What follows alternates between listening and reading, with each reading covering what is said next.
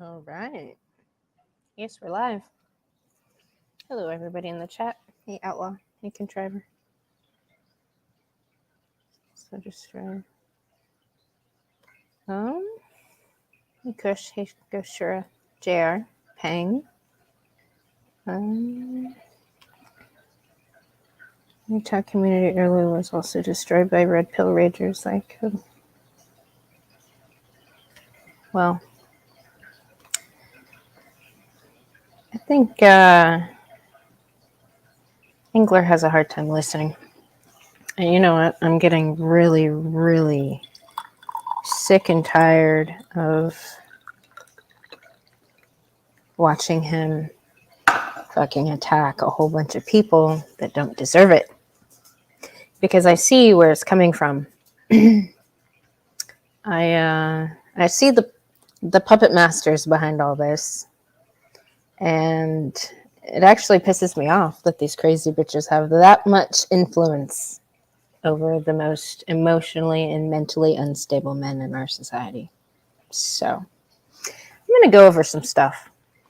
And once I'm done going over some stuff, I'm going to drop the link for Engler to come up and chat. Because he seems to think he's at war with me. He wants to fucking fight with me. He wants to argue with me. He sees me as the enemy. No, I've told him multiple times that I don't fight men. I mean, especially online. Like, unfortunately for men, this is a toxically feminine playground. All right, men. I think men have developed a lot of the female tactics as far as aggression, reputation destruction, you know, all the shit that I've been watching many, many men participate in lately. So I know where it came from, and it actually started before Angler even came to this fucking channel. So I still stand behind that he is being used right now as a tool. There are some crazy bitches that are toying with him, and they're charging him up to come at me. So they know damn well that I don't fight men. I feel like that's kind of like shooting fish in a fucking barrel, and it's not fair. So I don't care how long a man has been trying to deploy toxically feminine tactics in his life. I think he is biologically just incapable of competing on that level with any woman. So that's why I refuse to do this shit with men, because it's not fair. But being since Angler wants to fucking fight me and battle me, I'm going to give him the opportunity to come up here and do that. So, hello, Lawrence. Hey, Kush. Yeah. Well, this crazy bitch, and I've been warning people, especially Angler, who seems to be fawning over her currently. She goes by many names. Many. And she's been one of his biggest cheerleader on this fucking campaign that he's on. So she's one of the crazy bitches on my list currently. And she made my list shit a year before Angler even came to this channel. So that hateful and resentful cunt has been at it for a while. And I watch her in many people's comment section fucking argue with herself under many names. So Universal Mother, she did that shit with. So pretty sure it's the same crazy bitch that told Universal Mother that I make people disappear. So yeah, I want to go over some shit. Because you know what? Last time I actually spoke to Angler through text message was after I pulled his wrench on this channel because he was being disruptive. So that was back in May. Yeah, May 2nd was when he responded to me, but April 30th, I sent him some texts. I said, hey, will you back off the other dude in the chat? Let him and Bullets go back and forth. And then sometime later, I was like, you already timed him out? And then 12 minutes later, I texted him, dude. And that is when I pulled his fucking wrench because he wasn't listening. Now, this specific stream right here, I was going over Woman's Fear and Cynthia G shit. So, Contriver was on the panel. This is 6 months ago. And now, because I've blocked Angler, all of his shitty comments have been deleted. But Bullets asked him very nicely, will you please stop timing out and banning people I'm talking to? That's fucking rude. And I agreed. I totally agreed with that. And he didn't care, and he kept fucking doing it anyway. Now, there was another gentleman in the chat, this Denzel Bryant, who is a racialist. He is another man that Bullis was trying to talk to and talk with about his ideology. So Angler got in the middle of that. So I'm going to play a little bit of this because I spoke about it before I fucking pulled his wrench. Because it wasn't the first time he came here being disruptive and trying to fight people. Even she is not genuine. Even this woman is not genuine. It is just that she has to be highly condescending to other people when talking to them. That's it. Yeah. No, she's still supporting Cynthia G. She's just trying to take out Nyla because Nyla's been Cynthia G's favorite pet. She wants to take her place. I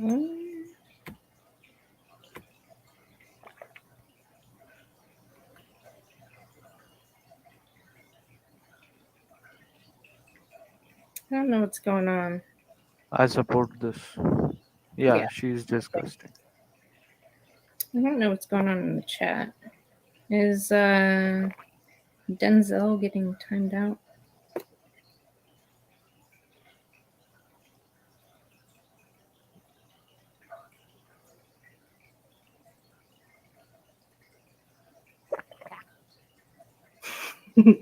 Clever Chief. Yeah. I like his channel. He's got some good stuff on his channel, actually. We should share his channel. Back to the timing out of... Is somebody timing out Denzel? Someone did.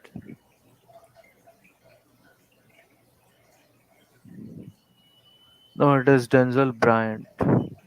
Someone with the name Denzel Bryant. Angler? Angler's doing it.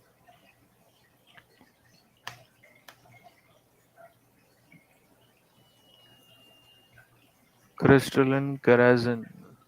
Whoever. I mean, look, if Cynthia G is today, there would be some other Cynthia G tomorrow. The root cause is the government, nothing else. Yeah.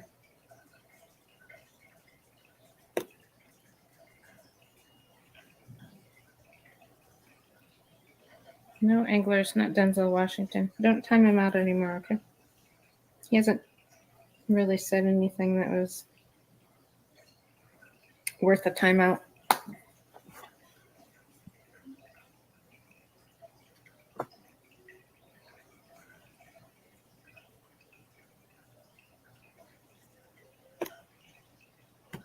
Yeah, Bullets is trying to talk to him.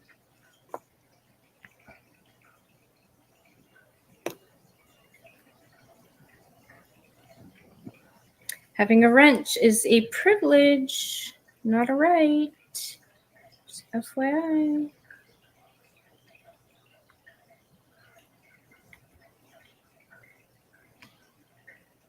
Yeah, well, one of the mods share a Clever Chief's channel.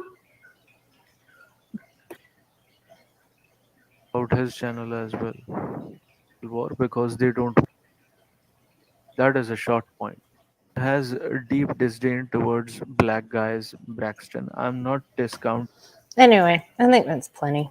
He didn't listen. And I was actually told by somebody in the MGTOW community that I respect a lot that having a wrench is a privilege, not a right. So I pulled it. And I didn't hear back from him after because he didn't listen. Yeah, that's when I said you already timed him out because I sent him a text and then, dude. So 2 days later, I guess, because it was May 2nd, he said, been drinking far too much lately. I'm sorry and I understand eventually. And I responded with, yeah, alcoholism is something I have openly said I stay away from for a reason. I'm not a fan of the effects, and I know you understand. And he said, I do, and I apologize. And I said, no apology necessary. I hope you can get that under control for the relationship with your son's sake. My son's dad never did. And then he said, well, sometimes shame can have a healthy purpose. And I said, well, I don't want to shame you, but I'd be willing to have a private discussion to tell you about the last almost 18 years of my son's life and how that's been co-parenting with an alcoholic. And I said, I'm down for that, and I know. Maybe that'll happen in a couple weeks. Boundaries are boundaries. I need to level out and stop again. I'm not about to have that discussion with you while drinking. Just know that I appreciate you and understand. And I said, I appreciate your understanding. And that was the last I heard of him. So he didn't come back to the channel. We didn't talk anymore. And then fast forward months later, when he showed up on Contriver's stream, right in the middle of the stream, where he claims to be asking simple questions like, what are you doing here? Why are you online? Blah, blah, blah. You know, all the loaded questions. And that's when he came up and had a conversation with First Contriver, which there was some animosity there for good fucking reason, and Bullets. And his conversation with Bullets went well, I thought. And he offered to talk to him, like all the other gentlemen have done. Offered to help, offered to be there, offered their ear for conversation. So,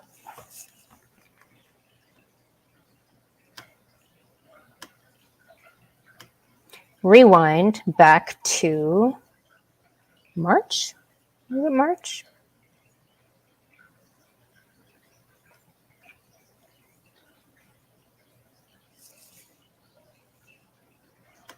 Yep, it was this one. This is when nobody could get a hold of him. Everybody was worried about him. And he came to my panel.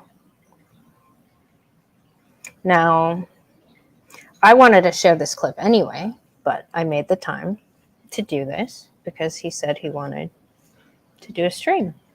And when I say everybody was worried about him, that's no understatement. He'd been talking about suicide, all the things. So, there were many people here. Chris Mitchell came. Polska Bob, Outlaw, Eric Zombro. Lots of people.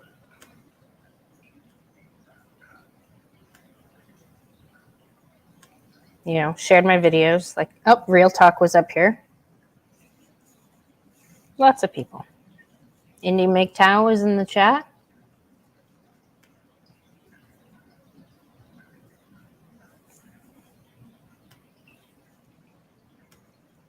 And then after this, he posted a video.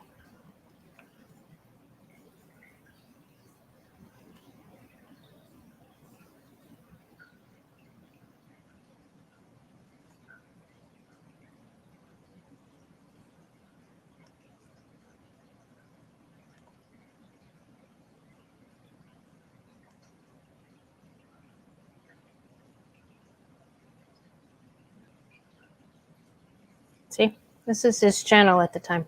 Male suicide, male suicide. And I listened to them. And it was very bothersome. And I know he got a lot of people fucking worried.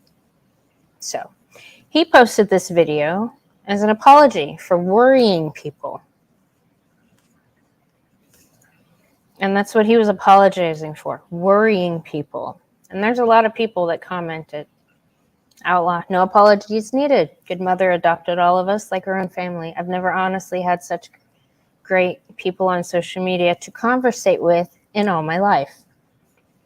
Indeed, no apologies. You know, all these people, like, don't worry about apologizing for worrying us. We're glad you're fucking not going to do it.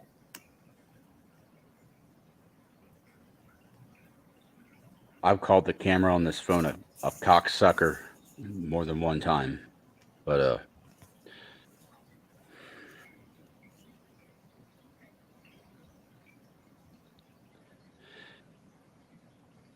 I feel like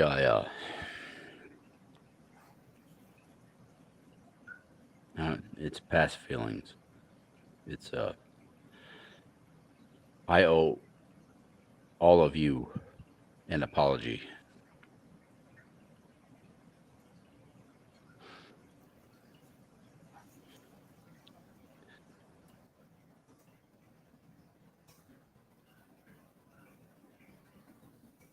I'm in a real hard place in my head, and it's gotten to the place where it's like I feel like a barbarian or something like that. Just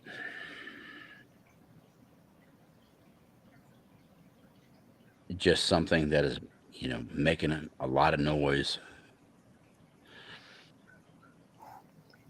and trying to make sense of it.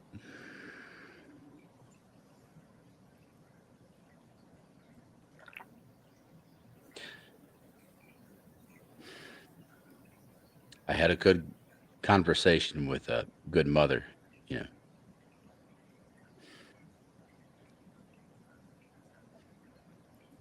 I'll tell you what, I didn't realize that she is who she really is to this community.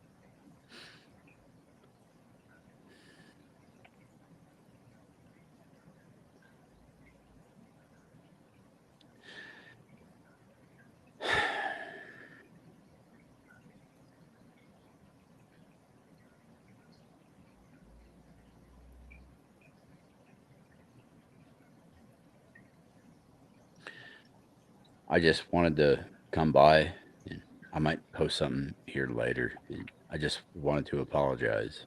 And, I got wrapped up in my own direction.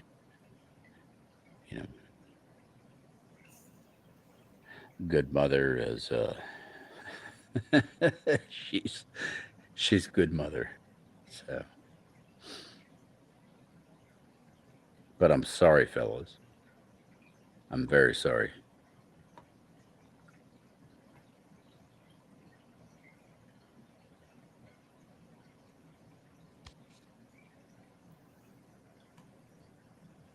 So that was then.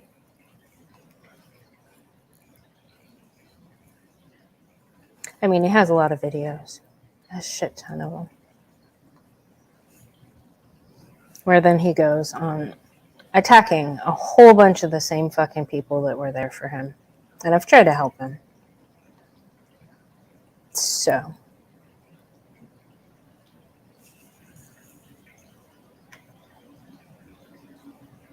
Another time,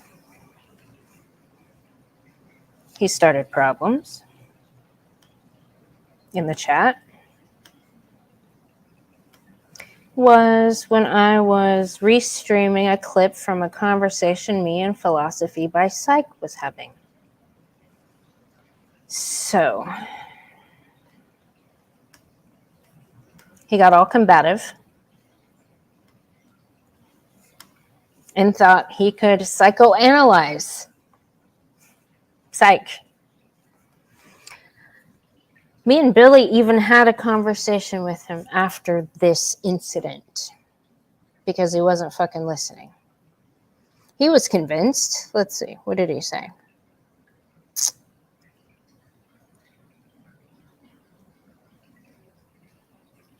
Because I told him specifically that he's wrong about him. And that he is a seasoned member of this channel. But this is how I handled it at the time. Well, Angler, how about here? Let me help you out there. Because this is what I did. I spent many hours listening to his recordings. This was a while ago. So me and Syke have been having dialogue for quite some time. But he has many, many hours of recordings and his project that he's working on.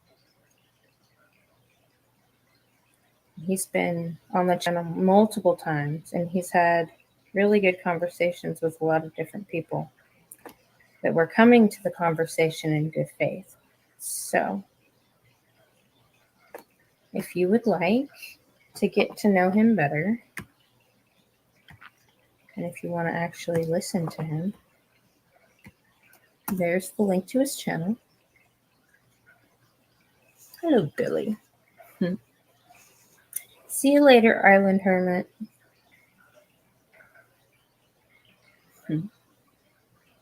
So, yeah. If you really want to know about him, why don't you have a listen? That's the only suggestion. Yeah. So, I did say after that stream, hey, I think there is a personality type clash between you and Syke, but y'all have a lot in common, and that dude is a genius in the psychology arena. And he said, that's fine. He wasn't leaving a lot of room for you to talk. Genius or not, it's a red flag. He is an abusive personality. And then I said, how often do you see me actually talk versus pick the brains of others and let them answer my questions? Well, that's strange because we have the exact same personality type. I understand that you don't know what you don't know, but if you have a problem with somebody that's been a regular on my channel, then you might want to consider that there's a reason for that and not jump to conclusions. He said, good point. However, I see what I see from experience. I am wrong for trying to get in between your conversation with old boy. He just set off the senses. Mother, I don't want to anger you. If I have, I'm sorry. Also, it won't be the last time.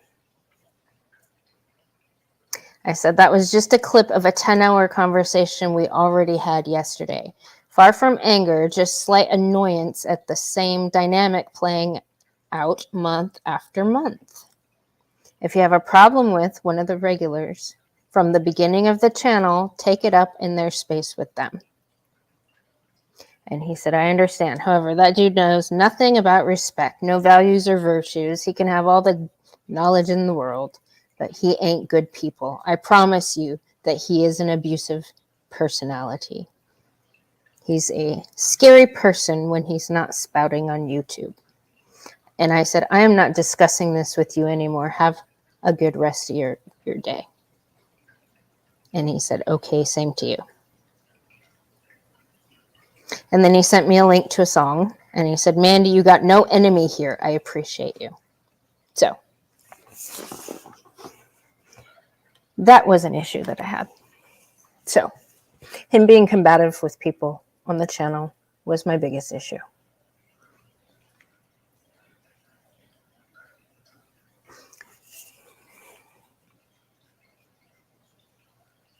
Yeah. Well, he did say that he's a big boy. He can handle, his conflicts all by himself. and he seems to want to battle with me. Which I'm gonna go over something before I drop the link, because there's a couple people that I don't really know that frequent his channel. I mean, there's some crazy bitches that definitely do, that I know very well, but I shared a video of him and this other guy's discussion because I thought it was a good discussion.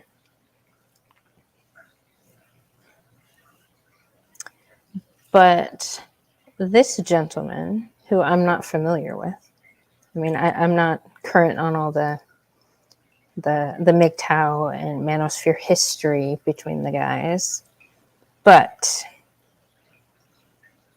I do know that a lot of men have fucked each other over in the past. A lot.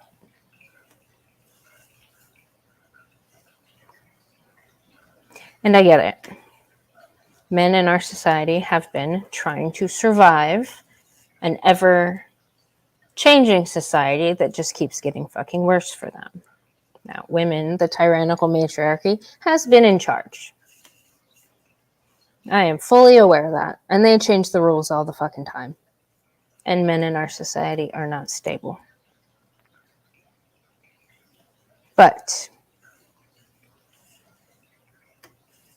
I don't want to speak against that. this kind of shit, accusing Iridium Kush of being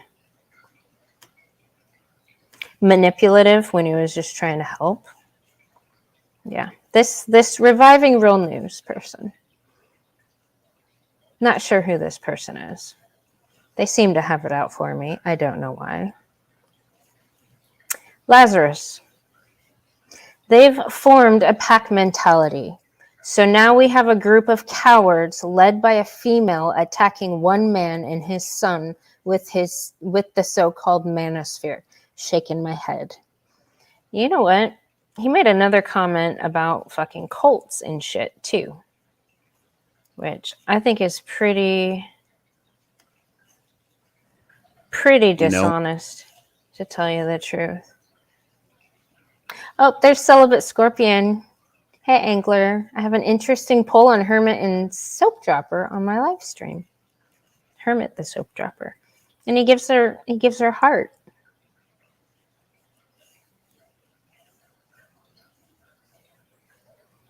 Yeah. That's gross. That's really fucking gross. Like, either this dude cannot stay away from crazy bitches. I think he likes the torment. I think he likes to fuck around. I think he likes the abuse.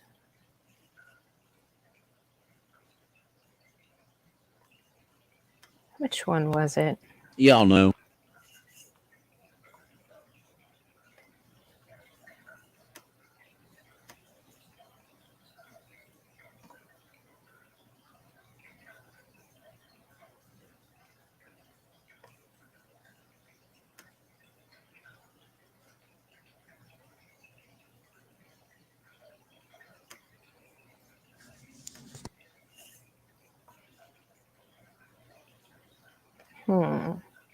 Maybe it was on Kush's that he deleted his elated post conversation with Kush videos.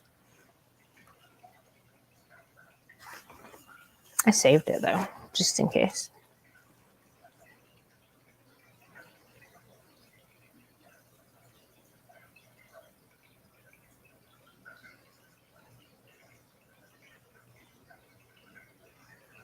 All right.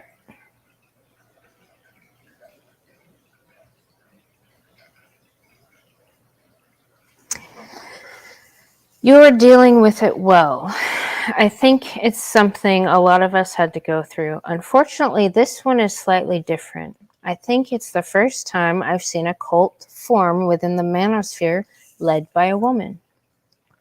To quote Jacob Needleman, a cult is something that's very easy to get into, but very hard to get out of.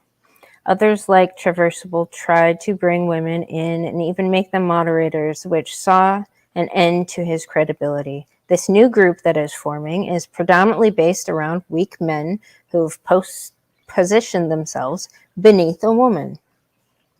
It's very interesting to observe, but also pathetic to watch at the same time. I've seen worse things happen in the past. One female-led group had a hangout sharing pictures of dead children and mutilated women. All for the gratification of the sick men who were actively participating. The manosphere can be a great place, a remarkable place. It can also be a very depraved and degenerate place, which attracts some extremely deviant and weird people. Like, that's fucking weird. And Angler said, yeah, it ain't no crap. This is a wicked place. It's not what y'all created. And Lazarus responds with, we stick around for the good men. You know, fluffing Angler up a little bit, which I think is fucking weird. And then he says, back in the day, there was a girl called Lisa Emerald. She had a bunch of simp followers. All she spoke about was the mental health, mostly her own, which is weird.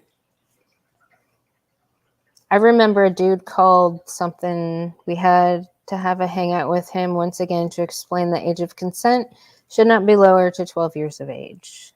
So-and-so suggested that Lisa Emerald should be the MGTOW mother. Some of these kids just can't let go of the apron strings. If you call them out and they double down on everything and begin stalking you and smearing your name everywhere like a girl. You know what? Because that's exactly what the fuck Alice has these people doing currently. Now, I know Angler isn't aware that he is inadvertently fucking white knighting for Alice, and Scorp thought through the same guys that ran over to the MGTOW channels to defend her when I added that cunt to my crazy bitch list. So, Angry Snowman is another one. Truism, the Stormcrow dude, is another one. Cybertoxin is probably her biggest white knight. He's the one that sings her love songs on panels to calm her down when she's getting too anxious. Yeah, these people are from a PUA cult called the Gulag Gang. And they were able to go over into spaces and prey on the fears, the pre-existing fears of men to get them to turn against me, which is really fucking sad. Really fucking sad. And they're currently tormenting Angler by cheering him on for his shitty fucking behavior. So, I guess that's all I'm going to say. I would totally be willing to read some more texts because you know what? I'm being accused of lying and slander. Was it slander or defamation? I can't remember. Same shit Alice has been saying. Same thing. I'm just wondering if Angler got her legal advice from fucking Alice too. Like Zachariah was getting his trolling advice when he went over to Saunders' stream trying to peddle his anti-GM server. He got pissed off when Saunders and One Fast Dak told him to knock this shit off, that that's not what MGTOW dudes do. And he ran right over to fucking Alice's stream to complain about how those men were oppressing his First Amendment. And they gassed him up and gave him some advice on how to make little trolling videos and send him on his way. Latin Patriot even was like, oh, I'm really sorry that happened to you. Yeah, that's really messed up that they violated your rights. So, hello, Saunders. No. Well, yeah, Alice wasn't very happy with you. But we know why that is. So, I'm going to give Angler the opportunity. Because he seems to want to fucking battle me And I already told him multiple times that I don't fight men. I don't think it's fair online. Now, if we were face to face in an actual physical battle, he would definitely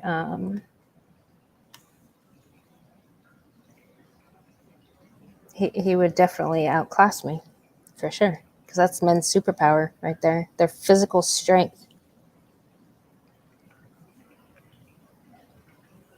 Actually, you know what? I'm going to play one more thing before I do that, because something else I noticed I have a question about. Let's see, the door's that way, ladies. Yeah, this was after, well, Cybertoxin was on this particular stream, but he'd already been over there.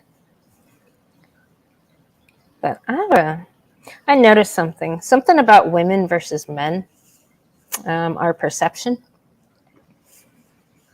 We're able to read body language and in cues usually a lot easier if we're not crazy bitches. If we're like actually paying attention to people. I mean, it's part of our nature. But this one thing happened over here. Now, they were talking about me specifically, of course, but I want to play something. Much better Good. now. Can you hear me? Am I there? Yeah, Yep, you're you're there's no echo. And you're not echoing. Yeah, I'm not. Okay, fuck StreamYard, piece of shit. And fuck Susan, too. Yeah, fuck you. yeah, that As a monk, I have to respectfully decline. Come on, Brandon. You wouldn't hate fuck Susan?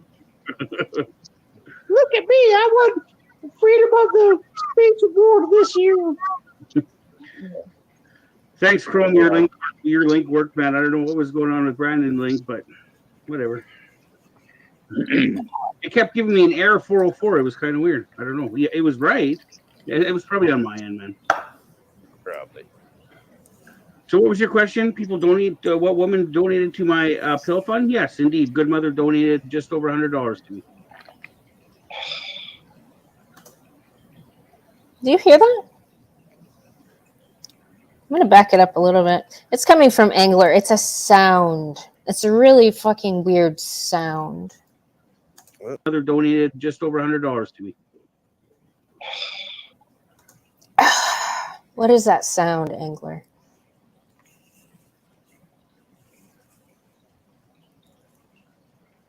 Just curious. It's a really fucking weird sound, I noticed. I mean, this was well into your, trying to get people to speak out against me campaign. So.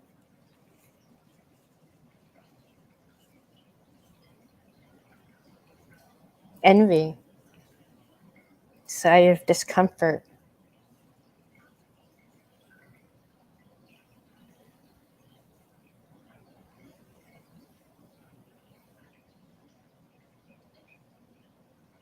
So, I thought that was weird. And I want an answer to that. All right, I'm going to drop the link. And you know what? After Angler comes up here, I'm killing the chat so we can have a discussion without any distractions. So, if anybody wants to, I don't know, restream somewhere else. Yeah, disgruntled sigh. Yeah.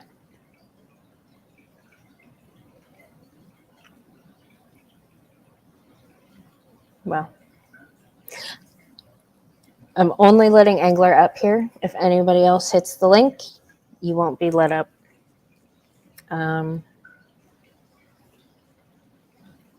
Because Angler has a lot of animosity towards me. And I don't know if it's because I took his wrench away, because I made many, many, many, many comments about him drinking. I don't know if it's because he got subverted by the Gulag PUAs. I mean, I watched that happen. I don't know if it's because he just really hates women. I mean, he can't hate women. He's now all over Scorp Thought's tail. So,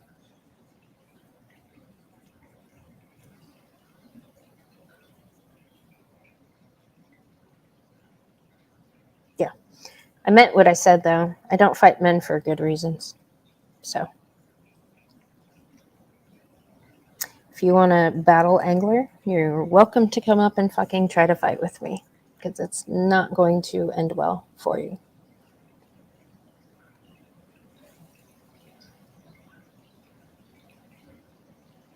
And if you leave this panel in a rage quit, that means you lose. So you're welcome to stay as long as you like to try to defeat me. So, all right, I'm going to drop the link.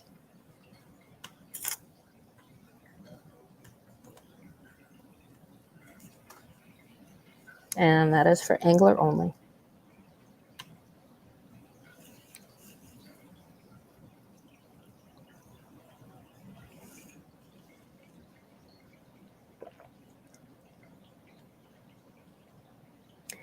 Yeah, that comment,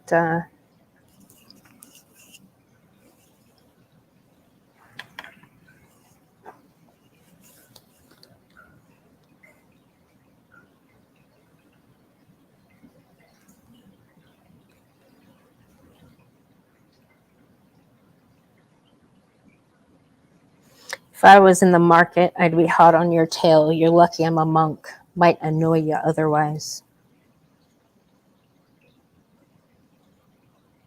And that was like right in the middle of talking about a stream. Mandy, Indy MGTOW reached out and wants to be on a panel with me. He's opening up and starting to talk about his kids. Can we do this later today? You wanting to have a one-on-one stream with him? And then he writes, you're good people. If I was in the market, I'd be hot on your tail. You're lucky I'm a monk. Might annoy you otherwise. He tried to say that was a compliment. I didn't take it as a compliment. There's a reason I don't fucking deal with alcoholics.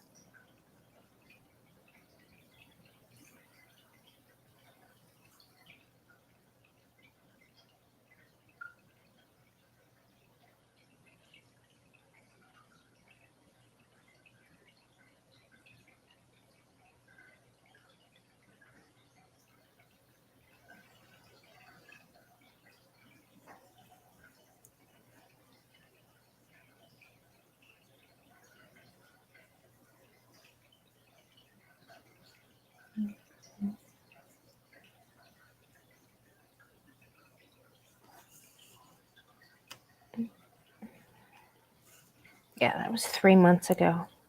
This one was 3 months.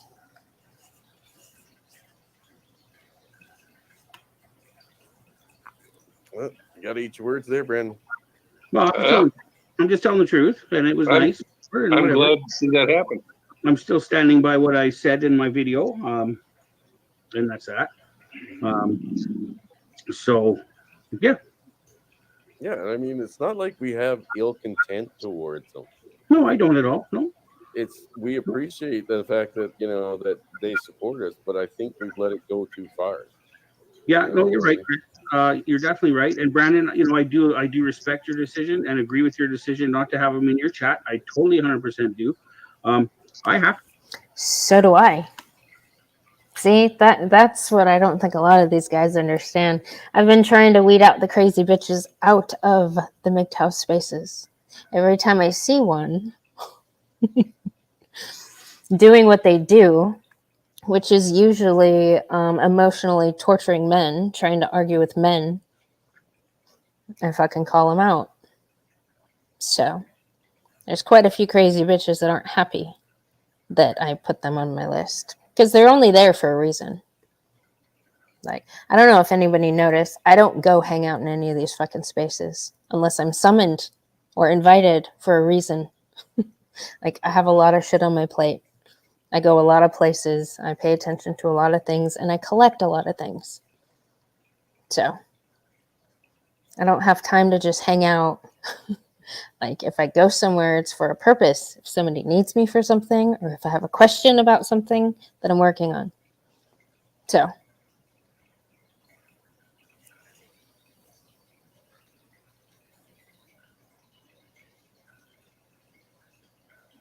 I know, Angler, that you're watching this. I'll drop the link again, though.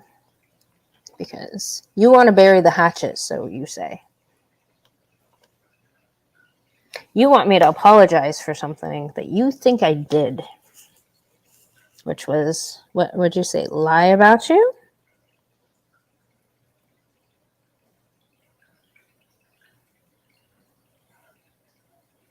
Rusty, what are you doing in the back?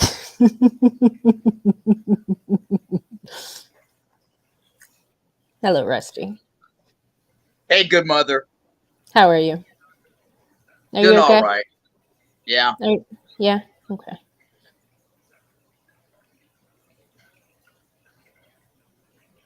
What's happening? Oh, nothing much. I just wanted to say that, I've said this before, but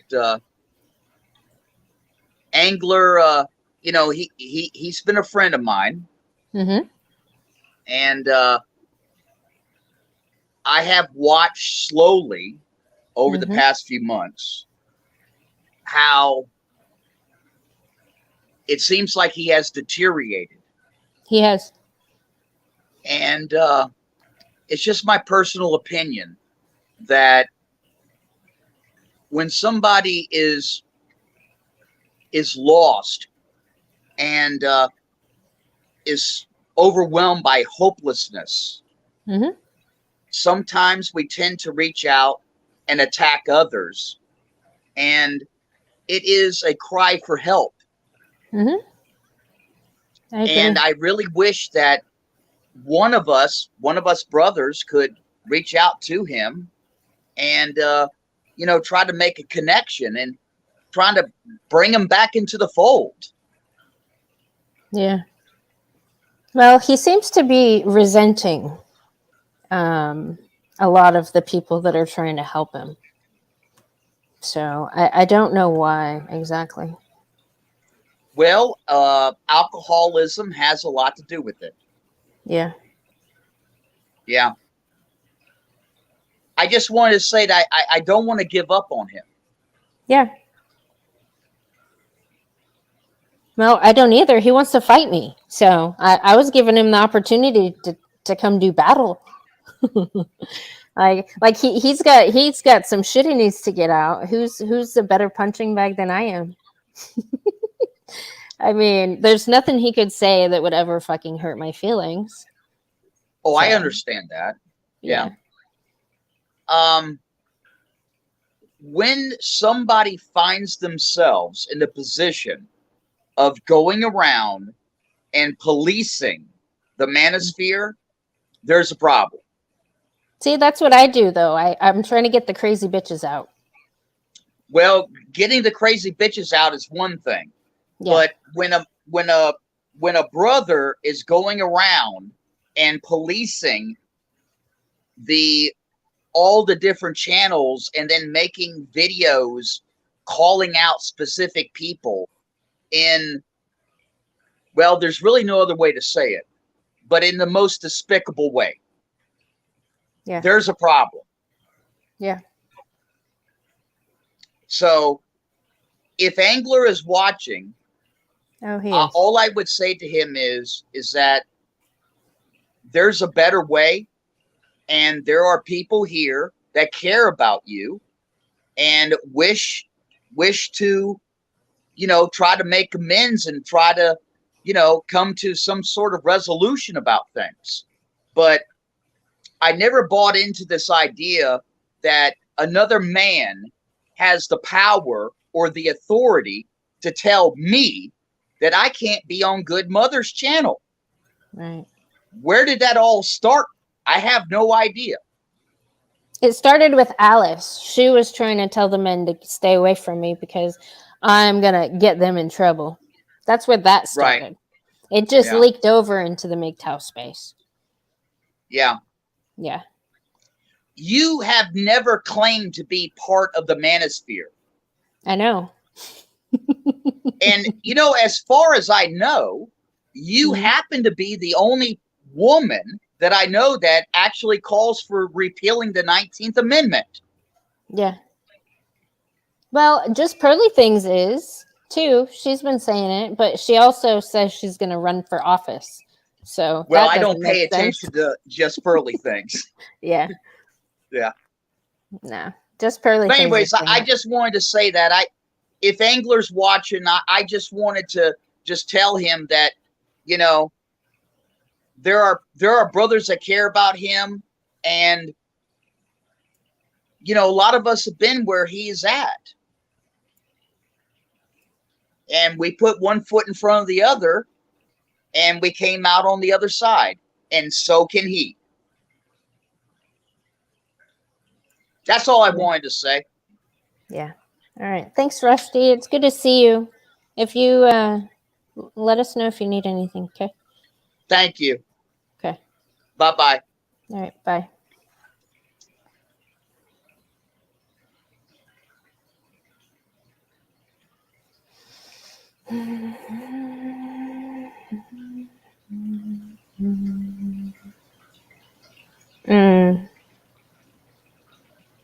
Well, he was responding to the many emails that he got.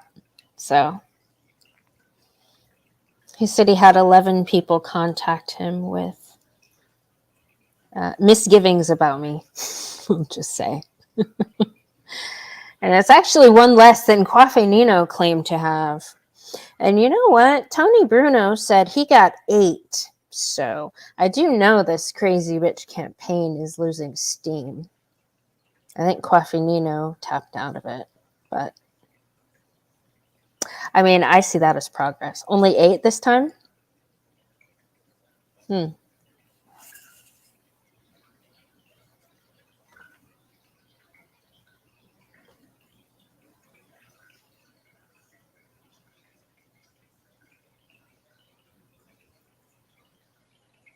All right, I'm going to drop this again, Angler.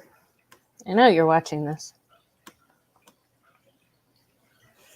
This link is for you to come battle me and tell me to my face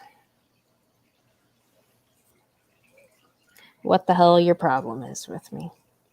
And please tell me what the hell I did wrong to you. How I wronged you, Angler. Because I can list how many things I've done for you to try to fucking help you, but I can't think of a single one that I've done as a slight against you. Besides, call out the fucking obvious that you're literally puppeting the same bullshit Scorpthought and Alice are, that you are inadvertently white knighting for them, because you are. You absolutely are. And that you hit on me, because you absolutely did. So, that's the only thing I can think of. That is what? Defamation, slander? What kind of legal jargon did you use that Alice has also used in the past? For telling the truth about her shitty fucking behavior?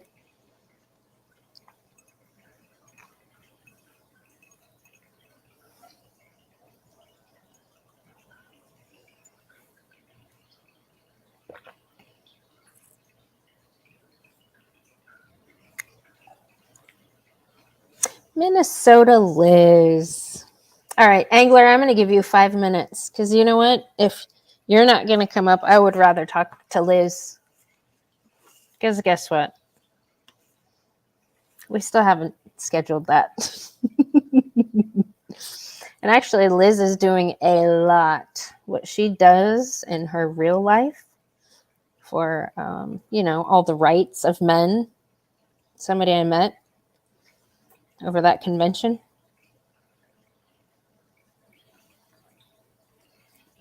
Yeah. Funny story, if Marie's still in here. When we were putting together these little gift bags for all the people that came to the convention. And she's like explaining how they, what goes in what bag. And I asked her if she was a fucking kindergarten teacher. because the way she explained it reminds me of how Marie talks to crazy bitches.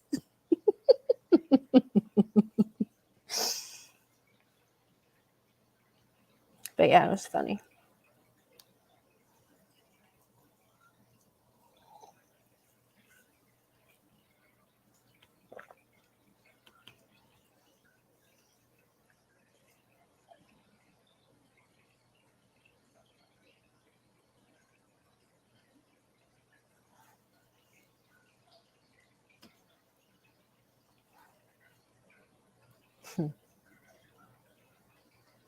Or Lazarus. Lazarus can show up. I haven't talked to that guy yet.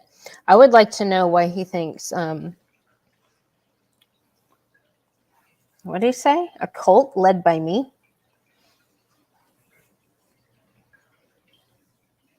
Cult led by me. See, that would lead me to believe that that's a person that doesn't understand hierarchy and competence. Because I'm literally fucking support staff around here. I support many, many, many, many, many, many fucking channels. So.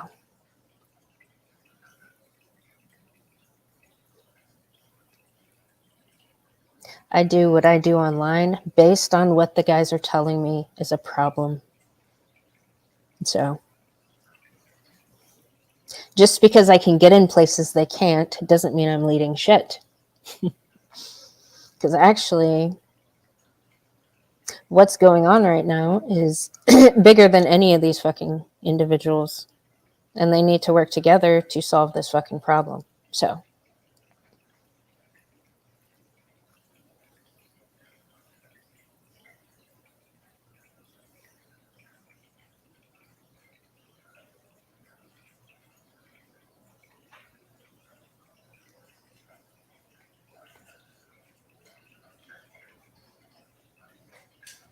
No. I want to talk to Lazarus. I saw him sub to one of my backup channels a few days ago. Apparently he watches this, so. I shared his conversation in my community tab because it was one of the best conversations I've heard between two people in a while from this space. And I thought he handled Angler with fucking kid gloves, which I think he needed, maybe. So.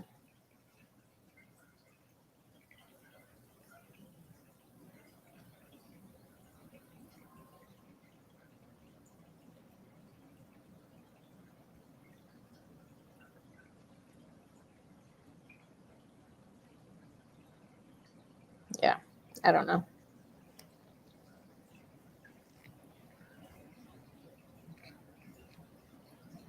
You know what's weird? It's really fucking hard to advocate for people. I mean, I'm all about facing your accusers and not playing into toxically female bullshit. Like, I feel like I'm pretty upfront with people. If I have a problem with somebody, I'll go to them. I'll ask them a question. Like, even, collecting all these crazy bitches, I let each and every one of them know that I'm talking about them. So.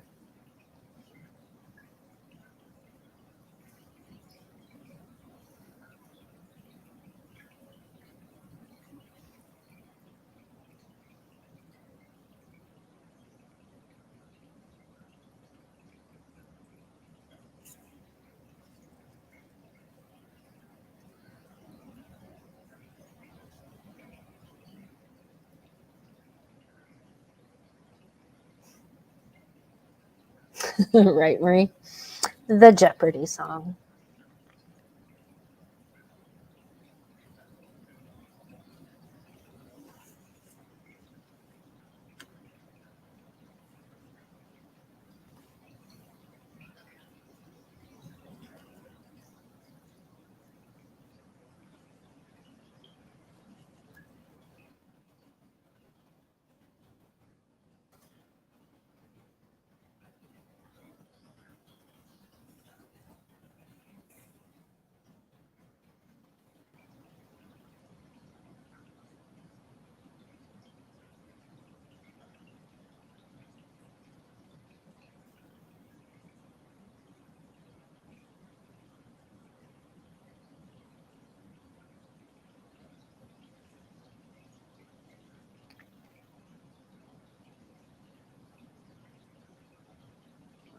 see if any.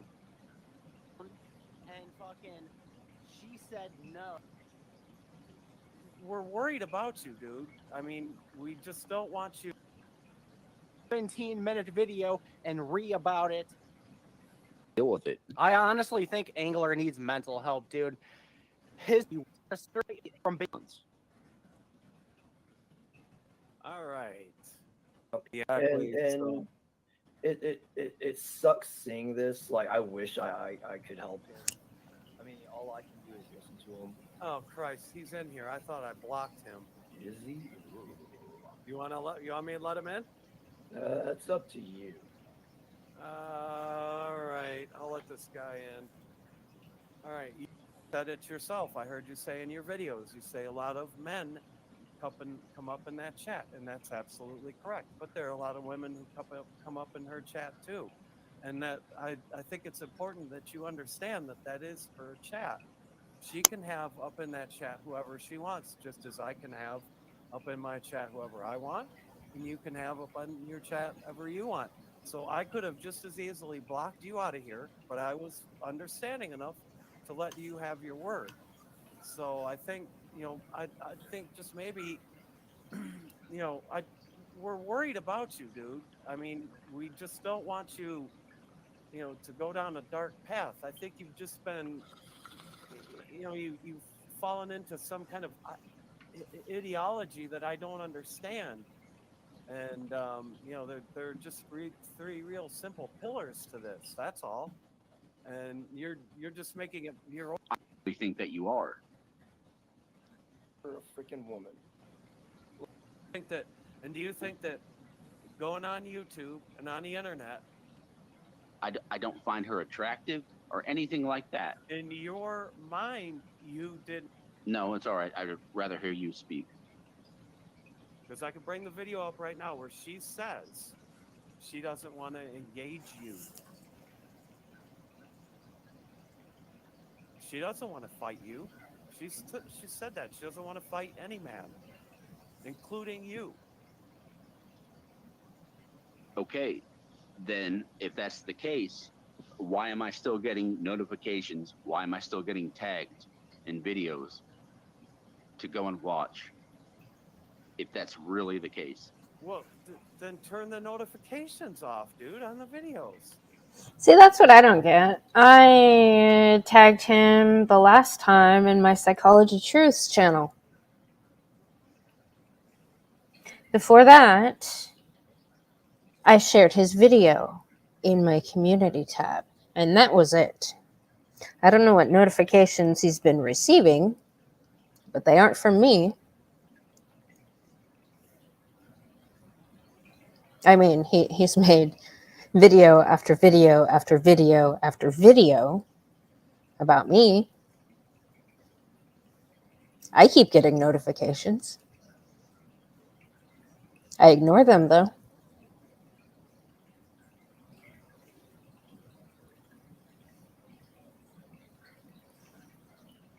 So, I don't get that part.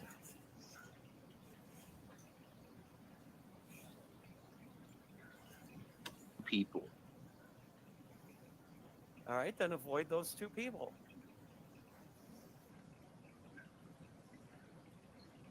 This is where we're not able to come to an agreement with.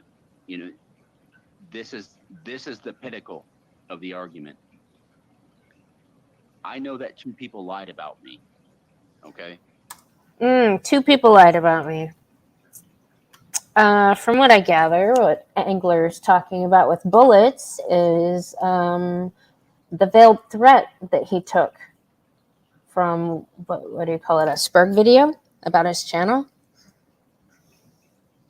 Because Bullets talked about, what did he say it was? Red pill faggotry? Because he said the word faggot. You were trying to say, oh, you better not say that because Susan and this and that. Bullets took that as a fucking veiled threat. Because guess what? Going back to trauma, Angler, which you like to, perpetuate the narrative of, like, there's a lot of people that would spurg on each other and cancel each other's fucking channels all the time. So, That's what Bullets is used to with red pill faggotry, as he called it. So he took what you were saying as a veiled threat to his channel. And actually, something I don't think you understand, Angler, when people come here to this channel combatively, they also take that as a personal threat on their part, because I hold the space for a lot of fucking people to talk. So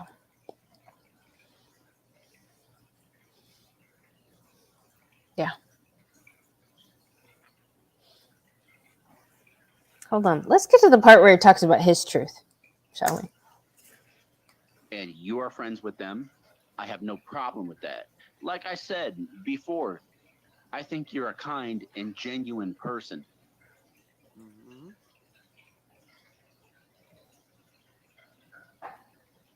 But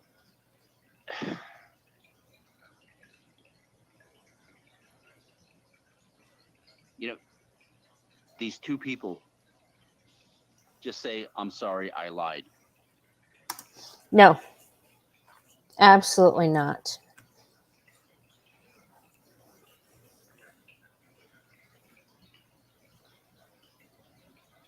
No. Feminists do that all the time. Feminists demand fucking apologies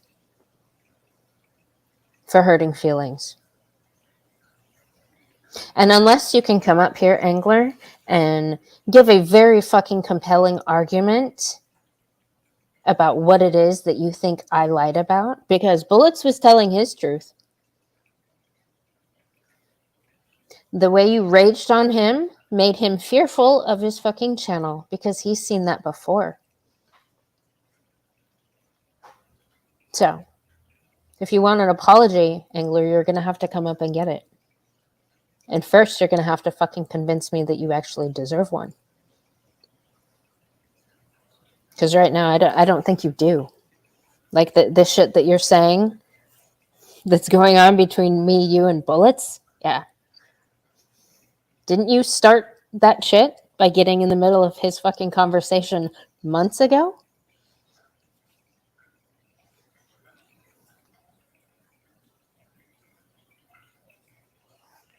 Here, I'll drop the link again in case it got way far. Up there.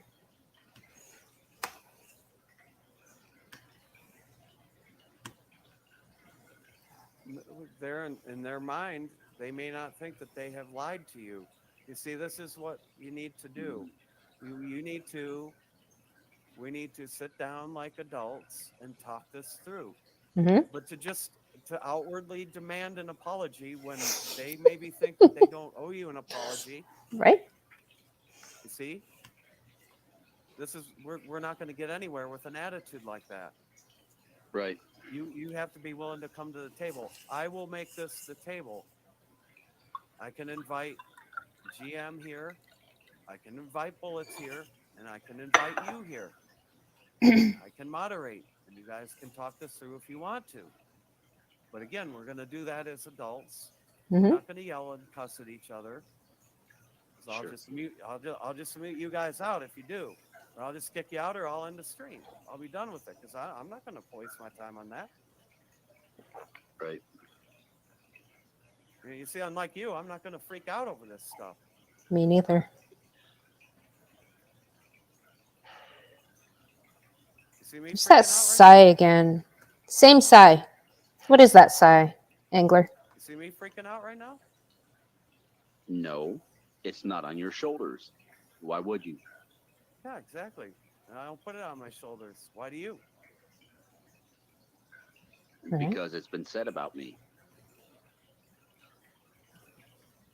You know, I mean, you can always, you know, this is the thing. You're digging your feet in the sand about something, and people don't understand why. And it's like any time they try to approach you, you know, I could try to talk to Good Mother on your behalf. No. I do things on my own. I don't need a middleman. I appreciate the offer, but no. He does things on his own. Angler, you do things on your own. You don't need a middleman. Why aren't you hitting the lake?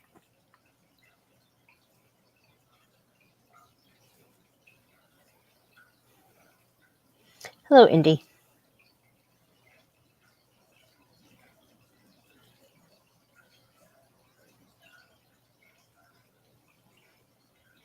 Did you come here to see me go Scorched Earth, Indy?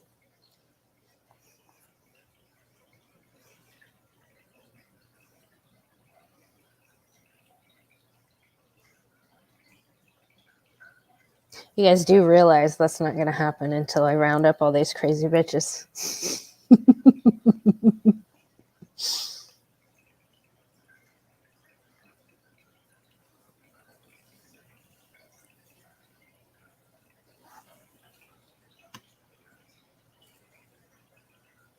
Thank you. All right. So basically, I mean, so I'm trying to offer some way to resolve this between the two of you. So, I mean, we can move on from this nonsense.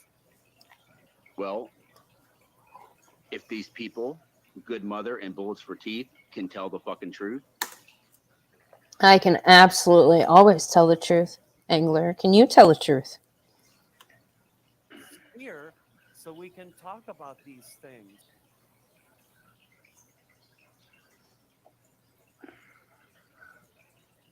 I don't know.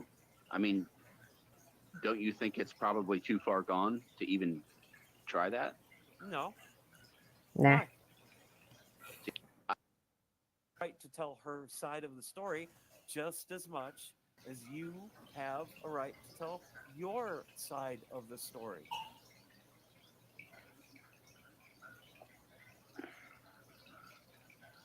I don't know.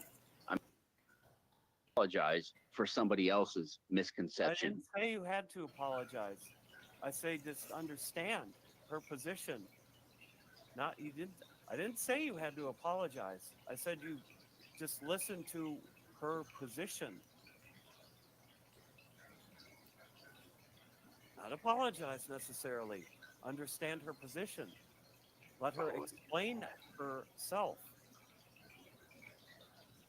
She has a right to tell her side of the story just as much as you have a right to tell. Do you think that going on YouTube and on the internet that are? Yes, you are. No. Iridium, you think so because it's not your truth. It's my truth.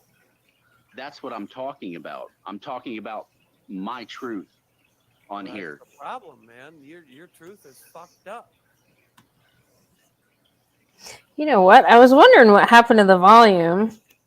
Where'd your porn stash go?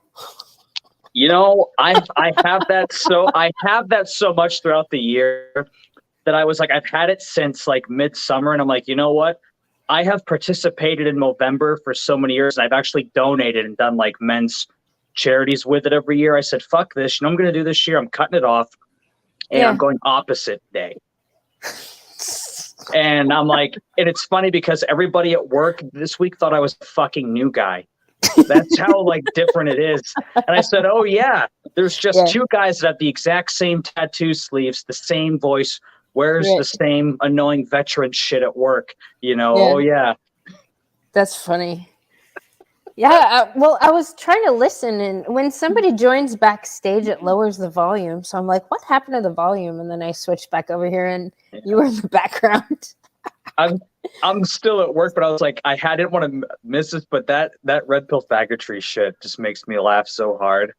Yeah, that's what Bullets calls it. I call it a crazy bitch infection. I just find it funny, like the shit that I get. It's like other men that were.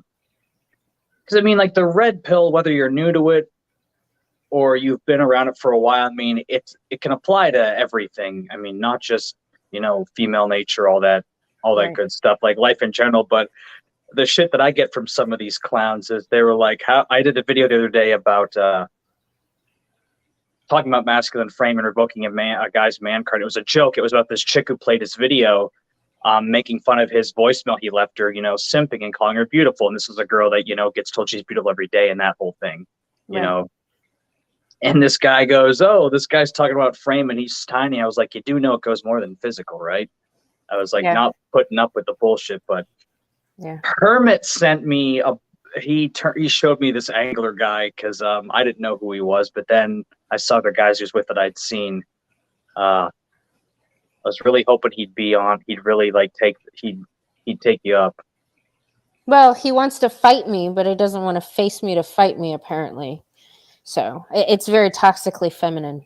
Well, I was going to say, the guys like this, it's like they don't realize they're acting like women. Yeah. And anyone that says, and I used to see this a lot, especially the last couple of years when I was still working in politics, and I would see it mainly from the male candidates here in this state.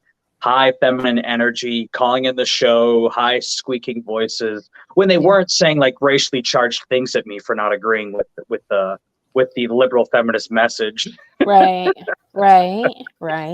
One dude called in to call me a cotton picker, which was really great. That was like the high point of my radio broadcasting career. A cotton picker. And the thing is, I don't even catch that stuff because I'd be talking to like whoever we were interviewing. Yeah. And it was the state's GOP chair. She was a regular guest on Tuesdays, and she pulls me aside during the break and was like, "You realize what he said?" And I'm like, "Demi, no, I was kind of focused on this stuff." And she was like, "Oh, he called you a cotton picker," because I asked him. I said, "What about voting rights is racist?" And apparently that set him off when I asked him that. And I said, "What about voting rights is racist?" I said, "You're telling me that I can't vote?" I'm like, "There's no law that says I can't because of how I look." And apparently he didn't like that. But highly feminine. Right. Highly feminine energy in the political scene, especially from the woke crowd. We'll just call it that. Yeah. Yeah. Well, I was hoping he'd call in too. Since he wants to battle me, I was going to let him attempt to battle me. Well, you can't be surprised by a guy that doesn't show his face. I know there's people in these squares and stuff that, for their reasons, like Hermit, he doesn't show himself. Like, I have no worries or things like that, especially now that I'm a full civilian. Like, I don't have to deal with with that repercussion. Right. The guys that don't show their face that talk the most shit. I always find that amusing.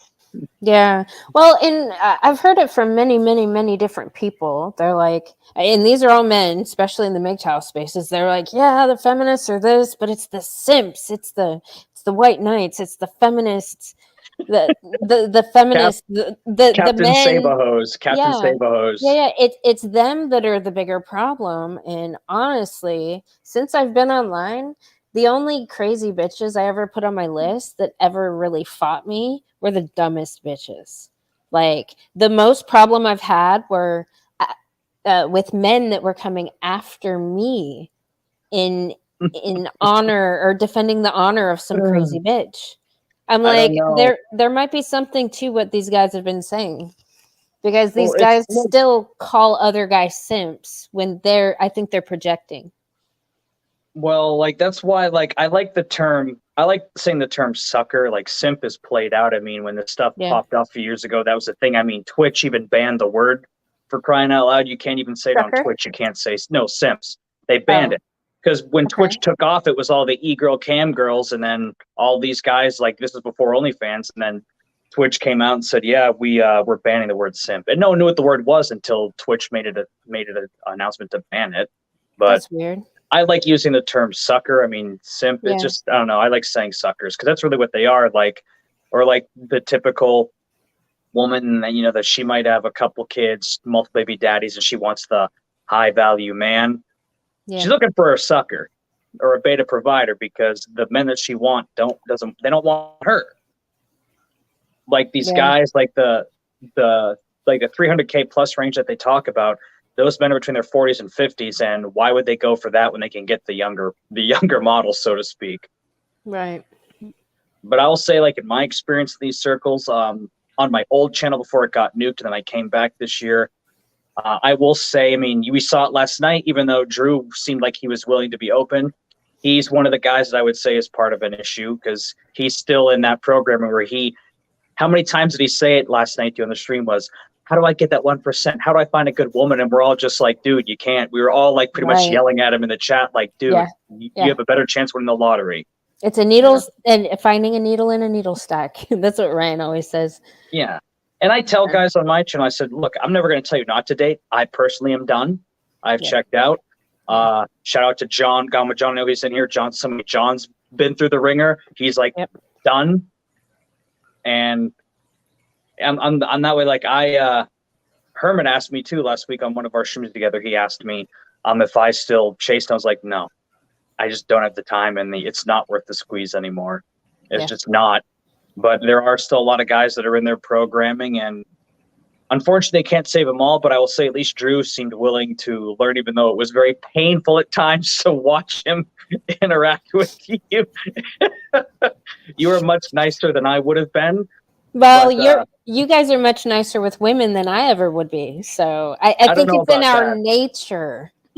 Even my mom and sister try to like still gaslight me for some of this stuff, because like my sister is part of my 2% of women that watch my channel. She's happily married, but her and her husband are very traditional. They got together well before any of this crap, brainwashed people. And like I said, she's allowed me to teach her 2 boys, my 2 nephews, under the learning tree. Like my oldest runs a goat farm. My oldest nephew runs a goat farm, and he's all about the outdoorsman stuff with my brother-in-law. He doesn't even his TikTok, he talks about his farming and stuff, and his other friends, and specifically girls, are trying to distract him. And he told me at my dad's birthday this summer, he's like, Uncle Derek, he's like, they're nothing but distractions already. I looked at my sister and I said, see, you were hesitant. You thought Uncle Derek was going to poison his mind. And now listen to him. He's 14 and he's like already in that mindset. I think you have to start young. Yes, really young. You do. Yeah. There's been quite a few things that I've had to, because my son's 18, so he's already like he's in stacking the paper mode. He knows his purpose. He has a plan. He's going after it. But he's had some run-ins with some chicks that I heard last night. I was on my way. I was walking home from work on my way to the gym when you were talking about how he was getting hit on by married chicks and single moms, and that got to me because I said that's why a lot of my stuff I poke fun of and react to a lot of those specific TikToks, because that was my dating life forever. Married chicks and single mothers. And it was just like, it was a blessing in disguise. I never got with them, but it's just funny hearing it that young. It doesn't surprise me. And you said this was at A&M. This happened at an event. Oh yeah. Tailgate. Doesn't surprise me. He used to he used to work. We have this annual or seasonal thing called Santa's Wonderland, and you can go work there for a season. And he worked there when he was fucking 14, and he was in charge of pushing the kids down the snowy mountain on the enter tube, and he was still getting hit on by mommies with their children. He's like, Mom, do I give off like some kind of stepdaddy vibe or something? I'm like, no, it's just because you're really cute. Like he's like 6'2". He's 6'2". He looks older. Yeah. I was gonna ask what his height was, and like you said, 6'2". And I'm like, at 14, they're looking at that redwood. Like, yes, daddy. Yeah. Yep. Well, and he's just so chill and mature for his age that I think he gets taken as older. He's like, none of these women know I'm literally jailbait. You think that stops him? Look at all the cases. Mary Kay Letourneau comes to mind. I mean, I grew up when that happened, but look at all those young, attractive teachers that got those young male students, and they all got out of jail free cards because pretty privileged too. Right. But I wonder, like some of those kids, like I've had those conversations. Some of those boys, the narrative always is, well, this kid wasn't ready for sexual activity. But I was like, have you not been around a teenage boy, especially when they hit puberty and the hormones? Right. We're not thinking clearly with that. The post-nut clarity, that's a real thing. Right. I'm sure a lot of men in this chat could even attest to that. Like how many times after they've been with someone, then after they got off, they were like, what the hell was I doing? Or how can I get her to leave? I have my fair share of those stories. We've a lot of us guys have been there with that. But that's good that your son again knows already in Oh, that yeah. good mindset. Oh yeah, he's well versed on toxic behavior. Period. The end. Like male, female, doesn't matter. He's very very educated in that department. Yeah. Yeah. One of the schools that I work at, I overheard the teachers the other day, and they said you couldn't pay them to be a teenager these days, because they were, even though the school is a giant propaganda machine where I work, it's a public school, and you think they have a very inventive poster throughout a lot of the buildings. It's the Skittles logo, but it says diversity instead of Skittles. Yep. That's child abuse, by the way. Every time I see it, I keep thinking, not yet, Derek, not yet. You'll do a video on it at some point. Not yet. I'm like, wait, it's one in the chamber. And then one of the pediatrics places I also work at, all 3 floors, it's everywhere. There's even Pride Legos. I didn't know they made Legos. They made trans flag Legos, all that stuff too. No. Yeah. Can't make this shit up. I just sit there going, God, that's wrong. That's and wrong. I know on Sunday we're gonna get more into that, but I see it every day, and that's why I'm just counting the days until I move, because I'm in a very heavy woke area, and it's I'm an outsider. When I was still working in politics, people would say that I was behind enemy lines. That was the phrase a lot of callers would use. Oh. Yeah, I've never heard. I don't. You said you were on a news radio show or something? Yeah, I was on that for even while I was in the Army. We will die. I'll go into that, because again, I'm legally clear of everything now that I'm out. Okay. We can go into that, because I was doing it while I was still actively serving too, and they knew about it. Yeah. Because you have to get permission. Like, I don't know if any of you guys watching, listening, remember that Air Force captain. He was on TV last year. He wrote that book about how Marxism has infiltrated the Army for decades, and now it's only now being public. He had to get permission from his higher ups to get that book written. They let him write it, and then when it got popular, they tried to, fire him and, leave him of duty. And then he went to JAG and they reinstated him. But any type of stuff like that, because they pick and choose, because we had full bird colonels here in the state in uniform at political outings, and that's a big no-no. We're supposed to be neutral, right? But on your civilian time is your own thing.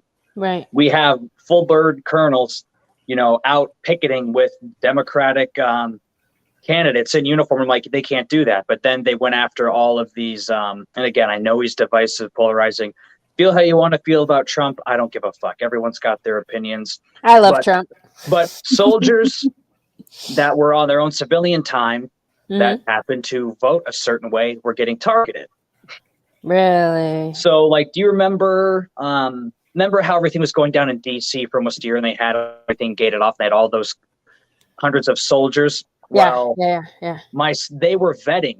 I had friends down there. I don't know if you guys saw the viral Snapchat pic that went on the news last year when they kicked him out of their barracks and they had him sitting in the parking lot. That was my buddy from my leadership school. That was my friend who sent that picture that went viral. That was my buddy from senior leader school. Yeah. So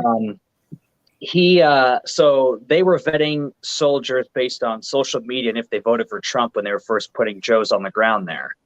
Until it got out, and then they realized, wait, this is wrong. We can't do that, because I got two phone calls.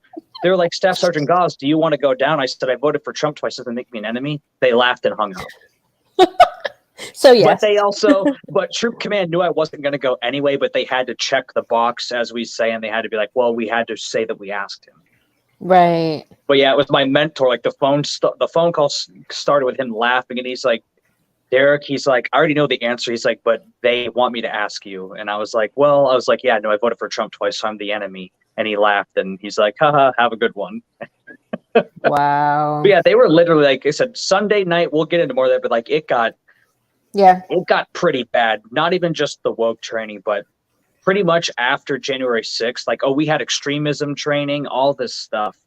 You can't make it up. After that happened, they went full bore and were pretty much and then you throw in the COVID stuff, and they were pretty much making it you know, and I know every generation says that happened in the service, but this was the first time, you know, and I'm third generation service, like, because I asked my parents about it, and there was, even if you snipped political stuff back in their day, 80s and 90s, like there was no room for it. But now you should have to sit through these trainings, these slides, and they're pretty much saying it without saying it. If you don't support Team Blue, we don't want you in this army, is basically what it come to. Man, I'm sure everyone that attends on Sunday night, they will be blown away by the shit that I tell them. Yeah, I'm looking forward to that. I can't wait. But I don't want to take up any more of your time. I just got a good laugh when I came on here, and I wanted to just jump on real quick because I am enjoying all the new people I've come across, and I just wanted to show my pretty mocha face real quick. Without your porn stash, now they can't bring up Super Troopers quotes anymore. Yeah, the only thing is Ramathorn's Indian. I'm not, but I get it. I do look like him with it. Yeah, that was funny. But all right, I don't want to take any up more of your time. Okay. I see you on Sunday, and love everybody else in the chat. I got to get back to work and stack that paper. All right, thanks for coming up. No problem. Bye. All right, I have to pee. So, let's see, we're hour 30 into here.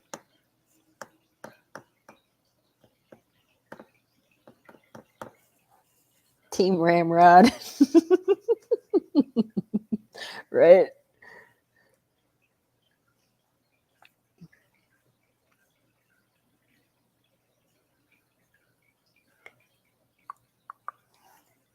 I'm going to keep playing this.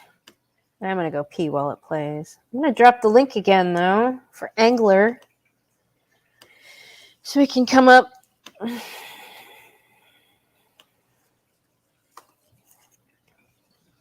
Chicken fucker. The snozzberries taste like snozzberries. All right. I'm hit play and go pee. I'll be back. Should probably make some more tea.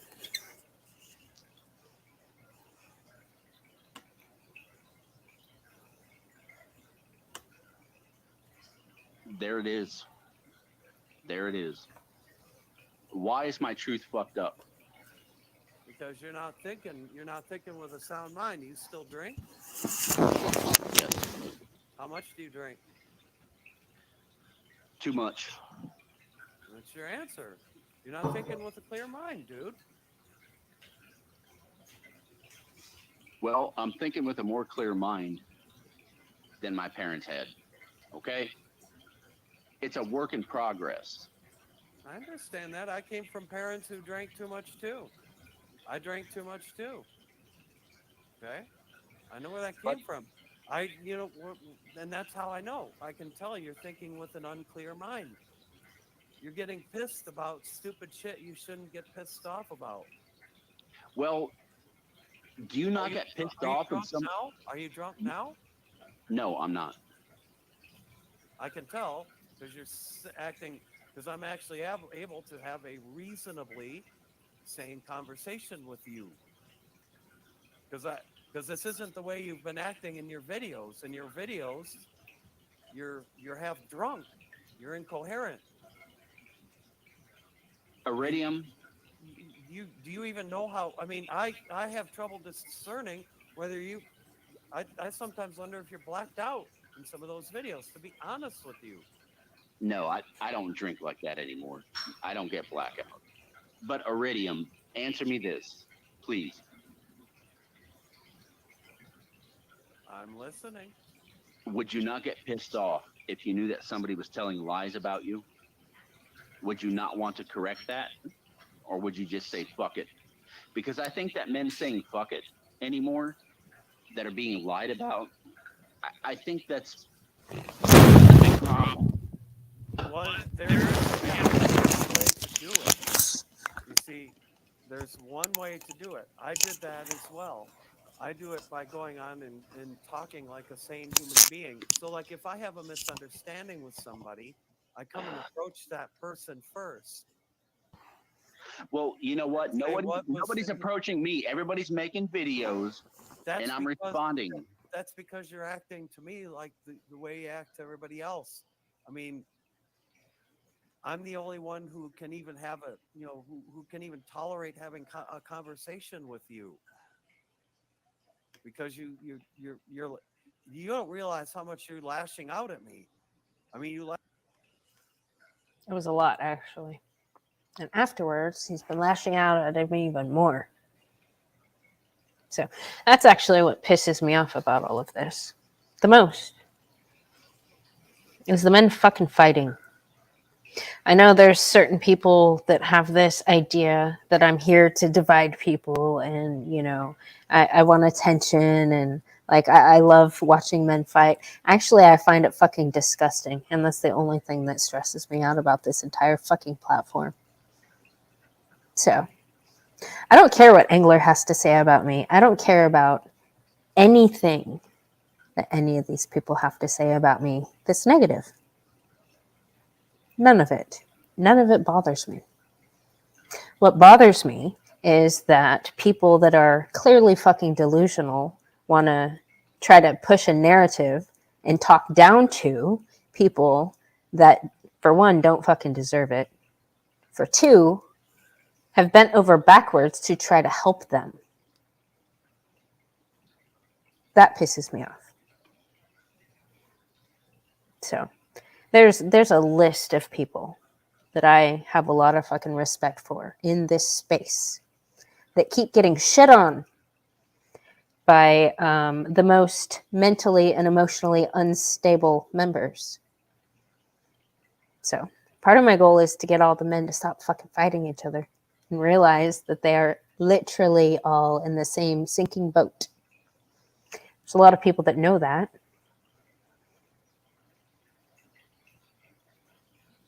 And then there's a lot of people that just don't give a shit.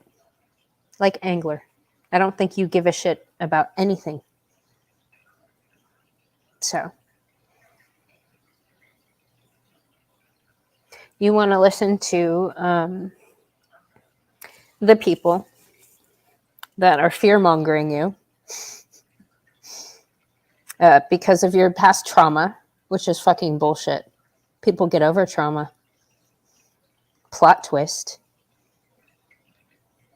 It happens. People deal with their shit and they fucking move on. People that aren't alcoholics have a better chance of doing that. So, to be so consumed with nothing but yourself, to where you fail to see anybody else's fucking perspective or how your behavior impacts the lives of others, is a disgrace. So,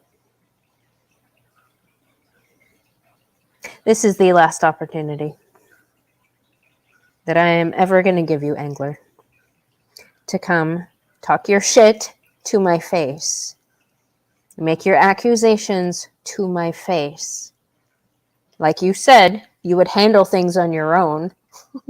You don't need a mediator.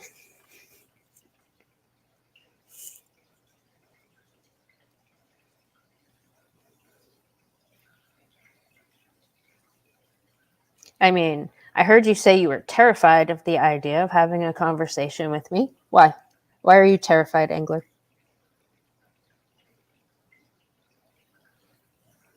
Why? Exactly.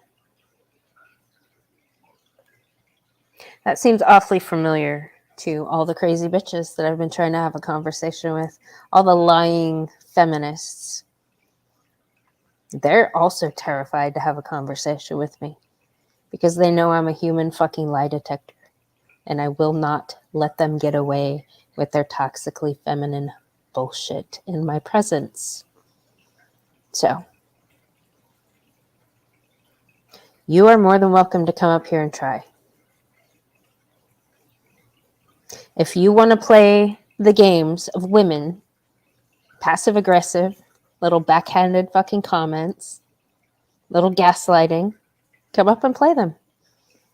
You want to fight with me? Come up here and try to fight with me. I'm giving you the opportunity. What did you say? Even generals can come to the battlefield and have a discussion? If you see me and you at war, and that we are both generals. Why aren't you coming to this discussion?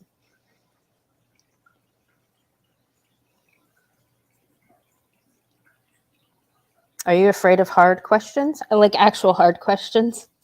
I mean, I heard your post conversation with Iridium Kush video talking about how he asked some hard questions. Those were fucking softball questions, actually, compared to what I have for you. Softball. And I think you know that. I'm pretty sure you know that. So come on, Angler.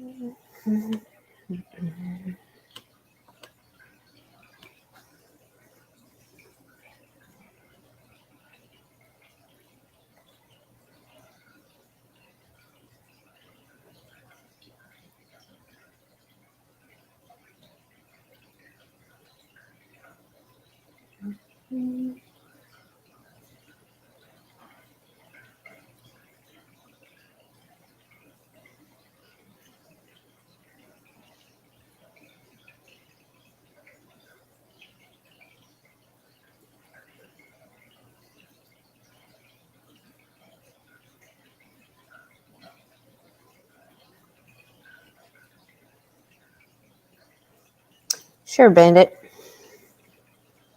If you would like. If he's not going to show up.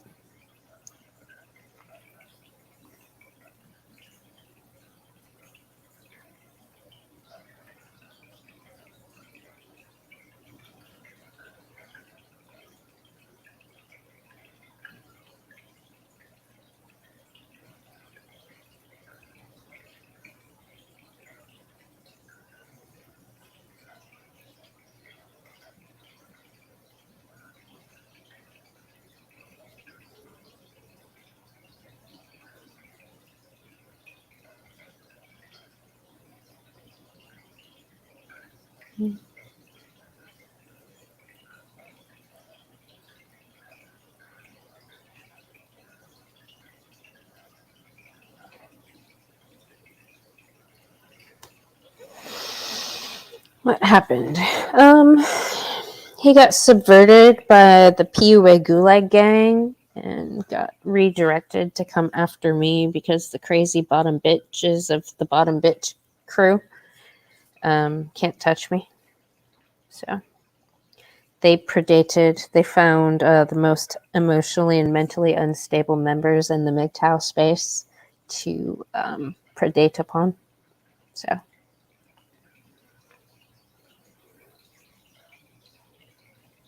that's what happened. So he wants to fight with me, and I'm giving him the opportunity, Toms. And he's not taking it. I've ignored as many videos, listened to his disgusting fucking rhetoric in his videos, calling me all sorts of shit.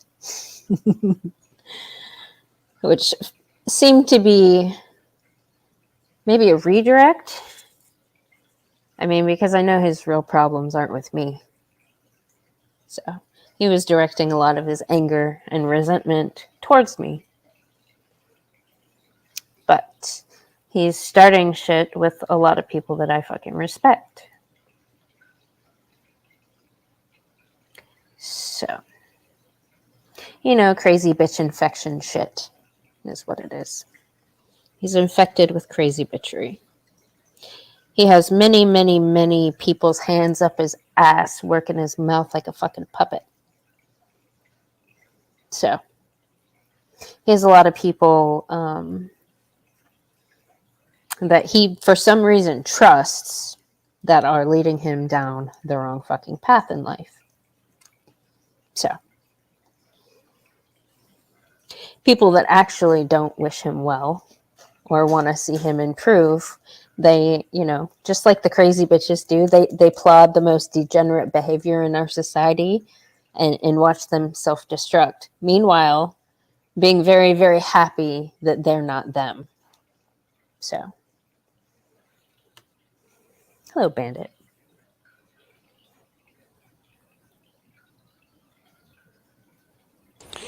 Hey, sorry, just a hectic night. All right.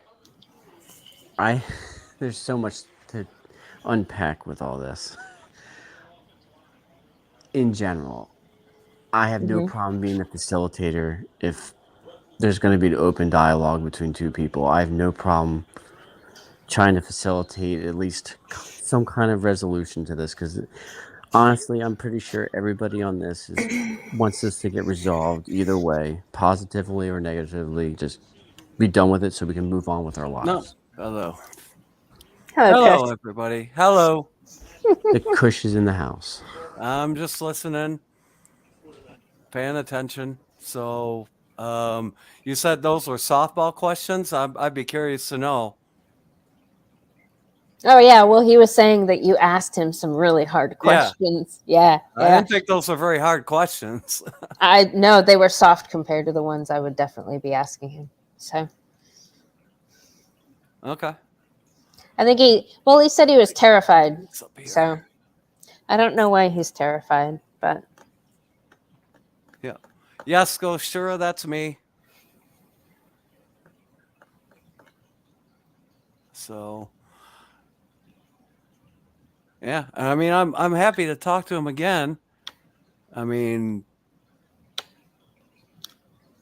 and same thing. I'll just sit here and shut up and listen while you and he talk. Well,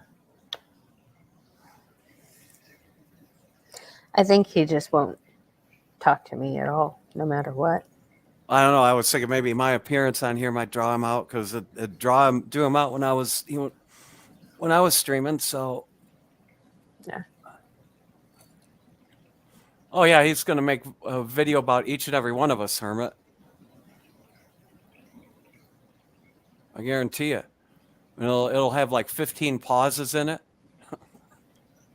Wow. So. For somebody so well versed in psychology and trauma, he failed to even consider anybody else in this entire world's trauma. Like, there's somebody in this world that's free from trauma. That's what I tried to explain to him. Like, you're not the only one who's been through a lot of nasty shit in your life, buddy. Right. You've been through nasty shit. I've been through some nasty shit. That's why I even explained that to him. I said, "Do you see a fairness clause in the Bible?" And he conceded to that. And I thought I was getting somewhere with it. And yeah. I just don't want to keep talking here. Yeah. I think it's pointless. I don't think there's really anything you guys can do. So. And I'm not going to do anything else. I've done what I can. I mean, I was listening to my Kermit. You did great on your stream. Well, thank you, Hermit. I appreciate it. Hermit, I'm going to say I thought you came down on him hard on him when I was listening to my other stream. Holy shit! I forget what a tire fire I can become. Yeah. Sorry, I'm back. I had to. A lot of moving parts are happening in the background, so just trying to get everything straightened up. So the question is, I guess the main thing I have is, it's kind of like, what came first, the chicken or the egg? Do we keep mentioning all this stuff and feeding this where he makes more videos and you make counter videos? Like, someone's gonna have to be at the point where I'm not gonna feed into this. Oh well, I'm stopping at this point. I'm not engaging anymore. It's indifference at this point. Okay. This is GM's ultimatum, and as far as I'm concerned, I'm moving on. My next stream, I'm not going to be talking about this shit. Okay. I mean, I'm sick of seeing stuff like this. Like, I think we need to start being more adulting and not more holding hands. And I understand I it's kind of sound like a hypocrite right now, but it's getting a little out of hand. And No, it's completely out of hand. Like I was saying, I am 100% okay with being the facilitator if there is a chance that this thing gets resolved and we just walk away and just bygones be bygones and that's the end of it. Like, so I'm just offering, if you guys need me to be a third party, I will do that. Yeah, If well, there's any chance I of was in your resolution. I was in your spot 2 days ago. Yeah, I know. Bandit. I listened to it. No, I heard it all today. I understand. So I Trust mean, me, I feel for you. mean, yeah. Please do try. Maybe you can do something he can't. But I mean, I tried multiple times. He came into my chat the first time I ever did a significant live stream. I was still, I was still green at working the controls on StreamYard and shit. And he's in there starting shit with Gone with John, immediately. And, I mean, it was not, I wasn't a few minutes into that stream. He's already in there causing static with people. No, he actually started that with me and then brought Gone with John. Yeah, it was that me. makes it even worse. Yeah. Yeah. Well, and we had just come from Billy's live stream where he didn't say anything to me, but he started shit with somebody else. Like, but like, does he realize like Gone with John has like thousands of subscribers? Like, the amount of pain that could be brought upon him. I'm just saying, like, I'm not saying it's right for people to do that, but like, you start attacking people that, especially you attack certain, even you, Mandy, and you, Kush, if you attack the presenters enough, the whole chat knows what side they're going to be on. All right. And then the reign of, you're already dealing with a person that has, possible, like, self-esteem stuff. So, like, if the amount of people that are going to just go on and just go, like, I'm going to defend these people, and then that's the end of it, and we're going to go from there, it's not going to help his case. It's going to make his case harder. It's going to feed into the paranoia. It's going to feed into all the fears he has, and it's going to reinforce what he thinks, which is, not helping the situation at all. Yeah, I mean, it's no consequence to us, but there's repercussions if that ever happens. Because, feeding paranoia for someone else is not good. Like, well, he has a lot of people that he trusts, that he communicates with regularly, that send him shit just to get him triggered. Like, those are the people that actually are trying to do him harm.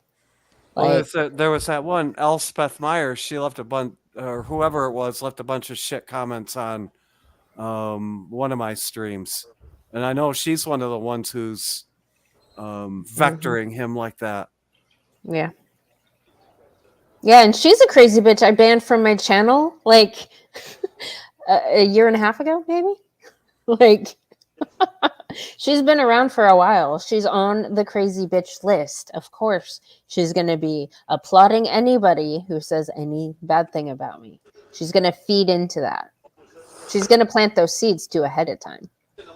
So I guess my question is Angler being, not by his own doing, but lack of a better word, he's a puppet. The pawn for all these people that are against everybody to cause a wedge between people or just to create drama.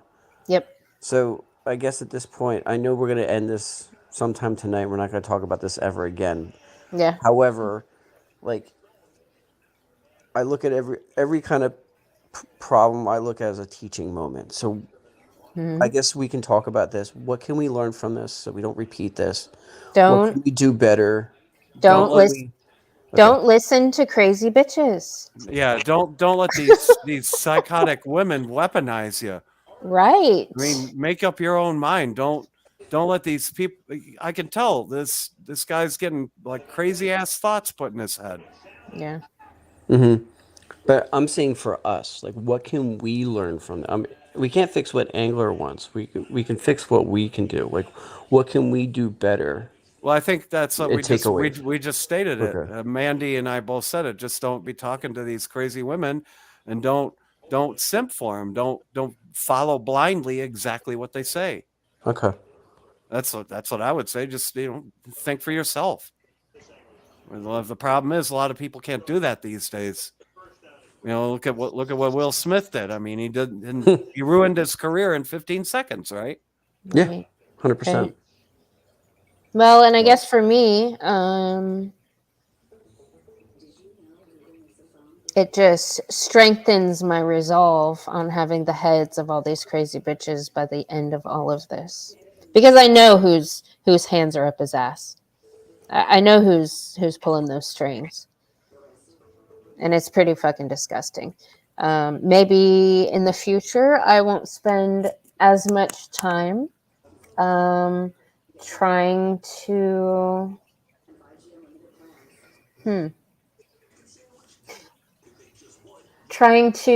release the emotional hostage from their tormentors. I will just fucking let them be. It's not a bad option. I mean, the only way people are gonna change is, the pain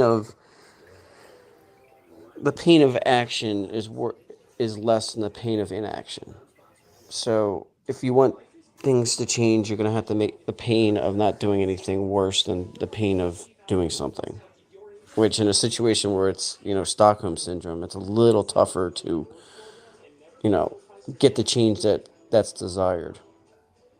Yeah, that's messed up. That's what you're dealing with. You're dealing with Stockholm syndrome. Mm-hmm. Sorry, I was just looking at Hermit's comment. Mm-hmm. That's messed up. Yeah. She claims I'm the one that gave her a strike. You know what's fucking weird? Corey Steele, the guy that was on Angler's fucking channel that had some videos with underage girls. That's the only video I've ever fucking reported was on Corey Steele's channel. Yeah. Well, it's a good thing that you did report that. That's messed up. What was the video content? What was there? Can you discuss it? It was a young girl, like maybe 14, maybe 13, maybe 12. And it was like, it was really fucking creepy. That's way that's not even. Oh, yeah, no. Like, I don't 17. I don't even remember bad, the name 12. of the title, but it was like, this is when it kind of had a flavor like, oh, these are the kind of women that we need in our society, or like this is them before they get ruined. Like, no, it was fucking creepy. It was That's fucking so creepy. freaking gross. Like, Yeah. I'm kind of getting ill from hearing that. Yeah, That's no, fucking I wrong. reported it. That's the only video I've ever reported in my entire life, though. Well, that's illegal. You got to report it. That's illegal. Yeah, that's not even like soft illegal. That is hard. And that's like you go to prison and you probably die for being freaking pedo. You should go to prison for that. Yeah, but I'm saying prisoners kind of take, prisoner justice once you. Yeah. Oh, yeah. Yep. Oh, yeah. Mm-hmm. Yeah, you don't make it to prison that long. Yeah. But yeah, going back to Angler, I mean, Kush, I have to, and Mandy, I have to give you props. The way you handled it, I mean, you can't really handle it much better. You give him every opportunity to defend himself and try to point him in the right direction. But like you were saying, only you can make that change. Like, you can show him the path, but he's going to have to take the step in the right direction. And if he's not going to take that, it's not worth anybody's time. Well, the thing, nobody wants ill will. Nobody wishes that guy. Nobody in this chat, nobody in this panel wishes him ill will. We all want him to succeed. That's the important thing. If he's hearing this, I'm sure he's ninja watching it. Yeah. We want you to do better for yourself. You need help outside of what we in this chat and what we in this panel can do. You need professional help, dude. You need someone in your court that has your back, truly has your back, not just internet. Like, you need to have a close family member, some friends, some people that actually know you in real life, that has you in fully backed up and on your side, fighting for you. Because internet drama is internet drama. This is pretty bland for how bad it can get. I mean, it gets pretty ugly. Mandy, I know you've been attacked in the past, and you know what it's like. This is mild compared to how bad it can be. And if you can't handle this, it's only going to get worse. So my own recommendation that on is, my channel. Are you kidding me? Yeah, I wonder. Think how many people would have been that receptive to him? I know. Honestly, if you would let me talk to him, I would say take a month off. Don't post any videos. Find your center and try to actually, learn that the internet is the internet, and just let people let yourself recharge and focus on yourself for a while, because this isn't good. This isn't going to end well for a lot of us. No, exactly. It's as you said. I mean, before you go posting anything on the internet, talking about, like he's saying, people. He put a video up there that I did a stream on that he took down, and it was talking about me. And maybe if Mandy wanted to pull that up, I could tell you which video it is. Oh, where he was singing your praises? No, it was another one where he dissed on me too. He took the video down, and then I did a stream on it before he took the video down. And honestly, personally, I'm trying to work on this too, so I'm at fault at this too. But there should be a 72-hour wait before you post a reaction video, unless you're trying to clarify information or you fix a screw up that you personally made that you want to take ownership for. You should wait 72 hours to post a response video, giving you enough time to think about what you're going to say, calm down, be rational, and everything else. The worst thing you could do is just think about emotion and then react on emotion, because what's going to happen is you're going to make yourself look like a fool. So if you wait 2 days, I'm pretty sure, unless someone's calling you out and you can go ape on them, you should wait before you should say anything. Because most of the time you say something, you can't take it back. Mm-hmm. Especially on the internet. The internet's forever. So Yep. you really got to be careful what you post out there. So that would be my advice for him. I tried to explain to him. I'm like, I urged him in one of my streams to take some of those videos down. I know. Because what's going to happen in 10 years when your kid sees that shit? But I will play devil's advocate in this one. I think he took it as you were trying to stifle his opinion and his free speech. Instead of the way I know how you meant it, because they were so fucked up and deranged, and like they looked like what the feminists fucking complain about all the time. It's not a good look, for one. Yeah. And you were trying to help him save face for later, which I totally understand, but I could also understand his perspective. Like, oh, well, why don't you take those down? Because maybe, because you're talking shit about my friends. I think that's his perspective. I mean, I don't know. He didn't come up here to have a fucking conversation, but. Yeah, I think I understand. Yeah, I understand where you're coming from. Yeah. That's why I think when you add that combined with with them putting messed up thoughts in his head, the guy's a mess. I think it's a contriver. That's why I was saying the 72-hour wait, because that allows you to calm down. You can put your thoughts into a nice, concise, thought out way. You can write it all out, and you normally calm down by then, and you normally just say it's not worth it, unless you're trying to clarify stuff or take ownership.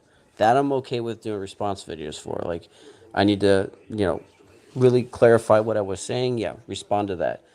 You make a mistake, own up to it, 100%. Do another video. Wouldn't wait 72 hours for that. But anything else, you gotta wait. And I don't know. It's tough. I don't know if you've probably experienced this in the corporate world, Bandit. I mean, if I got pissed off at everything somebody. Every time somebody complained about my price, or if I took personally everything somebody said about our equipment, or if I lashed out at everything that I just took the wrong way, I'd lose our company millions of dollars. I mean, being able to not overreact and freak the F out like that saves our company a lot of money. Yeah. One of the things I learned how to do was to shut the hell up. Yep. And the other thing is information is good or bad is information. It's always a good data point. So if, like you're saying, if your product sucks and your suppliers keep saying your product sucks for X reason, and you're getting multiple people saying it sucks for X reason, okay, I need to fix X. I have target goals that I need to fix and improve on, and then maybe I'll get some more sales. Like, when people are telling you information, you need to listen to it, because they're not trying to burn you. They're trying to help you. If it's not done in malice and it's done from a good place, information is information. Don't kill the messenger. Understand that the information is the information. What you do with it is what needs to change. And a kid reacts, an adult responds. Processes. They don't respond, they process. Because the response is after you process information. That's like skipping a very important step. Like, kids just react to the thing. You hurt me, I hurt you. It's, it's very animalistic. Adults take that out and say, okay, I'm going to process the information, or I'm going to react in a thought out, logical way, depending on how important the information is. It's like understanding the feedback loop. I know we talked about that on your stream, Kush. Like, the feedback loop. It is I, Jail Maxer. What is up? Hey. Free the hermit. Dude, what do you guys think poor Maxer did to go to jail? I don't know. I was going to ask you that. Okay. Dude, I wonder if somebody reported him, because all these videos started coming out where he was on Omegle and he was like trying to get with like 14-year-old girls and shit. And like the girls would say their age and he would just keep trying to talk to them like they were fucking 18. Hammerhand posted a video exposing him. That. And then not too long after that, supposedly he's in jail. So I wouldn't be surprised if the FBI fucking raided his house. Because if they think you're talking to kids online, it's like protocol to where they like raid your house and take all your computers and shit. I would not be surprised if that happened to him. I think it was either that or he got busted with drugs. But have you guys been following the news? Look what Elon Musk just released about Twitter. What? Every single transaction goes to the Department of Homeland Security. They have an office. They have a liaison right to the Homeland Security. So, say you're Jim Bob is a quote unquote person of interest. The liaison goes to Twitter and says, Twitter, what's all the postings of Jim Bob? And then they submit it right to Homeland Security. So there is no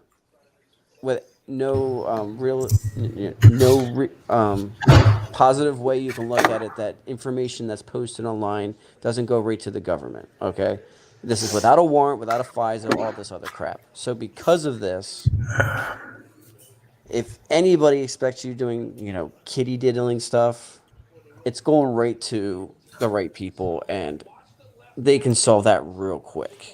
Because they can just download your logs, throw it into a thing. Your videos are right there. They'll just skim some videos. Oh, he's talking to a 14-year-old. Oh, he's kind of suggestive. Oh, this is not his first time. Okay, we're going to have a conversation. Do you know what I mean? Like, this gets railroaded pretty quickly into, like, getting the right documents in place. Like, Can I change the subject for a second? Hermit, 100%. Man, you are absolutely Scorp thought fucking bait, man. Why do you say that?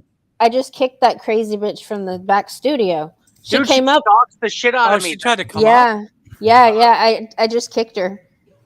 Scorpion, John, or what's up, dude? INTJ Scorpion. Hey, John. Dude, she fucking stalks the shit out of me tomorrow. She's doing a stream about me and Real Talk. And she got me, I was going to stream it at the same time, and I was going to raid her channel. But as soon as I uploaded my live stream and had it like ready to go for that day, it was fucking striked immediately, and they said that it was for nudity, but there was no nudity in my thumbnail. And then I tried to appeal it, and they didn't fucking do it. Hey, John, nice to meet you. Hey, nice to meet you, brother. How you doing? Good. Yeah, some of my thumbnails are pretty out there, huh, John? Well, I mean, some of them. The Biden Kamala Harris things. Some of them are a little bit like you gotta. Wait. The Trust the Science had a little bit of nudity in it.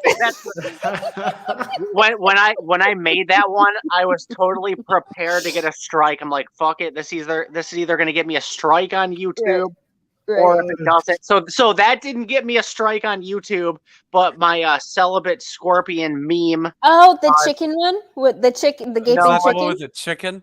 No, I think it was the one where her head is on the Shrek monster, and they gave me a strike for that. There's no nudity in that one. I could see the chicken one. That could possibly look like nudity. Oh gosh. No, Trust the Science one didn't give me a strike, but that one did. Herman, if you can make it till November 9th, you'll be all right. Just wait. Just make it to November 9th and you'll be all right. Hold on. I think Mr. Gone with John is trying to say something. By the way, hello, John. Hey, guys. Hi, hey. John. No, I'm not saying anything. I'm just waving at everybody in the chat. Everyone's saying that I don't have my sunglasses on, and I'm like, when I'm in some place I feel comfortable, I don't need the shades. I can relax. Someone did say I'm not in my underoos. I assure you I am. If I stood up to get my sunglasses, you would see. That's okay, John. Wasn't that how they did Zoom meetings for the last 2 years anyways? Guys were wearing nice dress shirts, but they're still in their boxers and shit. Yeah, man. Oh, that was Manlittopia trolling. Oh, I banned him from the studio. I don't know how to undo that, Manlit. I'm sorry. You know what though? I guarantee she's ninja watching. I guarantee it, because that stream where she's going to talk about me and Real Talk, I think she's going to bring up the video or talk about the video where me and Real Talk jumped on your stream and we're talking and we're kind of like making fun of her. So that means she was ninja watching in the chat. So I guarantee she's ninja watching in the chat right now, and Angler is ninja watching.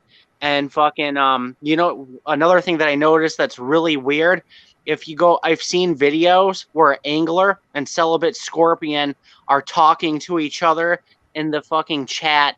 And I comment on one of them, I'm like, oh, so Angler's got a new girlfriend, I see. And it's like, so why are you talking to this bitch like your friends, Angler? What's up with that? Right. So I have a couple questions real quick, not to interrupt, but Hermit, when is her stream about you? I saw that, but when is that? Like tomorrow at 9 something. I thought I had it up here. I'm gonna rate it, even though. Yeah.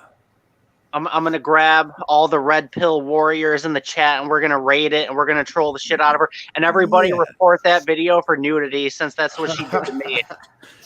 Secondly, I hate to play devil's advocate here, guys, but has Angler said anything since the stream the other night where Kush spoke to him? Yes.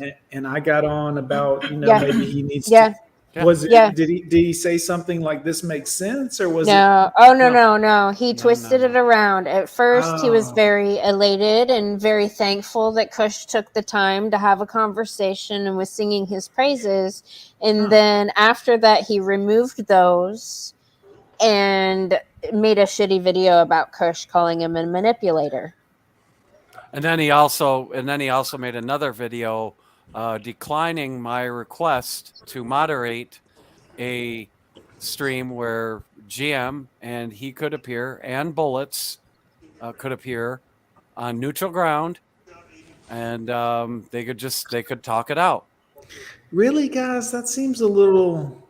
He declined it, He declined it and then went in going after Iridium Kush again and calling, like, lumping him in the manipulation and the gaslit. I'm not going to be gaslit. Like, he's looking through life or looking at all these people through a narcissistic abuse lens. He's in the psychology realm. He's like, oh, that's a narcissist. They're fucking even though that's literally what he's doing under his alcoholism. Yeah, I mean, he has a drinking problem. I mean, this is not like a Kush was trying to get him in some kind of gotcha moment. People were literally trying to help this dude and being like, hey, you have issues. Sorry, guys, my camera's falling. But I mean, he literally was trying to help him and say, hey, you need help with it. And there's no shame in that. Like, I've been there. I'm sure many of you have been there. But you have to be willing to say, okay, I have a problem. I need help. And I think when, like, there's an old saying, like, when you know you're an alcoholic, when everyone who knows you tells you should quit drinking. Right. You know, when strangers on the internet are like, dude, kind of worried about you, that's when you got to admit it. Yeah. Well, here's the thing. We've all hit rock bottom before, every single one of us at one point in our life. And you can either take accountability for it and be like, I fucked up and I got to fucking change. Or you do what Angler is doing now, and he makes excuses and he plays the victim and he acts like a little bitch. Like, for me, my rock bottom is when I went to prison and I went out into the yard and I seen the fucking tall ass gates with barbed wire and fucking guards with rifles. That's when it really sunk in for me. And I'm like, fuck, I can't be doing this shit anymore. I got to change my life. And I haven't been in trouble since. I got my record clean. And you got to take accountability. You got to realize you fucked up. All right, I'm going to do this to change it. And Angler's just not doing it. He's like, no, everybody's attacking me. It's all them, not me. And it's like, bro, you're the fucking problem, not everybody else. Right. Well, in he wants to talk about trauma and shit like that. Like, I don't think he fucking realizes that there's a lot of fucking people that Contriver, will you? That why you put me to the forefront like that? Yeah, I don't know why he's doing that. But everybody's had trauma. I dealt with PTSD for years, and I eventually got over it. But I don't think he realizes that some of us might have trauma from our childhood from alcoholic or drug addict type parents that behave just like him. Like in how the way he is around his son and that kind of shit might be triggering to other fucking people. Well, here's the thing. He doesn't care about anybody else's trauma. He only cares about his trauma. Right. And I also think, like, the only way you can grow as a person is through adversity. You can't grow as a person through success. You learn twice as much with failure than success. And if you have a kid, you got to be the shining example of how you handle adversity, because that's the only time you can build character, values, principles, all that fun stuff. Bandit, think about this. How soft would you be if you never had to deal, if everything was just handed to you, you never had to work anything, you just never had to deal with a hardship in your life? You would be the most softest motherfucker there is. And people grow through darkness. People grow through those fucking dark times. That's what molds you and turns you into the strongest version of yourself. But in today's society, that doesn't happen. We're raised on the society where everybody gets a trophy. You got to feel bad for hurting people's feelings. It's like, no, fuck that. This is why they always say wealth is always a 3-generational thing. The parents make the wealth, the kids spend the wealth, and there's nothing left for the third generation. That kind of reminds me of another point. So, fucking Hunter Biden, born with a silver spoon in his mouth, fucking crackhead, pedophile, fucking doing all this shit. I think they said on his laptop that he committed like over 400 sex crimes, and it's like his dad, rich, so he never had to work for anything. His dad, Sleepy Joe, just handed him everything, and that's why he's so fucked up. But the sad thing is, if you look at his other son, Bo, that died of cancer, that he stole his his sister-in-law away from his own brother, which is another story. But he was actually a military guy. He was the complete opposite. Like, he had his shit together. He was actually going to try to... I personally think he was going to run the family after Biden, but guess what? Sadly, he got cancer, and that was the end of that. But it's like the prodigal son died. It's kind of like the Godfather. You have the good Godfather, and you have Fredo. Wonder who Fredo is.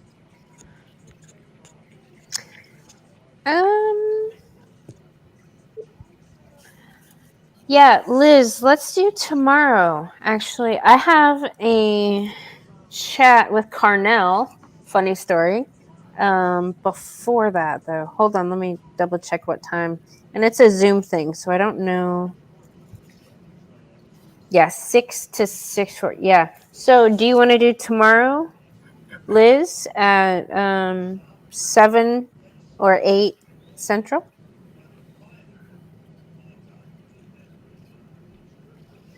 I've been dying to get her up here. She's one of the volunteers at the 21 Summit.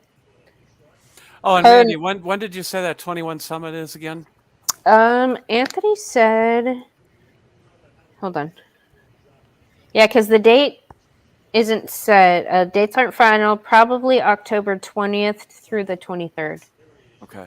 Yeah, that's. I want to at least tentatively block that off on my calendar. Yeah.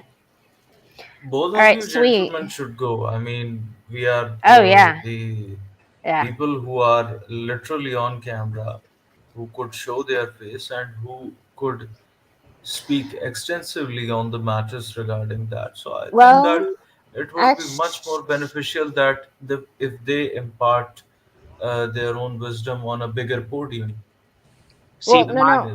No, hold on. If there's a lot of people that go, that's why they keep it so low key, and they're worried about doxing, because there are a lot of attendees that go that don't want to be on camera, and so they are very cognizant of that, and so they're very careful during the whole convention, like when they're taking pictures and posting pictures, not to dox the place, also not to dox other people that might be there that maybe don't want to be seen there. So like if people hide behind avatars, they can probably safely go there. I know Rollo Tomasi, there was a whole big shit. Like Rollo Tomasi doxed a whole bunch of fucking people. Yep, I know. Yeah. So I didn't know that. I'm not a big fan of Rollo. Yeah. He's done a lot of stuff behind the scenes where he seems like if he doesn't get it, what he wants, and if he's not the center of attention, he's got to rob it from everybody. I mean, my only problem with 21 Studios is they let John Anthony come on. Yeah. And I seen that and I'm like, bro, this dude like brags about banging traps. Like, come on. Oh yeah, no, they weeded him out already. No, Right, like this last year was all the crazy bitch PUA shit free. It wasn't like that this year. Elliot Hulse has been on 21 Studios a lot, and I fucking love Elliot Hulse. So yeah. Yeah, I have no. I mean, I still have the philosophy if I agree 60% of what you're doing, then you're good in my book. I'm not. There's no person that's going to agree 100% of what you're talking that's about. how I am too. You don't have to agree with everybody on everything, but if I mostly agree with you, sure. Yeah. Did they take? I'm sorry. Did they take Rollo off of the 21 Studios thing? Oh yeah, a long time ago. Oh, okay. So that's why Coach Greg is still going. Yeah. Theoretically, supposedly, anyways. Okay. Yeah. Because I would love. Sorry, I didn't mean to cut you off. I'm sorry. My apologies. No, I'm sorry. I was just gonna say I know there's like Rollo has some beef with Coach Greg, and so that's been an issue. Wait, good mother, are you going to that? Next year? Yeah, I went this last year and I volunteered. Dude, if Elliot Hulse is going to be there, that's going to be sweet. I would love to meet Elliot Hulse. I've been watching his videos since I was 14 years old, because growing up, I didn't really have any mentors to look up to, so I had to go looking for mentors. Yeah. And he was one of the first guys that I found. And, I wanted to get strong and learn how to lift weights, and that's pretty much what his channel was all about. He kind of talked about like everyday life stuff, philosophy, and working out. And then when he like mentioned that he supported MGTOW and Red Pill and shit, I knew what I was doing was right, because if Elliot gives it okay, that means it's got to be good. Right. Yeah, no, he was there. Yeah, he was there. He used to support even Alex Jones back in the day, Yeah. and nevertheless, in his gym, doesn't matter if you are the CEO of a multimillionaire company. If you are coming in there, it is like a jail, and you shall only go out on his discretion, not yours. And he would decide whether your workout is finished or not. And this what I Who, have seen, a Elliot? 40-year-old man came up, yes, and he was doing deadlifts. So he could not do the very basic with the lowest minimum amount of 45 pound, Dude, weight. I would love to work Uh, out with Elliot. and and what happened was he could not do that. He said, "Well, keep doing that until you perfect it." So he said, "Well, the timing is gone. I am going. I mean, I cannot stay." He said, "No, I would decide when you would go out." And he did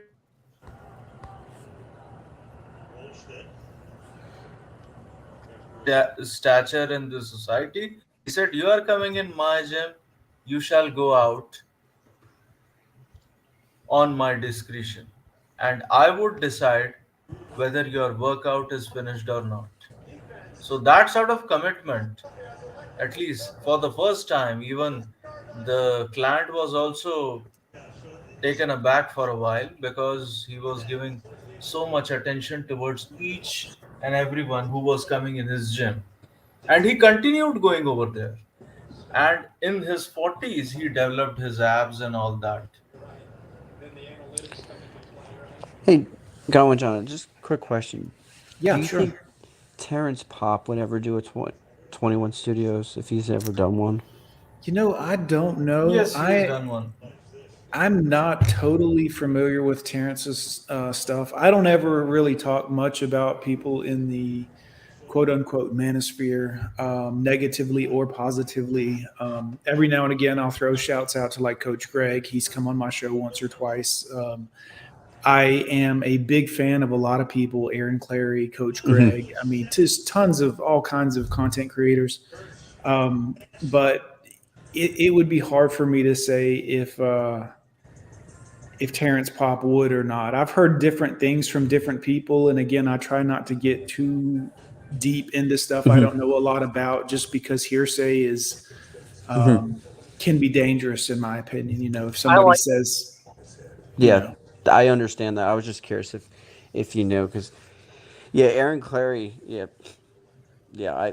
I'm a full supporter of him. I follow him almost on a daily. Yeah, I like Aaron. I watch Aaron stuff. I like Terrence Popp too. Terrence Popp actually lives about 40 minutes away from me. There you go. Well, you should talk to him. I bet you they would do a meetup. Maybe. I got his email for Sir Yeetus, since they're both they're both veterans. So good. Hopefully they'll do a collab. Yeah. I'm just a little guy. They won't care about me, dude. I'm a little channel. I'm a small fry. Well, because you keep getting canceled. Well, yeah. What do you think? What do you think? I wonder what my subs would be if I didn't keep getting deleted. Because like, I had like 700 about on my last channel before it got deleted, and then I keep rebuilding, and I slowly get back up, and then somewhere around the 500 mark, I piss them off, and then I get deleted again, and then I come back up like a cockroach through the toilet, and they're like, "No, get out of here." Do you think it has anything to do with the president and the vice president in a probably a gentle embrace on the thumbnails? Well, yeah, that's the thing. I don't hold back, so that's why I always get yeeted. If I had a little bit of, if I censored myself, I'd probably be good, but I don't. That's not fun. Yeah, I agree. Hold on, guys. Will you help me come up with a really triggering title for me and Liz's stream tomorrow? What does Liz do? Liz, what do you do? She works actually. Well, she's a virologist. She's a what? She's a virologist.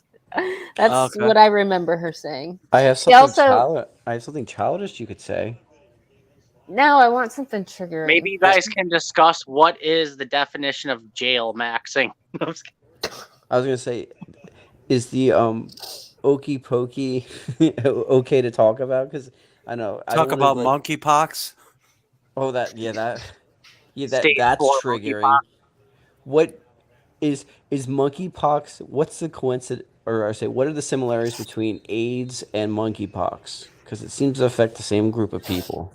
Do you think Hormaxer will come out of prison with monkeypox? Well, or you could, if you really would be triggering, why do kids have monkeypox? That's very triggering because there's only one way that happens. Hollywood and the connection. Mental health practitioner, custody evaluator. Or if you really want to be triggering, is COVID, are COVID vaccines effective at passing COVID to other people? Manlatopia said it. Are there two genders? You know that's controversial now. So No, it's the other way around. There are two genders. That's controversial. do you guys ever think we live in a world where people didn't know what a woman was? No. Nope. No. Like Well, the scary thing is, it hasn't gone far enough because you already know what's coming next. It's after gender doesn't matter. It's going to be age. yeah, it's going to be pedo maxing. It's going to be like pedo for 100%. sure. And that's if that's not the line in the sand. I mean, anything's possible at that point. It won't be, dude. People know, are that's such the sad part. NPCs. People are such NPCs. If the TV starts saying it's okay, people will just fucking go along with it. We've seen how things have been the last 2 years. I guess a couple of the questions. My bad, dude. I was going to say, the couple of questions I have for a virologist is, how much of the scientific community actually agrees on the vaccine? I honestly would like to know those kind of questions because I don't think it's a consensus. Go watch my Trust the Science video. They talk about that. I think it's just the salespeople that agree with it. Most That was my favorite, by the way. That was the worst, aka the best. most Trust of the science. horrible, and I mean I horrible. was just looking for an excuse to use that thumbnail. That's why I slapped it on the video. And then I had Oki as the butthole in that picture. That was so bad. That was so bad. It was like a little prairie dog and turd coming out, but it's Oki's face. It was awful. Awful. Yeah. Kush, you're not wrong with the salesman. Like, literally, all the major pharmaceutical companies are in my hometown. Oh yeah, I know. Which I can't dox because it would give it away. Like, literally. No, I know who they are, and I can't either. Yeah, but I'm just saying. I'm just letting you know. All of them are, and all the finance companies are all within 45 minutes from my house. So I'm in a very toxic kind of area. If you know, if you have those kind of beliefs or not, and it's just crazy dealing with these people because I see these people on a daily basis, and I see pharma salespeople. They make like hedge fund managers look like nice people. It's they're flat out terrible. insane. It's so insane. Like every horrible trick they could possibly do to get a sale, they'll do it. Yep. It's insane. I got to use this jail maxing meme on a video. Who is this maxing person everybody keeps talking about? His name's Hormaxer. He's a black pillar that I'm pretty sure just went to jail for talking to kids. He like a GM. You should pull up that video where he's dancing around in a Speedo. I'm good. I think I'd rather watch your Zinc video than that one. Yeah. Oh God, I don't like either one. Yeah, Hormaxer is completely batshit crazy. Yeah. Well, and that Ash Thought chick. Well, you posted that video, Mandy, and I couldn't even watch it. I couldn't even watch it. Yeah. What video? The The one- Hormaxer video. Yeah, the one Hammer made. I think there was the one that Hammer posted too. I couldn't watch it. I wanted to save it. I don't know. I sent it to a couple people, so if he's in jail, I might be partially responsible if that video is the thing. He got reported by a bunch of people because after Hammerhand posted that video exposing him, he posted a video trying to defend that by saying, oh, 14's the legal age in Germany, and started saying all this crazy shit. So I guarantee the Feds seen that, and they're like, all right, fucking, we're pulling up to Hormaxer's house. You know why they're pushing all this, don't you? It's that Jeffrey Epstein's Black Book has so many names of rich, powerful people that they need this to come through and be acceptable so that if anyone ever was to find out who was in that book or in what's his name's laptop, it would be acceptable. Oh, well, it's okay now. It's legal now. It's, you know. Well, here's the fucked up thing. So Maxine Water gets busted for trafficking, but there's no list of people she trafficked to. Like what she just did Ghost or the Invisible Man. Come on now. And how do you prove that in a court of law that she did it without some sort of evidence that points to somebody somewhere? Yep. I think she's the very first person in U.S. history to be convicted of trafficking anybody and the victim list and the people that were the perpetrators were not listed in that trial. Like, I think it's beyond precedent. I think most of the elites are on that list, including, unfortunately, Trump. But I think fucking 90% of the elites are on that fucking list, and that's why they cannot let it go. They cannot let you know who she trafficked to. Even Bill Clinton was in a dress. Yeah. Well, you know, Chester, Lincoln Park, and Chris from Soundgarden were about to put out a documentary exposing a lot of the grooming and things that were going on, allegedly, behind the scenes in the Hollywood and music industry. And both of them, in the prime of their success in life, committed, self-deletion. And then the young lady who was a videographer, I believe, or a director in the Alec Baldwin movie Rust, was mysteriously shot with live rounds in a remote location, and none of the cameras were rolling during the take. Yep. I mean, that you have to look at that. She was also about to do a documentary about pedophilia inside of the culture, allegedly. So, I mean, that's three This people. is why I feel... Yeah. Go ahead, Bandit. Go ahead, brother. I was just saying, this is why I feel really, really scared for Whitney Webb, because Whitney Webb is probably the only journalist I know that's been hounding out these freaking pedos every single time. And, I mean, not to sound bad, but it's kind of like a death wish. I hate to say it like that. Why are all these elites into that shit? Like, what the fuck is wrong with them? Like, you guys have enough money to where you can get legal age women? Like, what the fuck? It depends on what. I think what happens is, Hermit, is they get sexed out so much that it's like a drug. They get so much of it. That's fucked up. Yeah, they got to just find something new that gives them that same high. It's just like the shot of heroin. Yeah, man. They can never get if you're trying to get that same fix over and over again, so you graduate up to something more messed up. And if you could buy anything, like if you had the cheat codes to life and you had the God mode and you could buy anything, anytime, anywhere of any day and night, eventually it would get to the point where you're like, well, I want something that I'm not allowed to have because everything else is within my reach. Mm-hmm. You know, I mean, that it would be the only excitement left would be the stuff that I'm not allowed to have that I can get. And then they go full Hormaxer. It's also depending on what you believe. Depending on what you believe or not, it could also be adrenochrome. I don't know if you guys believe in that or not. I mean, I don't know enough about it, but the other thing is the Book of Satanism. With, if you ever look up the bull god, what is it, Moldoc? A lot of the things with child sacrifices, Moloch. all make sense when you think about what they're doing, because they're not just sadly raping these people. They're raping and killing them.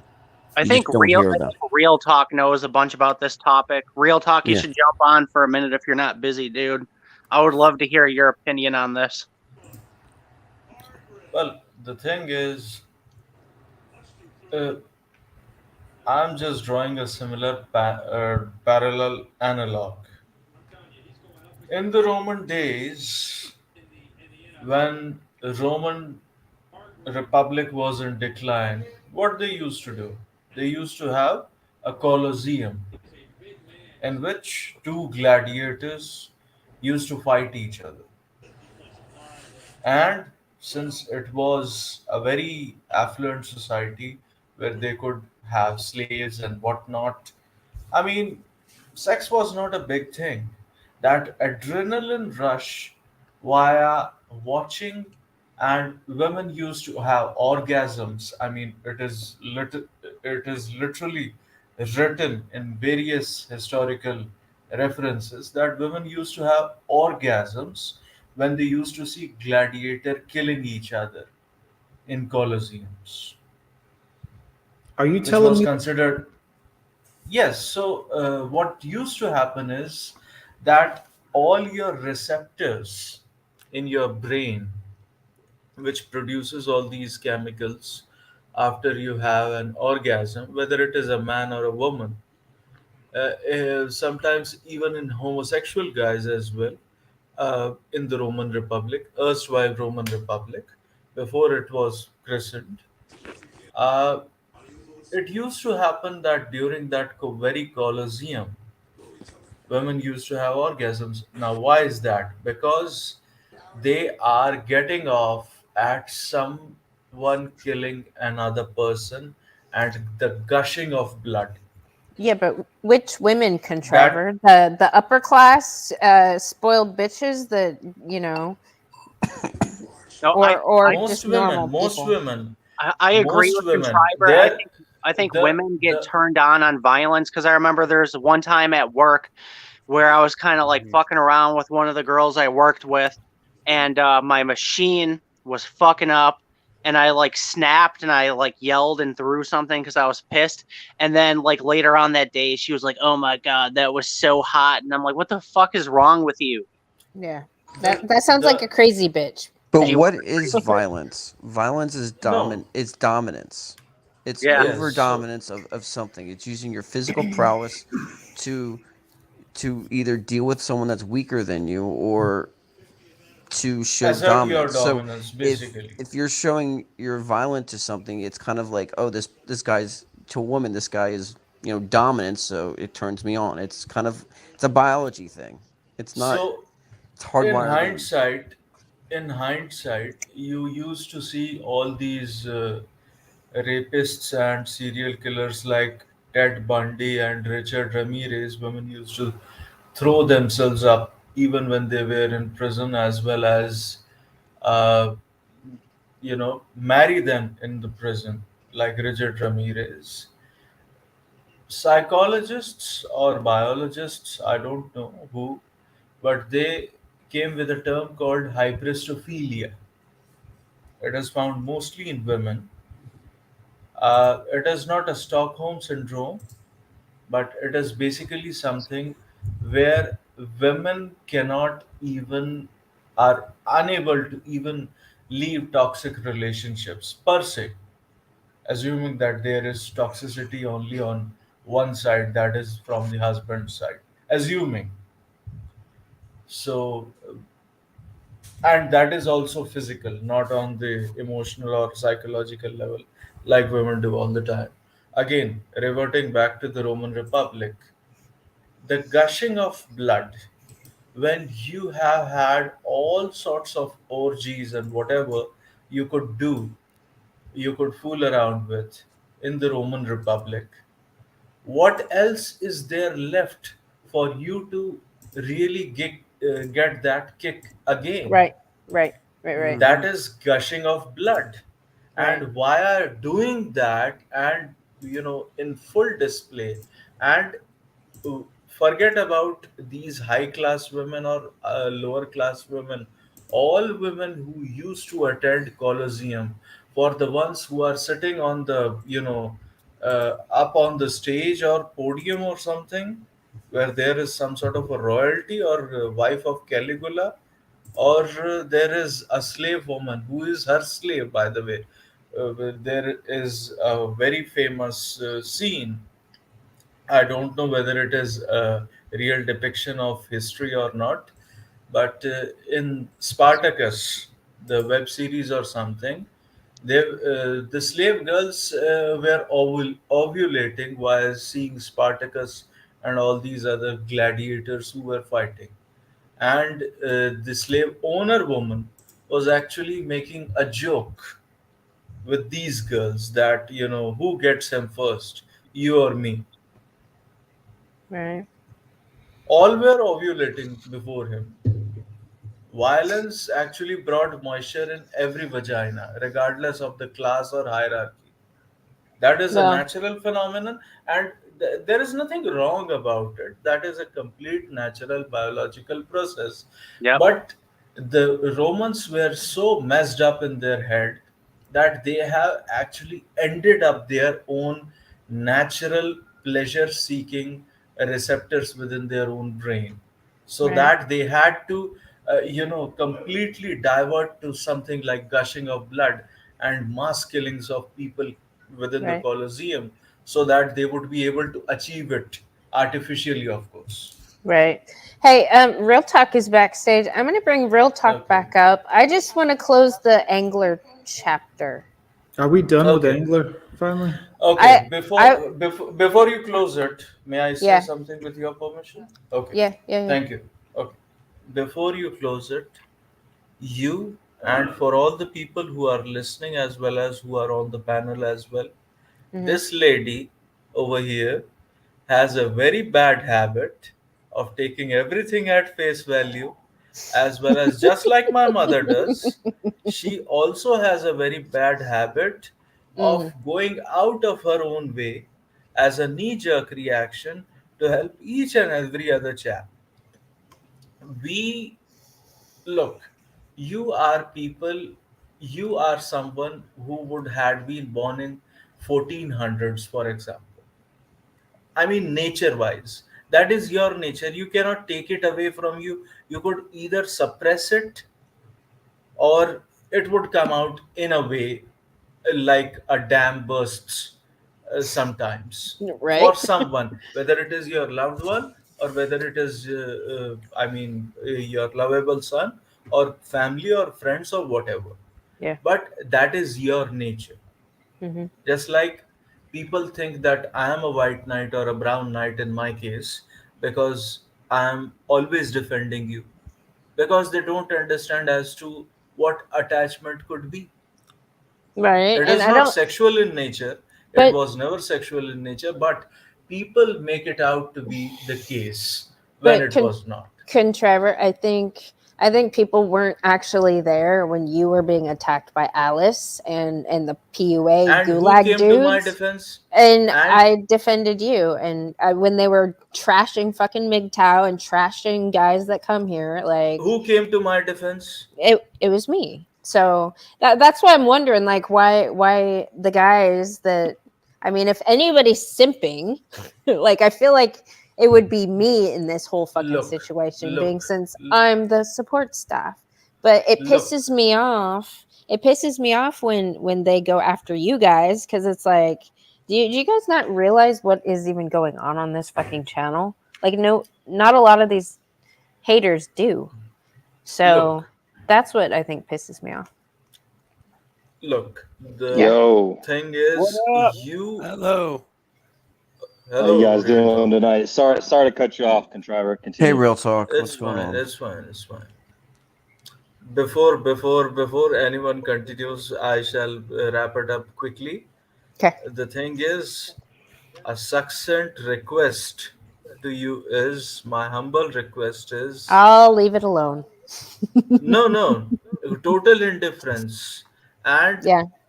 if it is not for angler, it should not be. I'm not saying that it shall not be, because I'm not the deciding factor over here.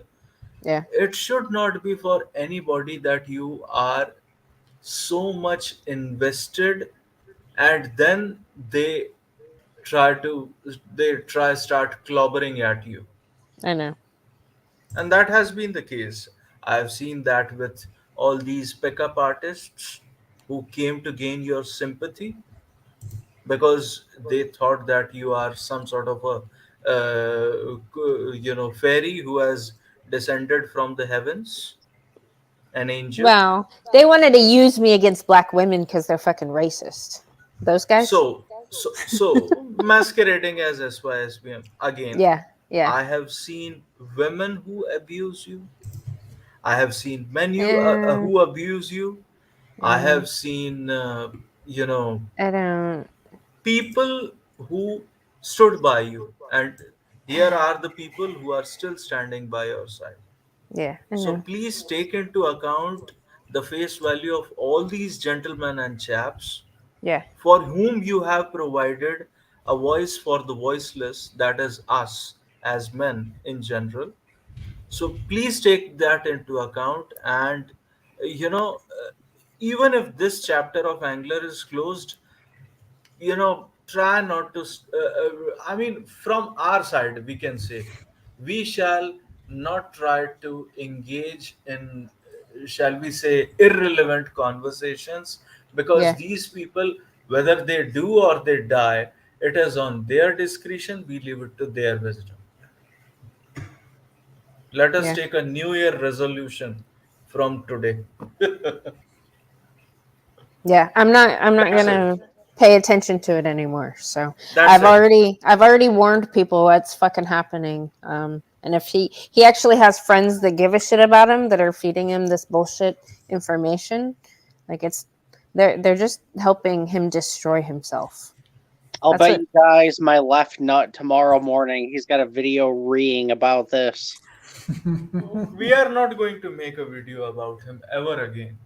I'm not. I'm not gonna make a video. I got a couple memes I'm gonna post to trigger him just because I'm a troll, but that's about it. Well, I would like to close this chapter. I gave him the opportunity to come fight me. He didn't want to come fight a girl, I guess, even though he's been trying to fight me. Well, he won't wake up from the drunken stupor and make 15 videos about it. Whatever. Yeah, he'll wake up he'll wake up all hungover as shit and pissed off, and he'll be pausing every 15 seconds for like a minute every time he does the video. Here's the thing. This is how you know Angler's lost it. He doesn't even have any positive videos on his channel anymore. Everyone is just attacking somebody new. It's like, bro, you're not even here to help anybody anymore. When you're just attacking everybody in every video, you might as well just delete your channel at this point. Good point. Yep. Just think about, when was the last time he made a video that you guys seen that was actually positive? That's something all of us do. I mean, out of everyone, not just here, but in general, all of us at some point are trying to help a little. If I could speak on one thing, I truly think that if he made positive steps, got his health right, and his dependency down, and if we saw him doing positive things in his life, focusing on his kid, all of this garbage we would forget about. Oh, yeah. We would literally forget about it. We wouldn't even think about it anymore, because like, okay, he's turned a new leaf and he's running that race, and he's doing what he should be doing, and it's just going to be like a happy ending kind of thing, and we'll never have to think about this again. Truly, like, we all just want the guy to get fucking help.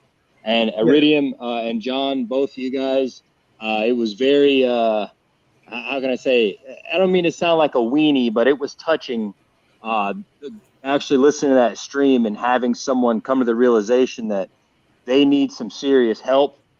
He might not want to believe it because he's fighting urges that are hardwired into him, and that's very, very sad. But like, you guys really, I tip my hat to, and if I were able to do the same for someone in a particular experience that I had in life, I would have to do the same. Like, this is like God's work. That's what I commented earlier. That's what I said to myself. respect. That's what I said to myself. And this would be done already if he would have, after Cush's stream the other night, if he would have just said, you know what, the next day maybe came on, perhaps deleted some of the hate videos and just been like, you know what, guys, I got a problem.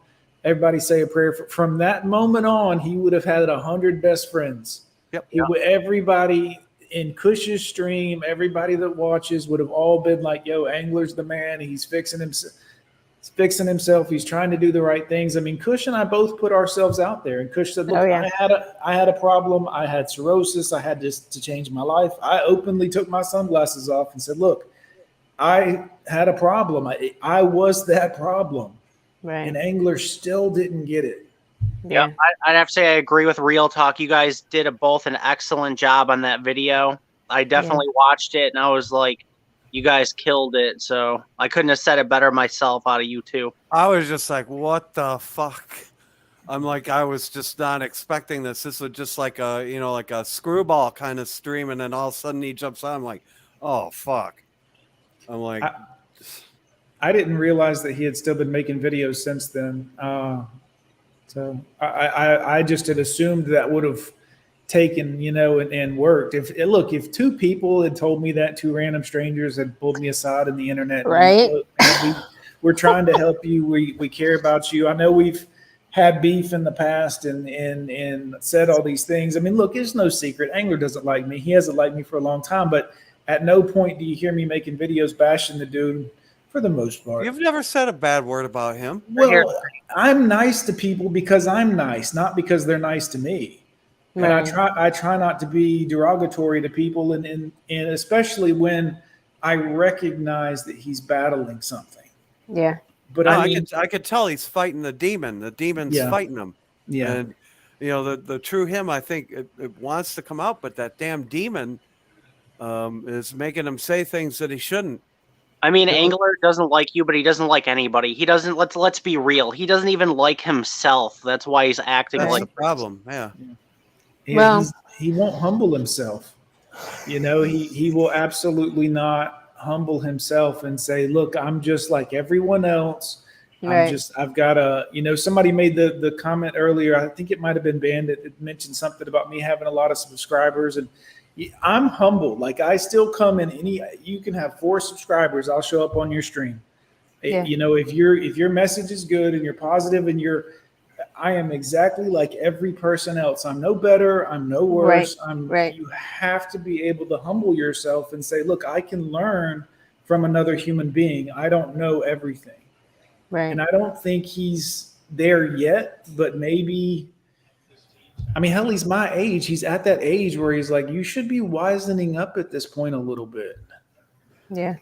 And see, I think all of us, we have the ability to hold ourselves accountable, where Angler is still acting like a single mother on welfare and blaming everybody else for his problems. And it's like, bro, you need to look in the mirror. You need to take a good, deep look and fucking pull your head out of your ass, but he just won't do it. And then we criticize him, which, getting criticized is never fun. It doesn't feel good, but it's criticism that you need to hear to turn your life around. And he's taking it like, oh, they're attacking me. I must make 10 videos.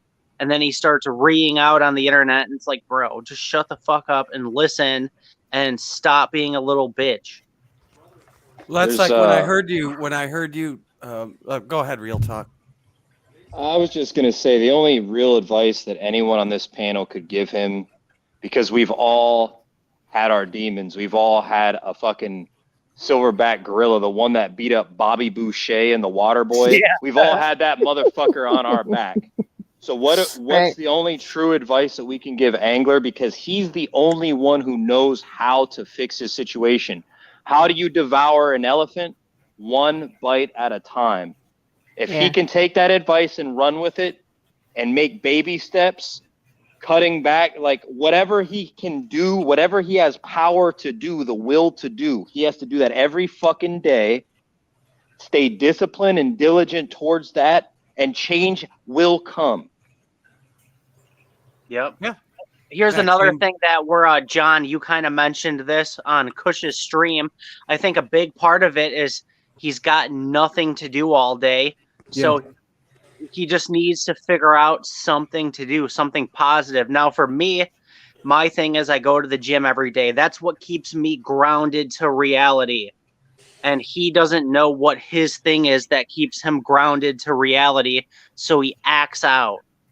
That's the problem with it. When you're not keeping yourself mentally busy, you have to do these mental gymnastics where you convince everyone around you that you're something special. When in reality, I'm not saying he's not, but if you're not doing anything and you're on government assistance and you're not working and you're not, you're drinking yourself to a stupor every night, you have to work pretty hard to make it seem like you're somebody special. So the ego takes over and you have to bark at everyone and seem like, hey, I'm the tough guy, I'm the badass, but in reality, like, what are you really doing?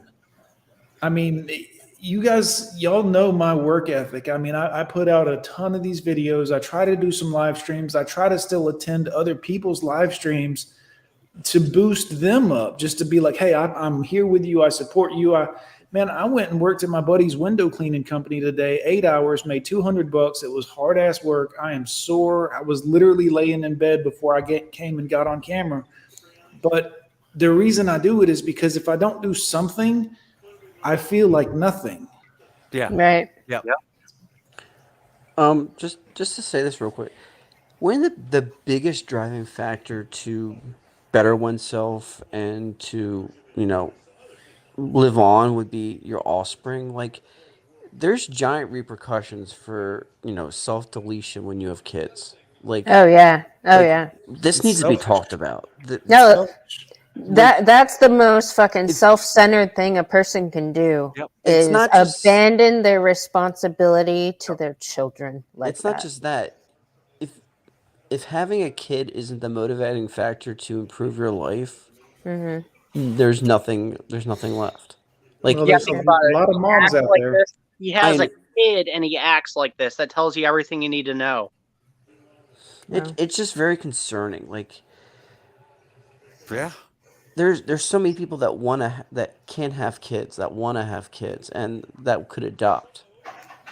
And like, it just breaks my heart. Like, hearing like, I just cannot fathom, like, if you want to do self-deletion and you have kids that rely on you, like, you just giving them the example to do the exact same thing, because that's what's going to happen. Like, you find out your parent, your sole provider, self-deletes. On a personal level, you could feel, as if you want to, move to the Himalayan mountains and, meditate for the rest of your life, or even die over there. But you have some problems, and we are not dragging someone's child over here. We are merely saying that some people need help, and if they receive that very help, because as far as we have tried, we are not psychological, shall we say, evaluators. We are not clinical psychologists.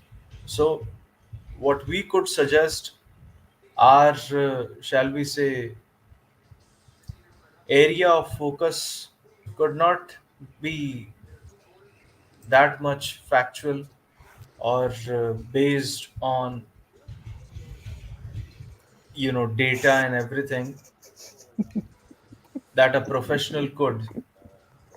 And that is the thing, we are not dragging someone's child. Now, people could even say that we are dragging someone's child. We are not. We are merely he saying, drags his own kid into this. Think about this. He picks fights with people all day, every day, doesn't show his own face, but then he posts his kid on YouTube. I pointed this out the other day on my stream. It's like, bro, you're just using your kid like a single mother uses her kid to get free validation. It's like, stop acting like you care about your kid. If you cared about your kid, you wouldn't be picking fights with people every day and then fucking posting your kid to get, oh, look at me, guys, fucking, I care about my kid. Like, shut up, Angler. You don't fucking care about your kid, or you wouldn't be doing that. look, Hermit, I would tell you what the problem is. And the problem is regarding the digestion of the red pill in its entirety. It took me 7 years. I don't know how many years Mr. Gone with John would had to wrestle with it. I don't know how many years or decades Mr. Kush had to wrestle with it, but we ultimately digested it somehow at some point in the fullness of time, when the moment was right, when the stars aligned, we ingested it. Now we have to re- I mean, apart from ingesting that very red pill, we have to also take into account that the chap also has a family to look after. So the family comes first. I mean, all your, you know, everything else comes last. Family comes first. So focus Yeah, on family, it should. spend quality time with them, laugh with them, play with them, joke with them. Many people are over here who wanted to have children but could not achieve that very same Right. thing. So you have a gift from God, it is a blessing. Please embrace them, and they are still precious. Even if you think that we are some sort of a Frankenstein monsters, we are just requesting that you take your own worldly responsibilities to be of prime importance, utmost importance, and that's it. We are not suggesting anything as to whether what you are doing or anything. Now, the second part is regarding digesting the red pill. If you cannot do that, you would be in red pill rage, but time is a healing factor. It shall heal you someday. So just wait for it.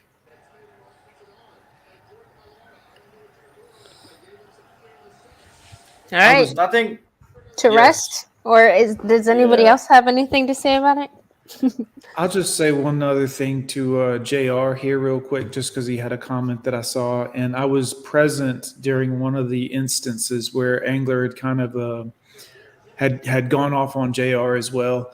Angler hated yeah. me since day one. I got Yeah. no empathy for him. Understand JR. He doesn't hate you. He doesn't hate any of us, really. He's a misguided missile. Yeah, He is. exactly. His self-worth is so low. It's like the financially poorest people of any nation always tend to hate those that are at the top of a financial structure of any nation, because not just because it's kind of that sense of, well, this person's holding me down, or this is the enemy, or look at them. It's a jealousy thing. And because he is in a place where he is maybe doesn't feel like he's doing everything he can, or he does feel a level of guilt, or he is jealous of other people who are, whether it be that they're liked or popular or have social status, money, any of these things, JR. And you're one of those guys that, like, you get along with everyone within the sphere. I mean, you know, the only person I've seen had a problem with you was Angler that time. So I think maybe it's one of those things where nobody needs to take it personally. I think it's something we just got to understand, that, like, this guy's struggling, and either we continue to placate and play his game, or we just decide, look, no more talking about this dude, no more. He gets banned from everybody's channel and just fades off into the distance. And if he gets his shit together one day and we hear about it and we give him 6 months of seeing him succeed as a not shit human being, then we can invite him back in and be like, hey man, I'm glad, congratulations, this is fantastic. But I mean, honestly, after Kush and I both poured our heart out to him the other night, if he's still causing shit and starting shit and making videos that are negative, we just got to wipe our hands of this dude. I mean, it's like the Goodfellas, where Paulie's like, I got to turn my back on you. We'll know by tomorrow, because you know he's ninja watching. There'll be a video out before tomorrow's over. Well, I will have Scorp Thought and Alice's heads for this. Just putting that out there, because that's exactly whose problem it is. And you got to bitch slap her because she's going after me in Real Talk tomorrow. I know. I know. What time I'm gonna Central Time. I think it's like It's either 9:15 or 9:45. I can't think it's remember. 9:45 Eastern time. Yeah, I'll be streaming during that time anyway. So. Oh, okay. With another woman, and we're gonna rip her ass. So yeah, and I'm gonna that's right. You're having on what's her name? Liz. Liz tomorrow. Okay. Yep. No, Well, we're gonna. I'm gonna watch her that ass. stream, Mandy. I'm gonna watch that stream. So Yeah. She thought she was clever by calling Real Talk real turd. Yeah. No, she's just another disgusting misandrist that I called out as soon as I saw her fucking with Maddie MGTOW or MGTOW Maddie in the chat. As soon as I saw her, I knew exactly what she was. And she's pissed because she got pushed out of a space. She didn't fucking belong in predating on men anyway. Like, it's funny to me because out of all the streams I've done and everything, I've never had a problem with Scorpion or any of these other people or girls that y'all talk about so frequently. But I think it's because I had so many mods that everyone was just banning them the second they showed up. Yeah, that's what happened because I ran into her in mine. Oh, okay. Yeah. Oh, yeah. She started crapping Yeetus's chat too and got banned. Okay. She humors all of us while being serious. She's like the court jester. Here's the thing. When it comes to Angler, I have laughed with Angler on some of the funniest streams where JR and Ghost MGTOW were just playing like fart sounds and poopy sounds the entire time. Like Indy was on there and Indy was trying to be serious. Like he was like talking about some real shit going on in the world. He's like, guys, this is some heavy duty shit right here. And then these guys would just rip off a bunch of fart sounds. Like I've laughed with Angler, but I laugh at Celibate Scorpion. She really does humor me. I don't know what it is about her. It's just like, how can anyone take her serious at this point? Exactly. Yeah. And all she does is start shit. Like I said, she was starting crap in Yeetus's chat, Chronix, mine, fucking every single fucking channel I seen her in. She was starting shit with somebody for no reason, just picking fights. Yeah. I saw that. Yeetus, what's up, dude? Yeah, sir, Yeetus, what's up, brother? Hey, I don't what's up, care for Yeetus? that thing that so many females do where they're like, it's a kind of some of them think it's flirting. They're like, I'm going to kind of be a shit talking, but I'm just joking. It's just kidding. I'm just joking. Why are you getting so, you know what I mean? Like they always do this kind of like, they'll say something hurtful and then be like, well, I was just kidding. Why are you getting mad? No, they only say they're just kidding. They're not kidding. They're being serious, but they're trying to play it off like it's a joke. I also think it's self-projection. Like women think that being dominant because it works for them will work on us, which is complete opposite. Like we don't want a girl to go up to us and say, yeah, I just took the largest shit ever. You should check this out. Like that's not attractive for a man. Like, I'm sorry. Like she got me a strike. I'm in YouTube jail for a week because Celibate Scorpion fucking reported one of my live streams for nudity, and there was no nudity, and now I'm in YouTube jail for a week. So, but I mean, you everybody here probably has a dude that's a close friend of yours. It's like, yeah, you want to see the biggest shit I've ever taken? Yeah, that's hilarious. But coming out of a girl, no, that's probably the biggest turn off you could possibly I would legit have. throw up. But I've had a friend that She used showed to her send me shit off? pictures. I sent my friend a Snapchat one of my shits before. Wait, she really did that, Bandit? She was showing her turds off? No. I'm trying to use this as a comparison. No one's ever sent me a shit pic. I would block them. A shit pic? Imagine in the chat for a second, guys. We're friends on Snapchat. You're like, oh, Hermit sent me a chat, and it's a big, fat protein shit. What do you do? But I'm just saying, like, what works to, turn on a girl does not work on turning on a guy. And I think that's what's happening. She's around all these masculine guys that, this is what, and then she goes, oh, it works on me, so it must work on how turning on the guy. It's like, you ever watch a girl try to flirt with a guy? It's hilarious. because most people They don't know how to. They don't know They what don't to know do. how to. A lady did that to me a year ago in Las Vegas. It was comedic. Yeah, they don't know how to. They don't know how to act. Kindly, could They'll- you elucidate on how the process happened? This is how I noticed. This is how women shoot their shot. They walk past you over and over, and they'll like make eye contact or like little bullshit things, and they just want you to read their mind and automatically know.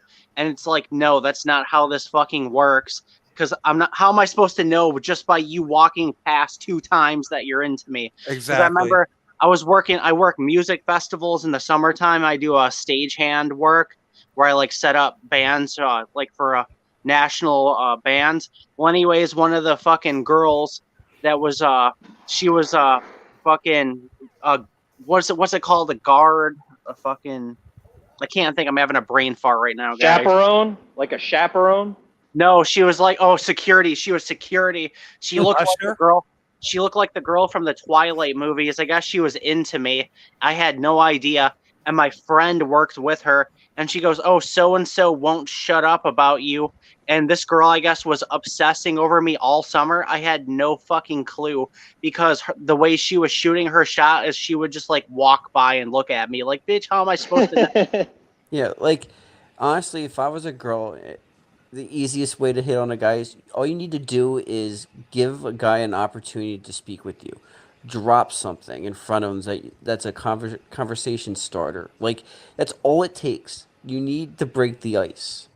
Like find a way to do a subtle way of breaking the ice and let the cards fall as the cards fall. That's all you need to do. I think they're terrified of rejection, though, because women, like guys, we get rejected all the time. We're used to it. We build up a resistance to it. Women almost never get rejected. So when they do, it's like a knife to their heart, to their ego, and they can't handle it. So, like, I don't know, maybe that's why a lot of them are afraid to actually go up and say, "Hey, you're cute. Let's hang out," or whatever. But this gives them plausible deniability. Because if you drop something and the girl doesn't like you, they say, "Oh, thank you," and move on. If it does work, you just had a conversation starter. That's when you can start going and say, "Hey, you want to have a drink?" and go on from there. Like it works on so many levels. Like you just give the guy an opportunity to have a conversation. That's all we're asking for. It's Saunders. It's really that. See, Saunders takes on sexual harassment as an indicator of interest. Well, yeah, for me, it's to the point where if they're not spelling it out for me like I'm retarded, I just don't care because I'm not gonna put in all this time and energy to figure out if you like me or not. If you're not gonna actually come up to me and make it clear, I just don't give a fuck. I got better things to do. Saunders, I just want to say something real quick. I really hope she doesn't have nails. That's all I'm gonna say. I just don't fuck with them anymore. You guys have fun.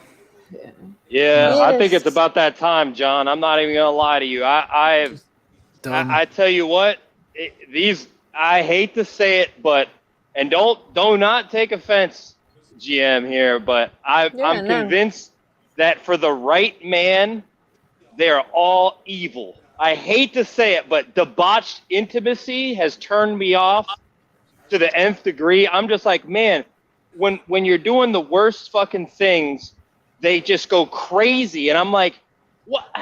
You like, I see me as like Lucifer right now, and I'm like fulfilling like a deep-hearted desire. It's like, I hate to say it, but I've just been turned off. It was great. It wasn't the worst thing in the world, but it was just like thinking in the back of my head, like, if this is cool with you, you're fucked up, you know? And it's like, I don't like being that fucking guy to where they want me to be a fucking demon. I'm just like, it's hot, but it's too hot to fucking touch. And I gotta back the fuck out.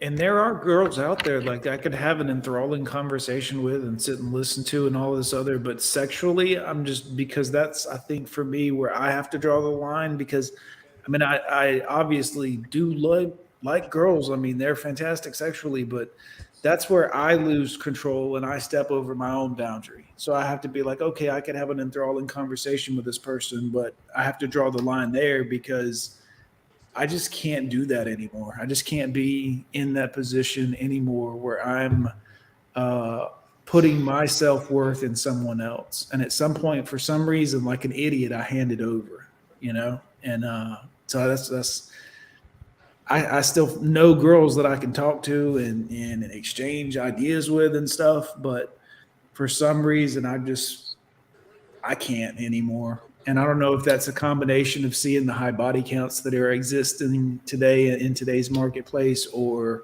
the behaviors of so many different women, but I just can never be in that position again. I'm just done with that aspect. I'm in the same boat too, because I spent so much of my life almost in servitude to other people, whether it be a woman or whether it be to a company or to other people. And that's when I learned on my hospital bed when I was diagnosed with the cirrhosis of the liver. It was actually the priest who told me that you need to stop living for other people. You need to live for yourself. And that was kind of an epiphany for me. I can't live vicariously for other people anymore. I turned 50 years old next year. I mean, I'm on a downhill glide. I need to enjoy what's left of my life, what's left of it. I don't know how many more years I got left with my condition. Yeah, life is short, dude. It seems like the other day I got my dog. He was a puppy, 15 years. Fast forward, I just put him down yesterday. Time flies by, man. That's why you got one life. You're only going to live it once. That's why you got to do what you want to do with your life. This is why I'm going to the big island of Hawaii, because I don't want to fucking live and die where I'm at, you know, living an average life. I actually want to do something different because, you know, for all we know, this is it. We don't know if there's a heaven, hell, reincarnation. There's no guarantee other than this life right now.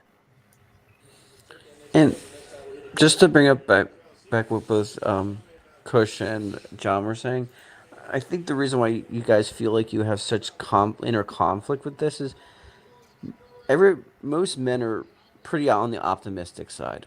Like, we've given a pretty shit card, but we're still thinking, you know, we can improve our lives. We're in the driver's seat. We can make everything better. And the fact that you're going, you know, I am an optimistic. I think I can make this work. But yet your other brain goes, hey, you know, my past experience, hell no, this isn't going to work. That inner conflict kind of just shows that, I'm not going to say there is hope, but the fact that you're even having this conversation shows that you understand both sides of the same argument. And it's always an inner battle between, like, hope and wanting of something and, you know, rationale and past experience. So it's tough to hear you guys talk about that, but at the same time, I completely understand what you guys are going through. It's like another thing that Real Talk kind of mentioned, like the time and energy and the things you have to do to just keep one of these broads happy is not worth it to me. The amount of hoops that you have to jump through, it's like, nah, I'm going to use that time to make myself happy. I'm done jumping through hoops to keep some bitch happy that's probably going to cheat on me. It's like, I'm fucking good. And when you look at the kind of dudes they're into, Pookie, Ray Ray, Thuggo, Chad, Tyrone, it's like, I don't want to be one of those guys. Because if you think about it, one of those guys is you always got to be a dick. You always got to be an asshole. You got to get fucking multiple felonies and shit. And it's like, no, I don't want to fucking do that. I don't want to be a fucking Thuggo or Pookie or Ray Ray. I just want to fucking chill and live my life. And it's like, they just need that fucking drama. And like, what kind of clarified that for me was when I was locked up. Guys kept telling me before I get out, they're like, we don't know what it is. These were like guys that were like in prison multiple times. They're like, when you get out, women just throw themselves at you. And I kind of like didn't believe them. Oh my God. When I got out of prison for like 3 to 6 months, just fucking swimming in poon. And I don't know if it was just cause like I was in a space where like I kind of had to adapt to be like, you know, cause I was kind of like in a really violent environment. So I think I had that energy when I left, and it took a minute to wear off. So it was kind of like a pussy magnet, if you say. Herman, I want to share something real quick. Is it okay if I share something on here, Good Mother, real fast? Yeah, go for it. It's just an image, but it goes along with what Herman said. And I pulled it up earlier when we were talking about, I forget what the word was, but when the women love the bad boy, so to speak. Let me pull this Chrome tab up. Here you go. Imagine this, guys. Charles Manson has a girlfriend. Yeah. Man, let that sink in. Charles Manson has a girlfriend. Forehead. What the fuck?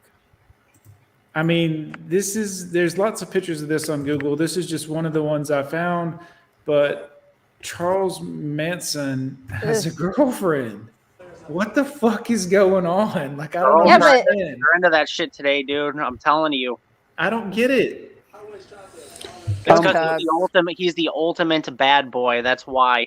You're not going to get a badder dude than fucking Charles Manson. That's He's why. knucking futs, dude. Yeah, but look at the quality of girlfriend. That is one crazy bitch, obviously. But I can look at her and tell that girl can ride a D. Like she will put that crazy on you. I can tell by looking at her. Oh, she's got the eyes. Yes. For him, that's not bad at all. Like, is she a 10? No, but for him, not bad. That's what I'm saying. Yeah. I mean, That's a prison 10. Oh yeah, for sure. Prison Easily. 10. Yeah, she's the girl that changes out the trash bags. In prison, dudes would simp over that so hard. I remember being locked up, and these like fat fucking like girls that worked at the prison would walk by, and dudes would be simping so hard, and I'm like, bro, I have not been in here long enough to want to hit that. But there'd be these super obese chicks that I forget what their job was in the prison. They weren't guards, but they like worked there as something. And yeah, guys would fucking lose their shit over it just because they haven't seen a female in fucking months and years. I don't understand. I really like at some point I don't get it. I will say this though, I saw a shirt a long time ago and I found it again the other day on Etsy, and it's a picture of Charles Manson in like black and white. And it says, "Is it hot in here or am I just crazy?" And I'm gonna order that shirt. I know that's a silly story, but like I've wanted that shirt for over 20 years. How does he have a girlfriend? He probably gets conjugal visits too.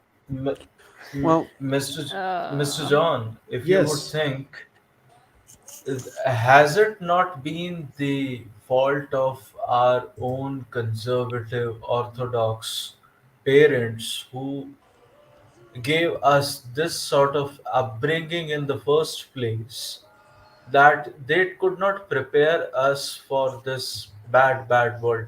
I, being myself in my mid-30s, I could say that they did not prepare us as to what is the real world, so to speak. And if that is the case, then why do we have to, not ask for an answer from the previous generation who raised, and they would. I have asked this to many people from the previous generation, my parents being in their 70s. They have no answer for that. They don't have a cogent response to what I'm suffering right now. And I'm certainly sure that for the coming generation, I mean, those who are going to be the children of the millennials in general, they are going to ask the very same question as to why did you people, mess it up so badly? Why did you people not stand up for your own beliefs? And we are just going to refer them back to the Gen Z and Gen X and the people who came before us, the boomers, and that's it. Contriver, here's the thing. Parents, they don't understand how bad things are right now. So I spent time with my dad and brother yesterday because, we had to put my dog down. So the whole family got together and stuff and everybody was sad. So I went out to eat with my dad and brother after. And we just started talking about like life and things going on in society. And then like dating got brought up. And I tried to explain to my dad like what's going on. And fucking they just don't fucking get it at all. Like I tried to because he brought up the dating apps. I'm like, yeah, women are only swiping on the top 10% of dudes in dating apps. He just wasn't getting what I was talking about. And the top 5% of those dudes are banging all those women. Yep. The 4s, the 10s, and see that fucks things up too, because you have that dude that's in the top 10 to 5% on a slow Tuesday night. He'll bang a 5. He might not brag about it or tell his friends, but he'll bang the 4 to a 5. And then she thinks she can always get a dude like that. And that ruins it for like the guys that are actually in her range, like the dudes on her level. And she's like, no, I deserve a 10 because that one guy fucked me on a slow Tuesday night. And it's like, no. Well, I was just going to say real quick, that's the bottom line, that these men are simps too. Yeah. Because when I was a fucking pussy hound and I have all the options because I'm a 6'2" light male with a muscular build and, I've got a square jawline, you start to realize that if you don't have control over yourself, you're just as much of a fucking simp as the guy who can't get any. Because you will smash some girl, not with love handles, but love grips. And you realize, like, what the fuck am I doing? You know what I'm saying? This is some real shit here. These guys are simps too. Chad, Pookie, Ray, Oh, Brad. absolutely. Fucking simps because they don't have control. A lot of people say that Chad and Tyrone and Pookie and Ray are all red pill, and I disagree with that. A lot of these dudes, I think, are blue pilled, and they're blue pill. They're still smashing chicks because they look good and women like them. They're in the top 10, 20%. But like I know a lot of fucking Chads and Tyrones. Like my one buddy at the gym, built like fucking Hercules, knocks up a 37-year-old single mom, and he's 29. He's mixed, light-skinned, jacked as fuck. And I'm like, bro, why are you fucking having a kid with that? If I had your physique, I'd only be dating 24-year-olds. And he just doesn't fucking get it. I'm like, bro, you have, when it comes to physique, the top 10% of men. Like this dude's stronger and bigger than me, shredded, jacked, and you're knocking up 37-year-olds. And then I got another friend at the gym who looks like Tom Hardy's stunt double, benches close to 400 pounds, and he fucking knocks up a 40-year-old, and then she left him, and he's paying child support and alimony and barely gets to see his daughter. And it's like, you guys are in the top 10%. What the fuck are you doing? I would tell you why it happened. Since the advent of the second wave of feminism, when contraceptive was invented, women became the chooser instead of being the choosee, which was earlier the case. Now the game totally changed in the 60s in the advent of contraceptive pill getting available to the masses. That is the very same funda that they are applying over here as well. You are playing their game. They are not playing by your game, even if you are a Chad or a Tyrone. I tried to red pill these guys too at the gym when we were working out one day, and they just looked at me like I was crazy, so I dropped it. I'm like, yeah, you guys ain't ready for the red pill, so I just didn't go any further. Yeah. Wait, gentlemen. Yeah. Gentlemen, can I excuse me? I'm gonna go. You guys got this, right? I think it's time for me to piss off. Well, I'm tired. gonna hop off in a minute because I gotta get up. Yeah. I'm going to bed myself. Yeah, I just want to say this one quick thing, Hermit. When you're talking about your parents, real quick, I think it's because they feel like that your life should be better than their lives, and because of that, they're hoping that under their standards of what what is a good life or not. They're trying to push that on you in a sense because they want you to do better than them, and they feel kind of ashamed that you don't have the life that they thought that you could have.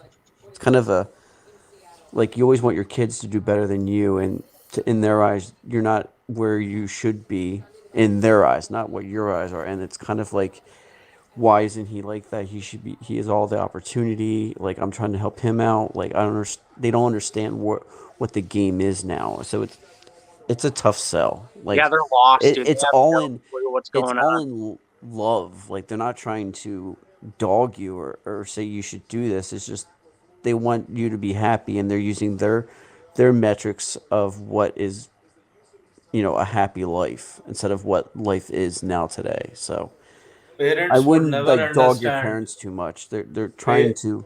Bandit, trust me, my parents are in their 70s. They still wouldn't understand after a failed relationship with me. They are still trying to pit it against me and say, well, you just have to find for a better one who would love you. Yeah, I my mean, dad thinks I hate women, and he's like, they're not all like that. I'm like, shut up, Dad. Like, Well, go on a real talk. My bad, dude.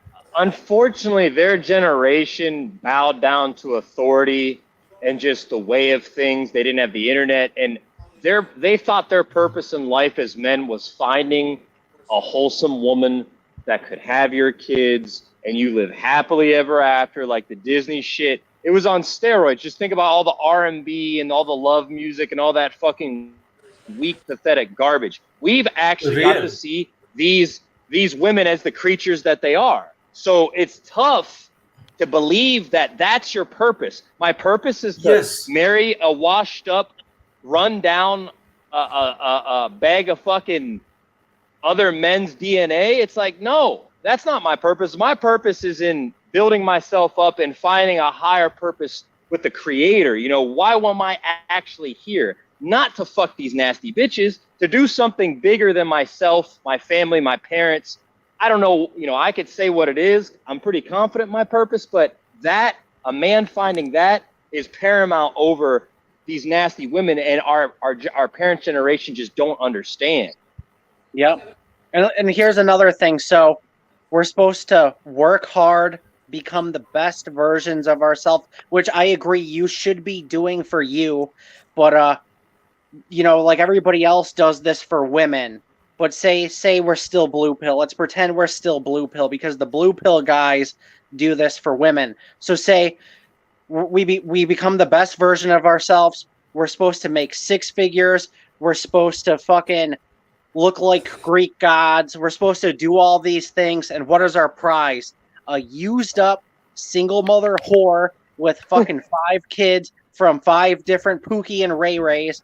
And it's like we do all this to become literal Superman, and this is our fucking reward. This is our prize. Like, no, fuck that. It's like you do all this just for like somebody to shit in a bag and light it on fire on your porch. Like, no. Well, That's no, your prize. Hermit, you're exactly on point. I've watched my 2 colleagues who are my age, roughly. One's 2 years older, the other's 2 years younger. And I've watched them both raise their kids. The one guy has kids who are college age. They both shit on him. They've gotten indoctrinated by the university, and particularly his daughter has gotten completely indoctrinated by the university. I try to explain any of this shit to him. And same thing, the other guy, he's like, this guy's like way overweight. He takes his kids to Disney every year. They're like in elementary school. I mean, this guy's life is just a mess.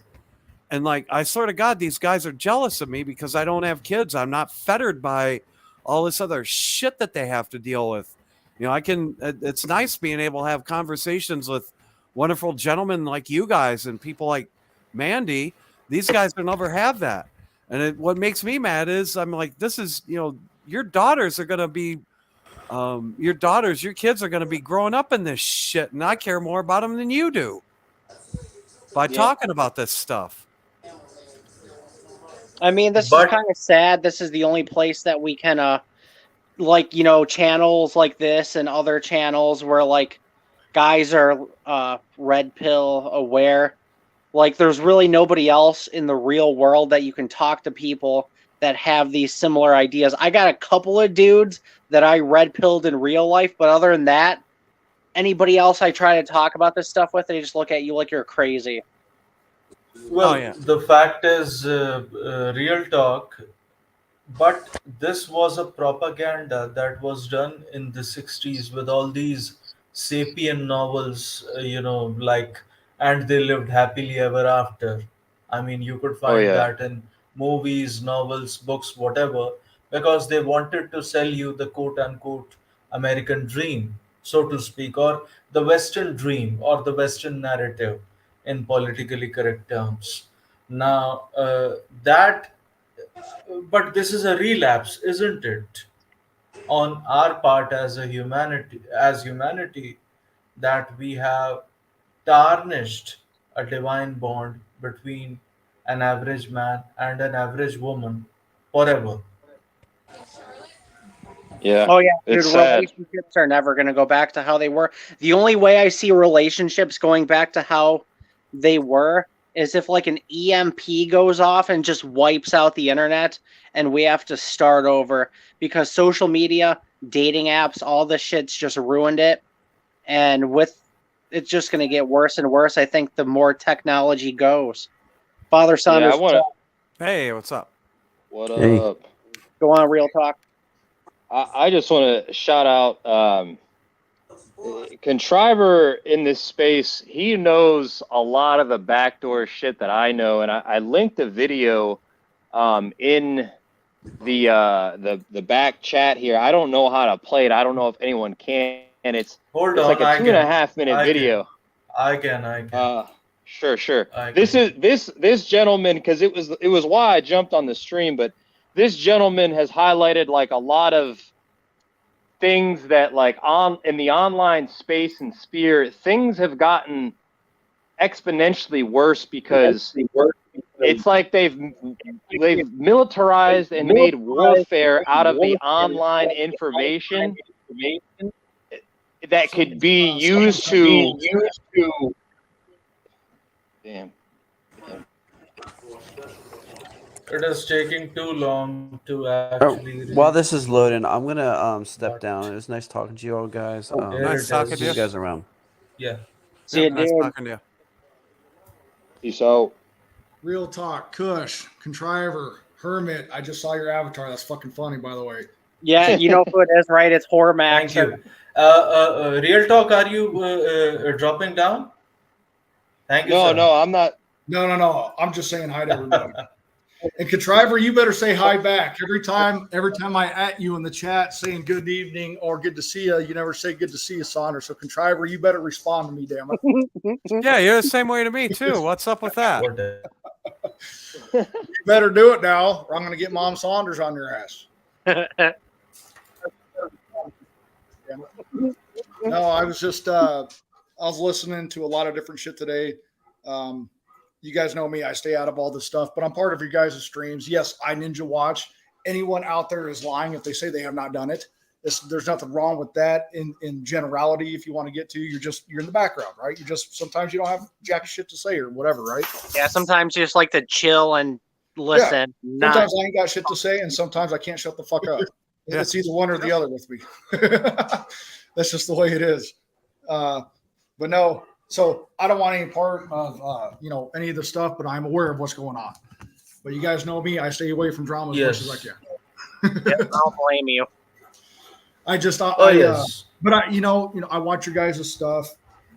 I see what's going on. So I'm not ignorant on everything. If I am, I know who I can talk to and who I can ask, and that can be any one of you guys. So if I don't know what's going on, but generally speaking, I just I try to stay out of it because I've I've dealt with so much in my life that my patience is 0, and if it could go below 0, it would probably be there right now. Not that that's a great thing, but I just I stay away from that because things can live rent free in my mind. And I've had to battle that my whole life, worrying about shit all the time, what people thought of me or, what I thought was doing was the right thing. Does this person still like me? This, that. I worried about that shit all the time, guys. I mean, it would keep me up at night. I couldn't shut my mind off. I still can't shut my mind off now, but I'm better at managing it. See, so a lot of the things along with that and being a soldier and going through a divorce and being in war is these things are never going to go away. You just have to get better at managing it. And once you realize that you have no control over a lot of those things that you get upset with, and I'm talking about me here, you can then actually start to begin to heal. Because what I tell people is, if you're happy with the person looking back at you in the mirror, you're on the right path, no matter what's going on in your life.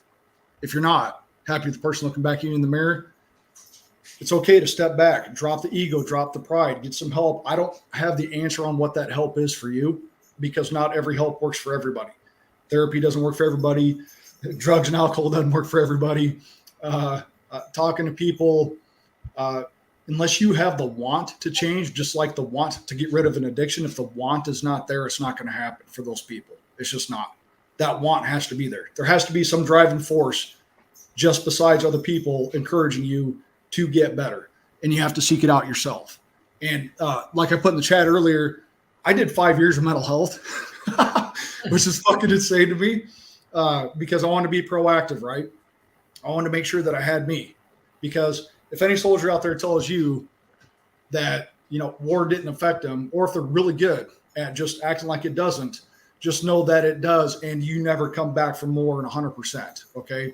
You don't forget shit that you've been through or seen. You don't. It's like seeing the red pill. You can't unsee it. I would say, Father Saunders, I would say war and even like being locked up. I know I wasn't in a war zone like you, but I still seen some pretty fucked up shit too. So it's like when you're in an environment like that, it does definitely fuck with you and change you in a way. Like I know I wasn't in war like you, so yours was probably a lot worse, but I think it's kind of similar what I went through too, man. Cause like, where I was at, it was extremely violent.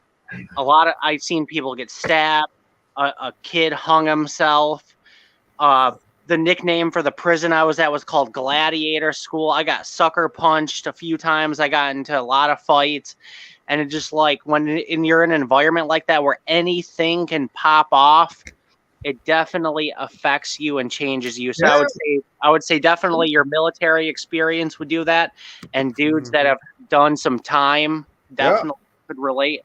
Yeah, because, you're living that every day. Now, this doesn't make sense, guys, because it's ordinary people being put in extraordinary circumstances, right? If I could sum it up. Yep. So exactly. It's something that where I'm walking down to what was called the PX, or our shopette is what you call it in the military. We had little things where you could go and get something from home. You know what I mean? Like there could be a Monster drink in there or some shit like that. So if you had free time, sometimes you'd go there.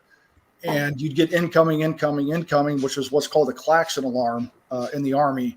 And you got about 3 seconds before the rounds start hitting. And so they'd fire these freaking mortars and rockets from the freaking white bongo trucks, clicks and clicks away. A click is 1,000 meters for anybody who's curious. It's not quite a mile. It's 1,000 meters. But anyway, when you have these explosions going off, it's like, holy shit, that's like Hollywood type stuff. Eventually, guys, it's not normal, but it became normal for me that when it happened, I didn't even go for cover anymore. I'm like, I guess if it's my time, it's my time. I'm just going to go to fucking work. It's not normal, but it becomes. You have to compartmentalize and shut off certain emotions in your mind. You have to detach from shit to get over something, and it's the hardest fucking thing to do, but you have to do it. And I think the hardest thing of detachment, besides what I just said, prison or war, is having to being a father. I'm not saying I have.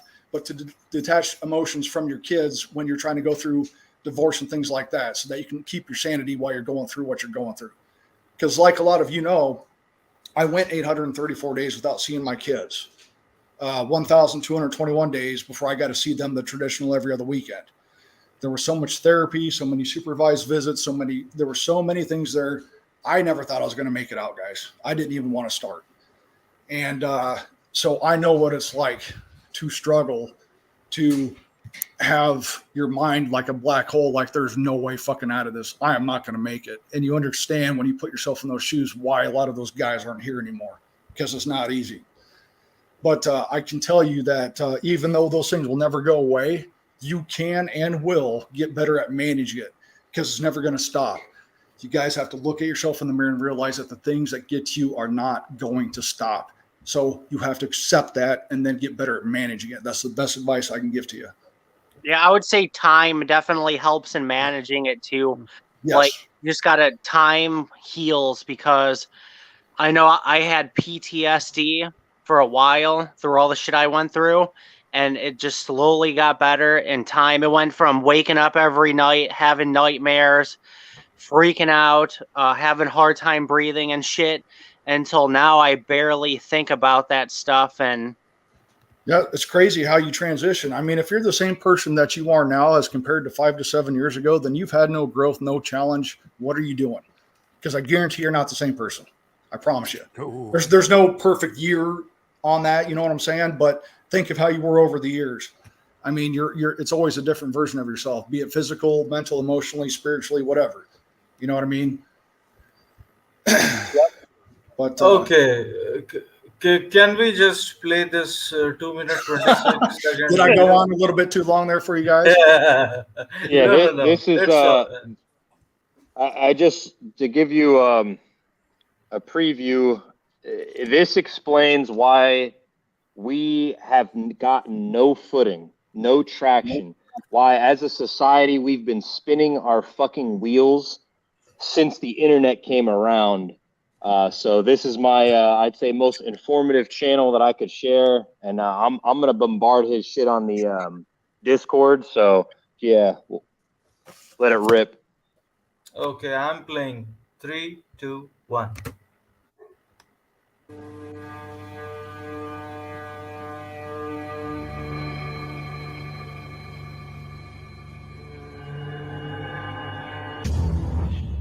Introduction. The military has a name for fake news. It's called IIA Operations, Interactive Internet Activities.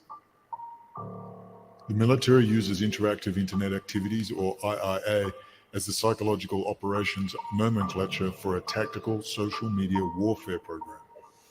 Department of Defense Information Operations, Joint Publications 3-12.2, Psychological Operations, dated the 7th of January 2010. It defines interactive internet activities as follows. A. Psychological operations and computer network operations.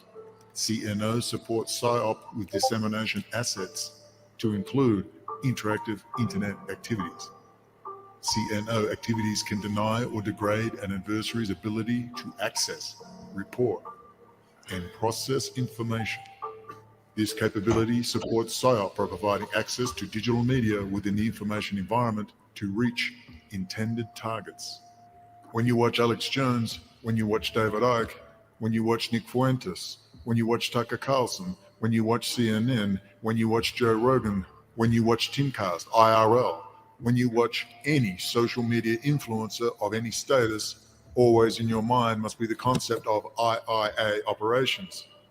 Limited release or limited hangout, controlled release, suppression, containment, redirection, misdirection of information into meaningless manufactured online issues, arguments, and circular dead ends that exhaust and confuse. The aim, to never allow diverse, meaningful information to become direct, meaningful political power and movements at the grassroots level that have concrete effects in the public domain. You are in a contrived right versus left banker-funded dialectic.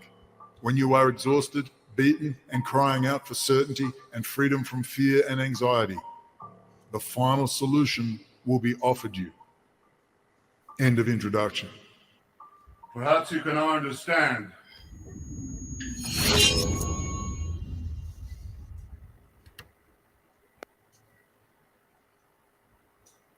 Yeah, that guy, he has the biggest hate speech trial in the world history. He spent 3.5 years in prison for exposing how our military secrets are being sold to Russia and China, as well as Iran. And it's taxpayer money that's paying for the technology to begin with. That technology gets sold through the back door, and then they go back to Congress for more of our tax money. And this is a big cycle, and they have literally, we haven't been infiltrated. We've been occupied by communists since FDR. There's pictures of FDR's cabinet sitting with Mao Zedong in China when the whole fucking Chinese thing started.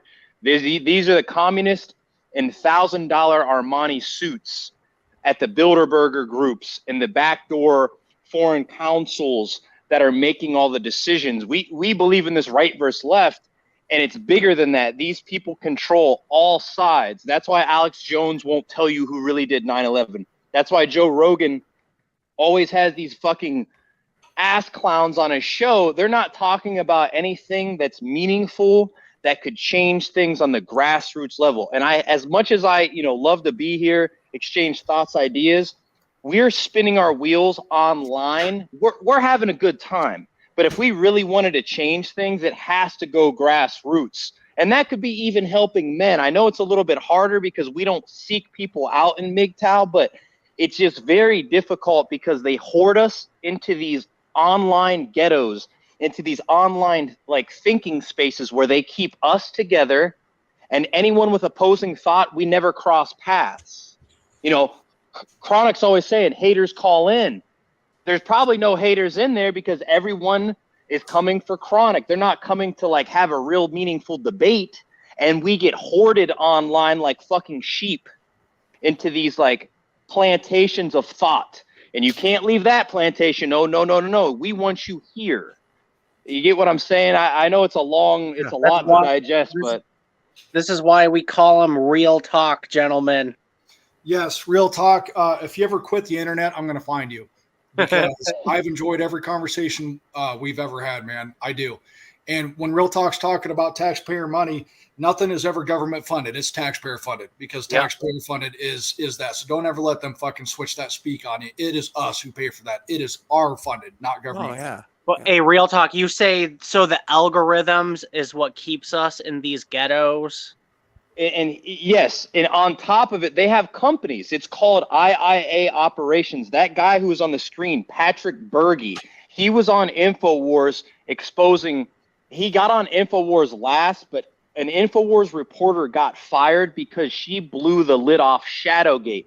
Shadowgate came out and said that they are profiling all of our activity online.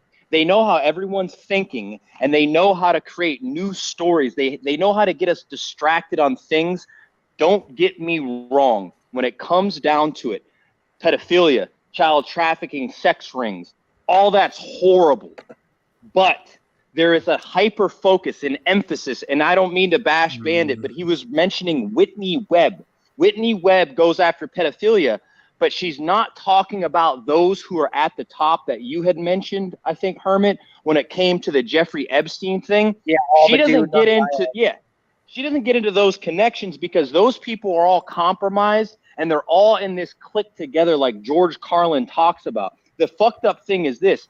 There's a company called ClearForce that if you're an up-and-coming star on YouTube, they will hack into your shit, see what type of fucking porn you watch, what you're really into, and then as you're rising through the algorithm because they're pushing you, they have all the shit to blackmail you on the back end, so they force you to talk about said things that are a meaningless, endless distraction. Not to take away from the victims, but the people who are doing the most child abuse are at the top of this fucking pyramid and we'll never see them. Unfortunately. A lot of people don't want to admit, but Trump was on Epstein's Island. All the fucking elites were on Epstein's Island. It's disgusting, man. It's just we're being fucking duped. Well, I agree. I just want a quick attention. I just want to draw the attention towards this gentleman. Oh, Yuri Bezmenov. Yes, not Yuri Bezmenov, but what he's trying to say, this is an audio version. This is separate from this Art of Subversion video. The two videos, one he did with Edward Griffin and the other one where he was wearing a sky blue coat. This is not from that. So this is exclusively from somewhere else. But he luckily got the audio version. So please listen to it. Before we do that, Contriver, we have to, because you're brown. If we don't do it, we're bigots. Yes. You know I'm fucking with you, Contriver. You know. What the fuck you bloody? What the fuck you bloody? Hey, hold on. Before we start that, in Indian language, what is blandard? You blandard. That's what it sounded like. He actually wanted to say in Indian language, "Behen chod." Now what did? Because I watch that shit all the time, man. Because it's fucking hilarious. If you guys don't know, so yes, it literally means sister fucker. Okay. You fuck me, I fuck you bloody. Oh yeah, guys, I gotta jump off because it's already midnight and I gotta get up at 5 a.m. So. Oh yeah. Before you go, I just wanted to say that guy, that video we just watched, someone, I'm not going to mention his name, but he has a lot of pull. He's Blake from Terrence Pop's show wants Brendan O'Connell on the show. Think about how crazy that would be if Brendan got on Terrence Pop's show. Oh, that'd be dope. That'd be cool. I'm not familiar with O'Connell outside of the Mummy. Maybe that'll happen. But yeah, guys, tomorrow we shall raid the Scorp Thought. Hey, Hermit. Well, I'll be with you guys in spirit. Malatopia. I don't do that stuff, but I'll be with you guys in spirit. Hey, Hermit. See you tomorrow on the Scorpion raid. Yeah, but it'll be fun. But yeah, I got a half day at work tomorrow, so that's why I stayed on the stream a little later. I'm just gonna wake up, smash some coffee, get work done, kill a workout, and then raid the Scorp Thought with her. She's probably just gonna ban us all. You stayed on because Chad fucking Saunders came on. Yeah. Well, Saunders and Real Talk. It's like, fuck, I gotta stay on. There you go, buddy. Well, hey, Celibate Scorpion, if you're ninja watching, your Poon Yeti looks like Predator's face, and I'm out.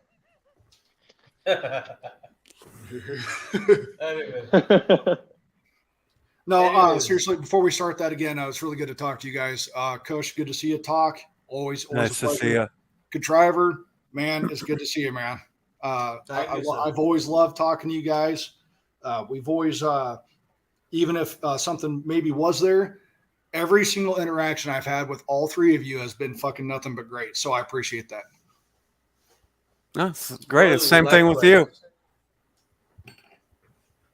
Likewise. Don't let Contriver convince you that I'm a Chad, Kush. Don't let him convince you. He is an ultra Chad. Yeah. Ultra Chad, man. Oh, goodness sake, man. I'm blushing. How dare you? Kush, I've been really enjoying your live stuff too. I don't make it to everybody's stuff. That's just the way it is. I'd be fucking. I can't watch one of GM's 12-hour streams. 12-hour streams, man. Yeah. I don't have time for that. Kush, I don't know what it is, Kush, but I'm sitting there every single time that you're talking, and don't take this offensively or definitely don't act on it. But I'm just waiting for you to fucking blow the fuck up because you get so close so many times. You're like, no, I'm not going to do that. You say what you need to say. And to me, it's just fucking hilarious because I'm like, get him, Kush, fucking get him, whoever it is, it doesn't matter. And I know that's stupid, but I'm just like, go off, Kush, lose it. No, I saw you on my stream. I don't think you will, but anyways, I enjoy your streams too. You actually remind me of my Uncle Bill in a lot of your look in the way that you talk, except he's 70 years old now. But there is, and he's 6'5". That's probably where the height comes from. But anyways, that's all I got, and I'm going to stop there. I'll keep fucking yapping. No, I wanted to say, that stream that you jump on, I remember the one you were talking about last Friday, and I was. It takes a lot to get me that way, but I like to think of myself as a tire fire. Once I get going. I know it's one of those things that I shouldn't even have said that shit, but I've been pretty much honest with everybody every time that I've been on stream. There's nothing I can really fucking hide. I've told everybody all the shit. So if you guys want to look up more things, I guarantee I probably told you everything that's happened to me. But no, man, it's been great. Now, Contriver, before we get this started too, how long is this video, brother? Contriver.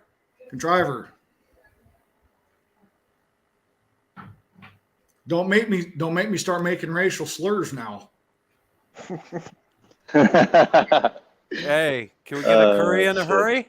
Curry and Chris beat me to it. All right. That got him. That's fucking funny. How long's the video, contriver? About 15 minutes, but you Holy would find shit. it. You know that's going to be impossible for me to keep attention on that. Well, you would be able to if you would try to have that sort of. I'm showing you my weakness. It's my weakness. Damn it, contriver. Well, listen to it as if it is some sort of a C4 I-star sort of a plan. Command, control, reconnaissance, intelligence, target acquisition, and reconnaissance. This is definitely taking a new direction. So how about before we start, does anybody have anything they want to add or talk about right now? Not to interrupt you, contriver, but 15 minutes is a long time. No. All right. I'm good. Kush, you good? Are you good? I'm good. I'm good. I'm here man. to listen. God I'm damn actually it, going to mute contriver. myself. I don't want to concede this to you. How dare you? I want my 15 minutes back. I could add something to the whole ideological subversion angle. It's attributed to Sun Tzu, who wrote The Art of War, supposedly. Now, there's no physical evidence that Sun Tzu existed. You couldn't find his body or anyone to document such. So basically, damn, contriver, you all right, dude? Hey, that is my father, actually. Oh, I'm sorry. I'm sorry to hear that. My bad. Cuffing. Gotcha.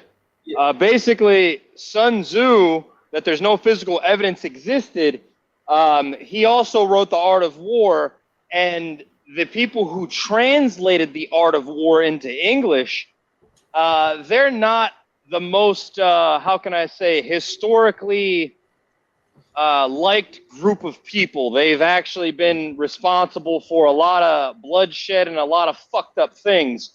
So there's a lot of historical evidence that believes that this character was created out of thin air, Sun Tzu, that really this information is sitting in the vaults of the Vatican right now. And they use this guy because these same people, they're represented by the sun. That's their symbol.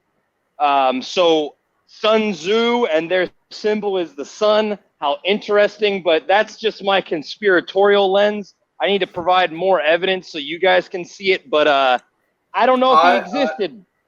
I would provide more concrete to your system. Let us just say, for the sake of argument, that Sun Tzu existed. The reason is, who do you think established Shaolin Temple? It was basically Prince Pallava from an Indian dynasty, a kingdom. He was a prince, but he was a rebel, in his younger days. And he traveled to China, which was called as, at that time, Tianjin. And he was the one who established the Shaolin Temple over there. And much of the Sanskrit texts from Indian languages were then translated into traditional classical Chinese, which used to have 12,000 pictograms.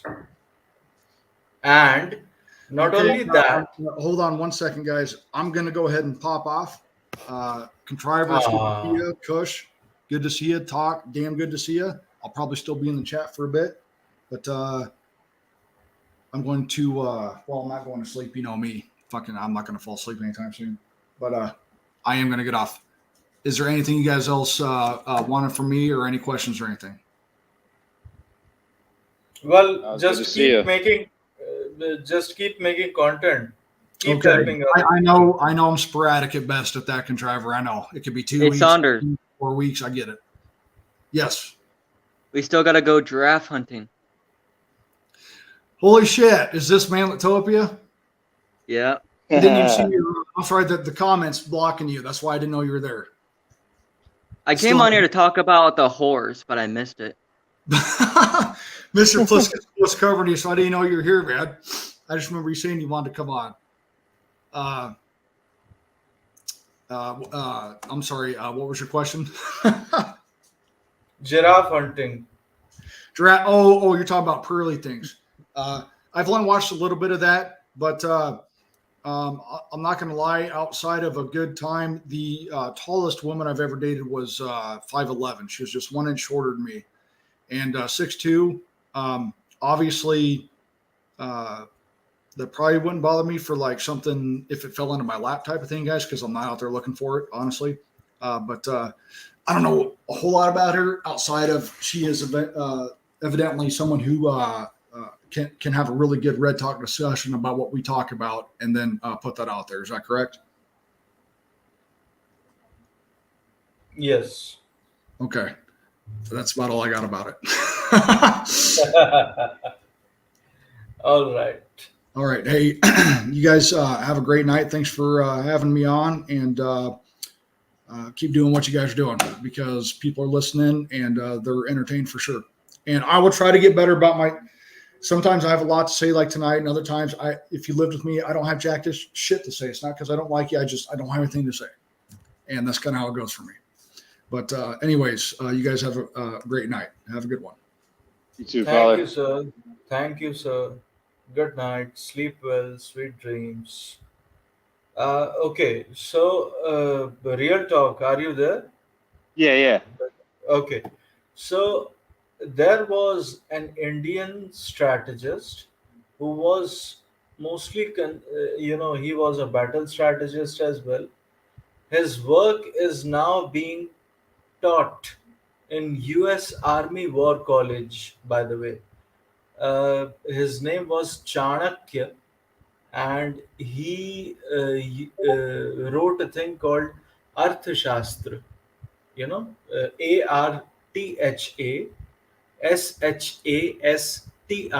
Arthashastra. That basically means the statecraft and how to run a state or a kingdom or whatever. And he had a whole system of stratagems regarding that, and some of that had been plagiarized into what became Sun Tzu's Art of War, because the direct transfer of wisdom was happening on a larger scale, because that prince from India went over there and established the Shaolin temple itself. So it could have been a direct exchange of wisdom per se as well, regardless of whatever they improvised it or not. Yeah, thanks for sharing that with me. That makes a lot more sense because it's just there was so much knowledge in there, and to think that it came from one Chinese man in 3500 BC, it's like I don't believe it. It's just like it seems like it was a library accumulated from many warriors and people who understood cultural strategy, planning, and the whole kingdom basis. It makes a lot more sense. I would give you how Chinese plagiarized the salami slicing tactic, battle tactic, not strategy, but the tactic of slowly gobbling up your territory. Do you see the chessboard? Have you ever seen a chessboard with the chess game? Yeah. Black Yeah. and white and all that? Okay. The Chinese plagiarized it via having a game called Weiqi. Weiqui. Weiqi, as they call it. It is basically the same chessboard, but with button-shaped, stones. And it is not about checkmate, as we call it in chess. It is basically all about gobbling up your adversaries or your opponent's territory. So the motive behind teaching that game to every Chinese traditional martial arts household was that if your adversary or opponent has a fairly large amount of a landmass which you are able to invade and occupy, he would be left with a very little amount of landmass to maneuver. That was the strategy behind it, and that gave birth to their philosophy of the heartland theory, which was later, confirmed by Sir Halford Mackinder in 1911, as well as in 1901 Geographic Journal as well, where the heartland theory that he compiled, and post World War II, even Germany fit the bill of the heartland theory. But anyways, I'm digressing too much because I know your brain wavelength, so I'm trying to match it somehow. But having said that, let us continue with the video. It is a very decent video, and it is only in audio version. So please listen to it, and please give us your thoughts regarding this. They never make any secrets about it. And believe me, some of your elitist groups do the same. They also are talking about interdependent world economy, one world government. If you think I'm crazy, go to libraries. Subscribe to a magazine which is called Foreign Affairs, published by Council on Foreign Relations. Or read the magazine which is entitled Trialogue, published by Trilateral Commission. Read the books by Brzezinski. They openly, cynically admit that, yes, their goal is interdependent, one global village, as Carl Sagan calls it. And of course, they don't explain you that probably millions, billions of people wouldn't mind to live in one world system if it were your system. Believe me, 270 Russians wouldn't mind to live in a free market capitalist system and have a form of government which is a republic like yours. Sure, they would like to do that. But the trick is, they want one global village, which is ruled by benevolent bureaucrats and scientists, doctors, Kissingers, Jane Fondas, Daniel Ellsberg, maybe Walter Mondale. They will redistribute the wealth by force, naturally, okay? They will legislate equality and all other beautiful things. This is the trick. How to do it? Simple. We don't have to infiltrate agents into your governmental offices, and it is impossible, but we can infiltrate ideas into your minds through your media, through your educational system, through entertainment industry, through music even, Beatles, Schmittles, whoever. We, drop by drop, put poison into your minds. On this diagram, I select only one such idea, which is called egalitarianism. It is not new. It has not been invented by Russians, communists, or KGB. It is as old as mankind itself. No, not as old as mankind itself. Actually, the formulation of this egalitarian idea goes all the way back, I would say, French Revolution, when a group of intellectuals, who call themselves Illuminatis, decided that it is easier to control society if I convince all of you that you are equal. Meanwhile, I hope you realize that people are unequal. They never were equal. And God forbid will ever be. Some people are always tall, curly, and dumb. Others are short, bald, and smart. There's nothing like it. We are created by God. If God is creator of such complexity as universe, probably it wouldn't be a big deal for God to create us all equal, like ball bearings in the factories, or like ants, or cockroaches, or fishes. No! These little forms of life are equal. Mankind is not. Never was. Even fingerprints are different. Ask your policeman. Billions of people populate this planet. No two identical fingerprints. Isn't it interesting? Each one is unequal and unique. And the Illuminatis understood it perfectly well. They were intelligent people. Why they invented this nonsense? Simple, to control. It is easier to control people when they are equal and demand equal things. It is impossible to control society if you remain unequal and independently minded. Simple. What egalitarianism does is not just semantic inaccuracy. Listen carefully what it does to you. Egalitarianism, if it is legalized, legislated, and enforced by law in your country, creates false expectations and false perceptions of reality. We know people are unequal, but by law, I must be equal. For equal job, equal pay, right? Why? I say no, it is nonsense. And many of you will disagree with me, especially unionized work. What do you mean, Mr. Schumer?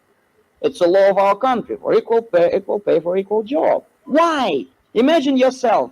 You do create these things, podiums, all right? You're whistling, you are very happy. You are paid $5 an hour. Fine. You're very happy.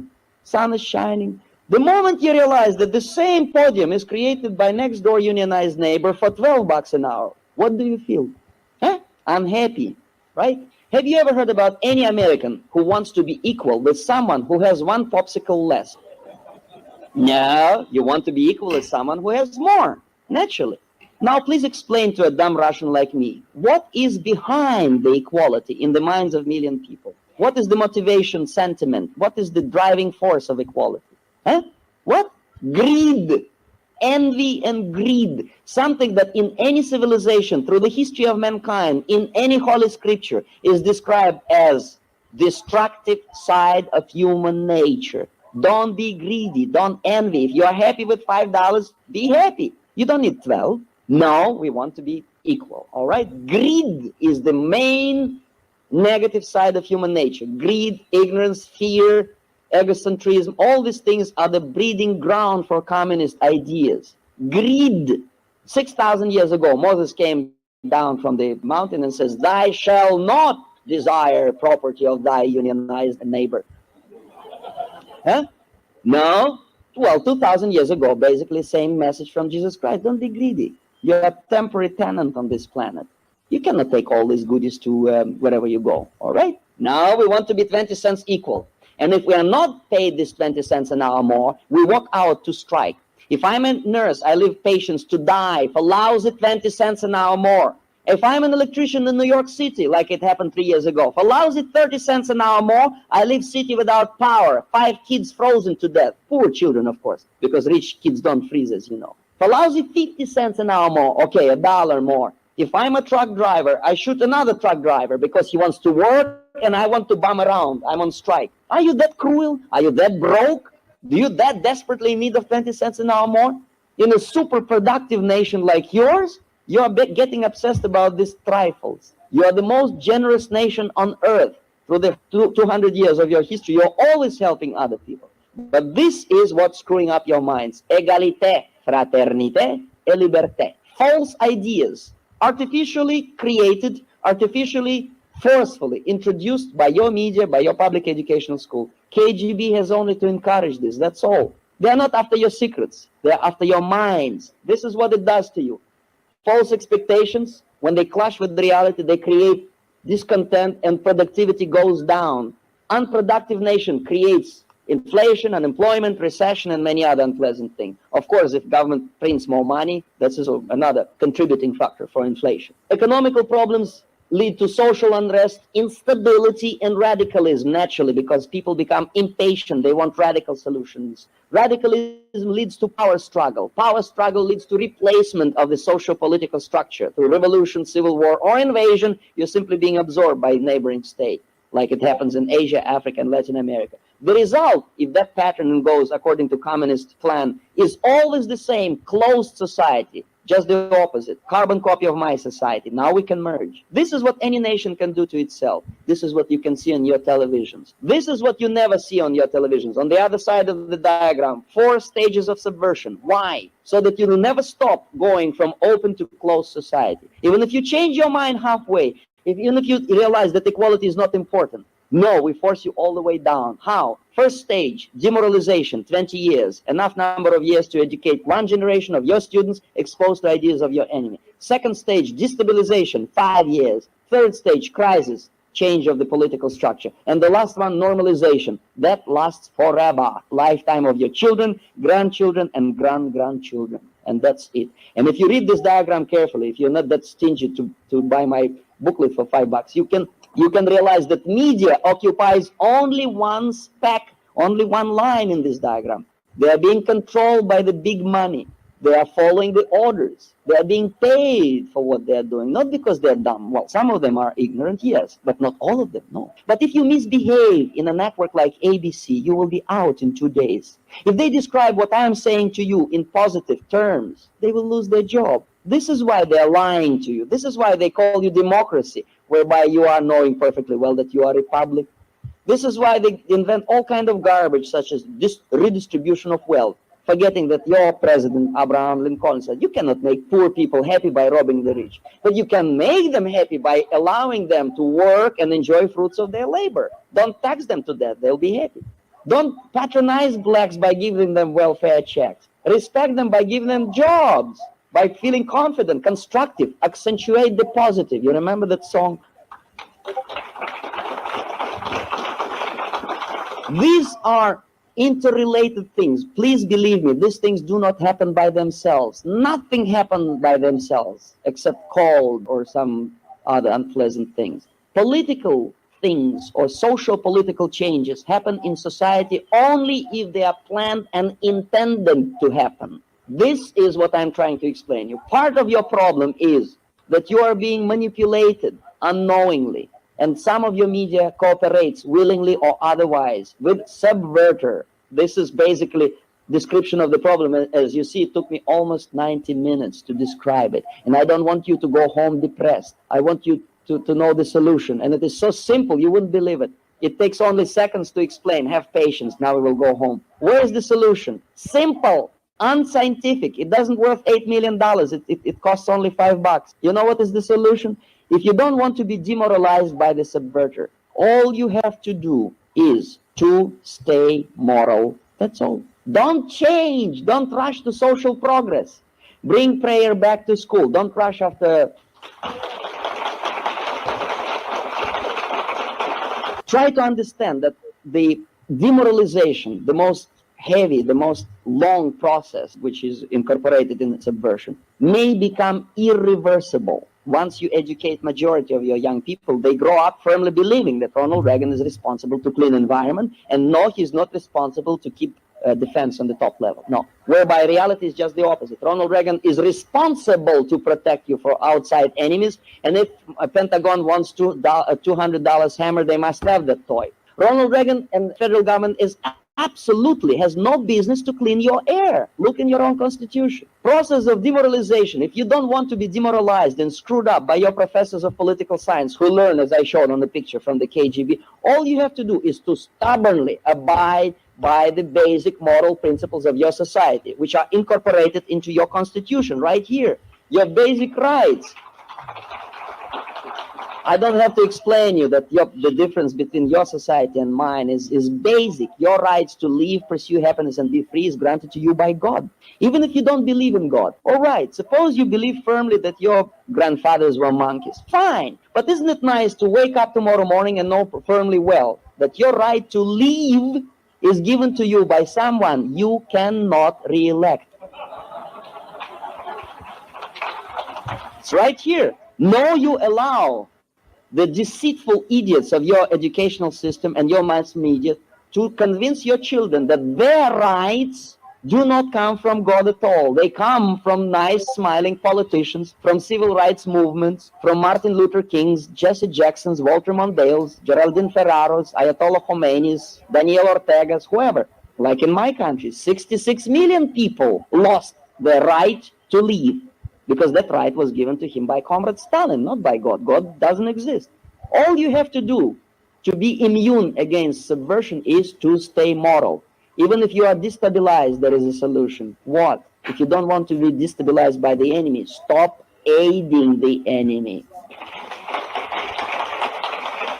And how to do that? This is the basic answer, I think. It's common sense, plain common sense. Don't aid your enemy, an enemy of my people. You will instantly make 270 million friends in my country who are sick and tired of the regime which is propped up by your technology and by the billions of dollars in credit. Stop this madness before it's too late. How to do it? The Birches will explain you how. I sold my soul and body to Birches because they've been talking truth for 25 years. Please try to realize that it does not take heroic acts. You don't have to die on barricades or, go into fits of heroism. All you have to do is to exercise your duty as citizens. Watch what your politicians are doing. If you are not happy with the media, subscribe to alternative mass media to broaden up your vision of what's happening in the world. If you subscribe to Time Magazine, subscribe to Review of the News. There's a little magazine which is half size of Time Magazine. It gives you 100 times more information. And there is no baloney.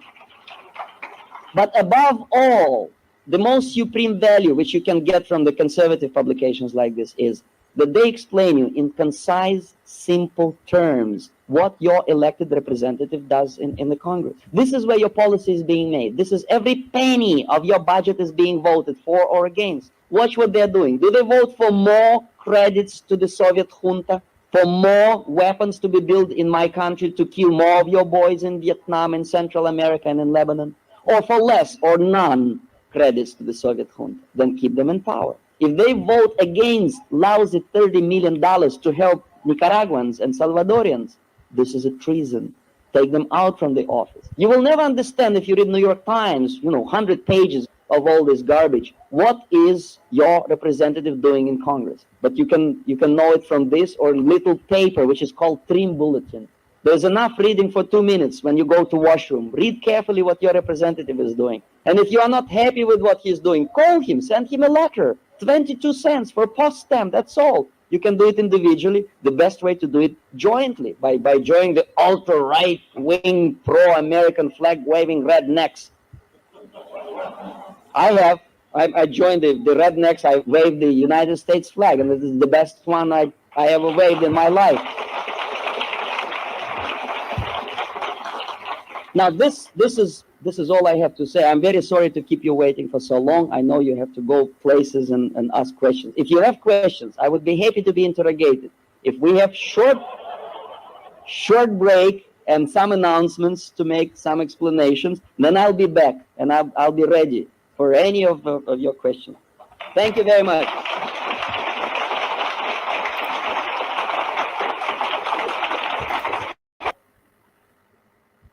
They never make any secrets about it.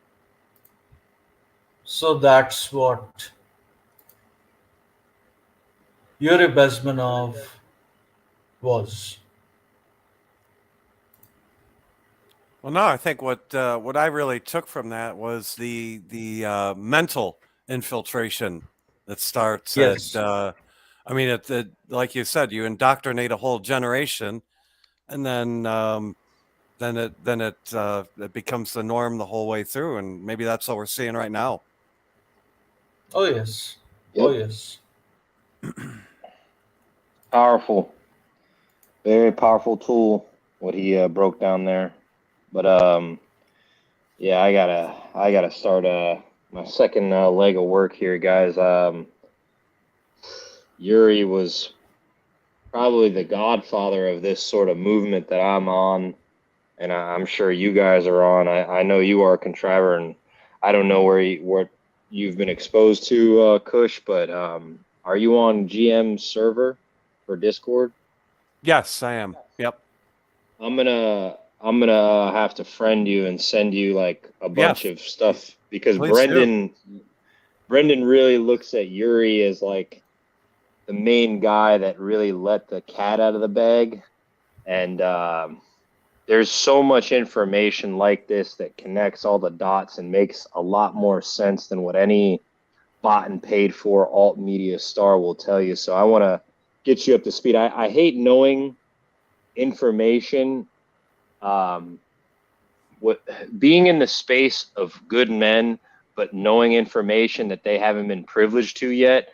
I want everyone to be up to speed, so I got to send you a whole bunch of shit, and you digest it at your speed. It's a lot, but as you have time, do your thing. No, you don't have to be like Contriver. I mean, we kind of go overboard with it sometimes, but we all have our own lives and our own time. So I'll make sure to hit you up on Discord.